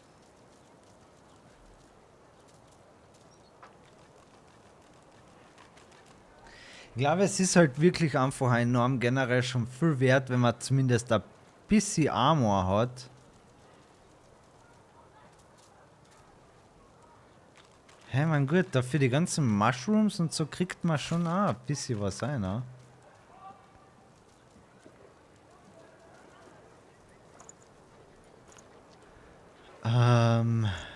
I don't know.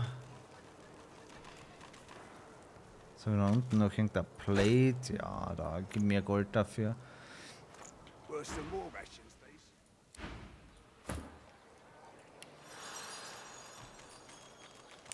Ist die Frage, gibt es da eine andere Möglichkeit, Charaktere zu ressen?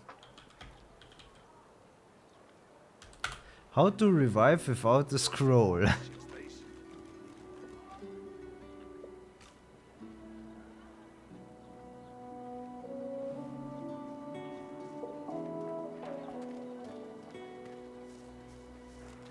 If a magister finds this on you, you forget my name, here?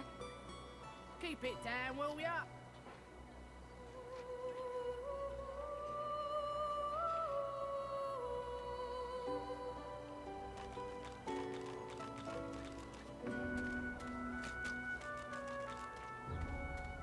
Perhaps if those bleeding dwarves didn't eat so much.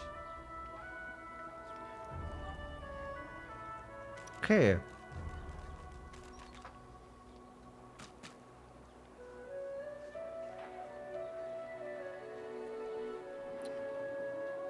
Margot. Also man braucht Scrolls. So zum Ressen braucht man Scrolls. Vielleicht gerade von einem Händler gelesen, wo es eventuell günstiger ist.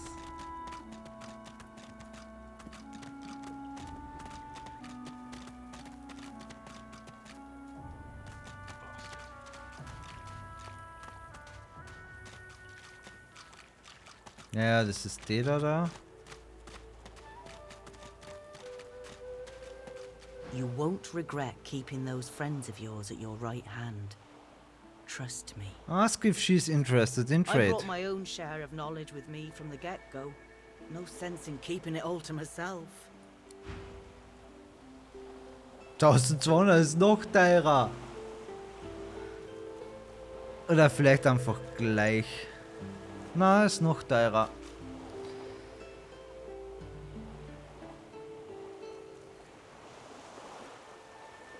The hell?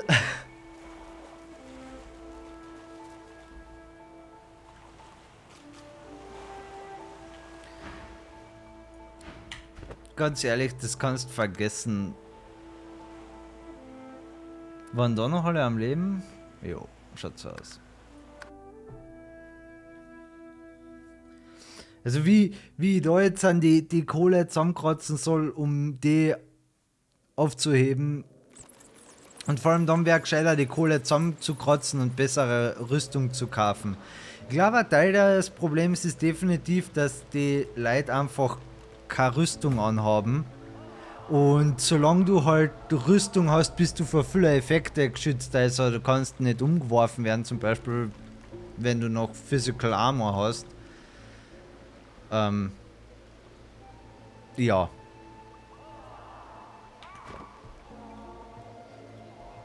Deswegen, ich glaube, wir werden da morgen einfach schauen müssen, dass wir zuerst noch ein bisschen eher Ausrüstung kriegen oder keine Ahnung.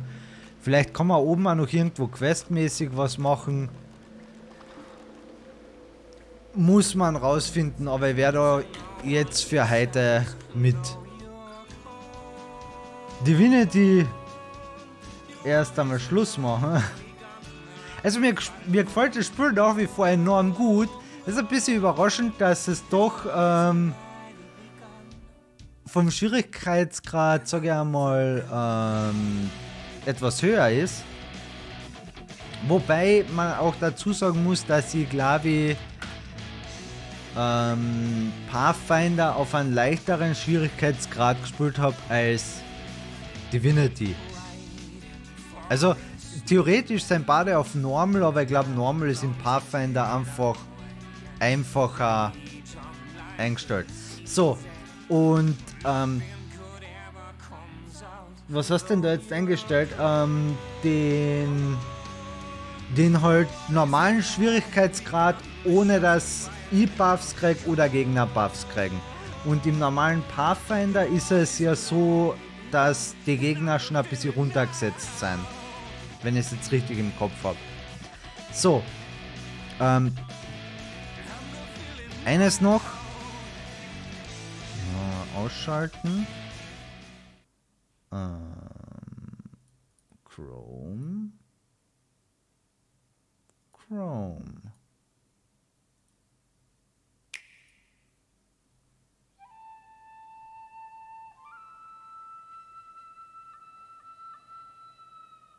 Fighting in order to live, and living to fight.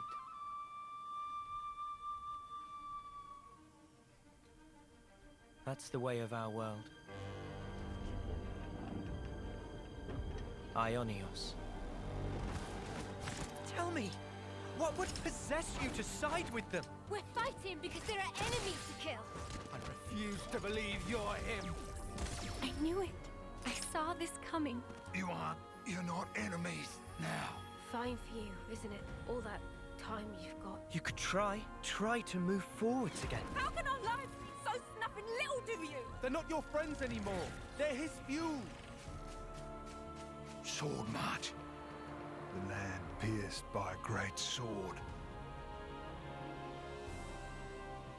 It's the only way you're gonna defeat the real enemy. Whatever life is lost, I won't let you shoulder it all alone. What good filling up these flickering clocks in our eyes? It will never replace the friends we've lost. The flame clock, it has to go! Ouroboros abhor this world. They must be erased without a trace.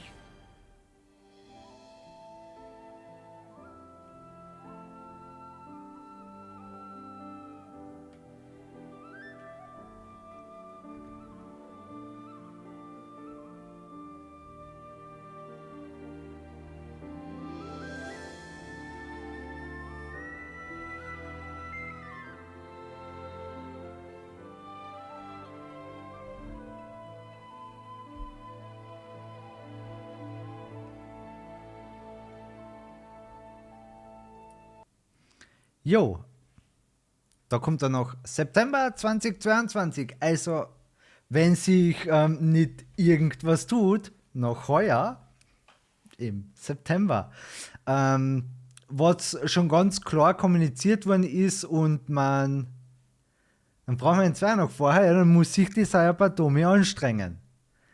Ich will ihn ja spielen, sie will ihn nur zuerst selber spielen. Was schon offiziell gesagt worden ist und man da auch ganz klar sieht, dass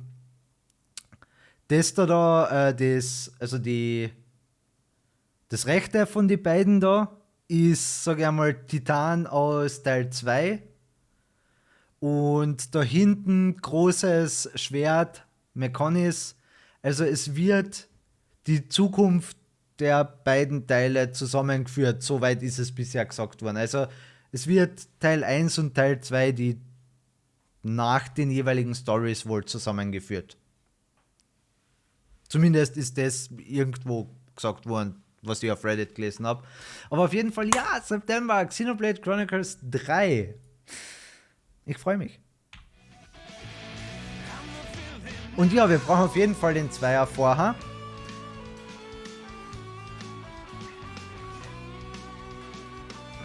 Aber das kriegen wir schon hin, denke ich. Ja, von dem her, das wollte ich eigentlich noch sagen, ist eben gestern in der Nacht angekündigt worden. Da war dann Nintendo Direct. Ansonsten nichts großartig, massiv Interessantes dabei gewesen. Das ist für mich definitiv das Wichtigste. Ja, und dann schauen wir, dass wir morgen unsere Divinity-Situation verbessern und für heute wünsche ich euch eine gute Nacht, schöne Träume, schlaft's gut und Wir sehen uns morgen Abend. Und du werd ganz gesund, Joe. Ist wichtig. Baba.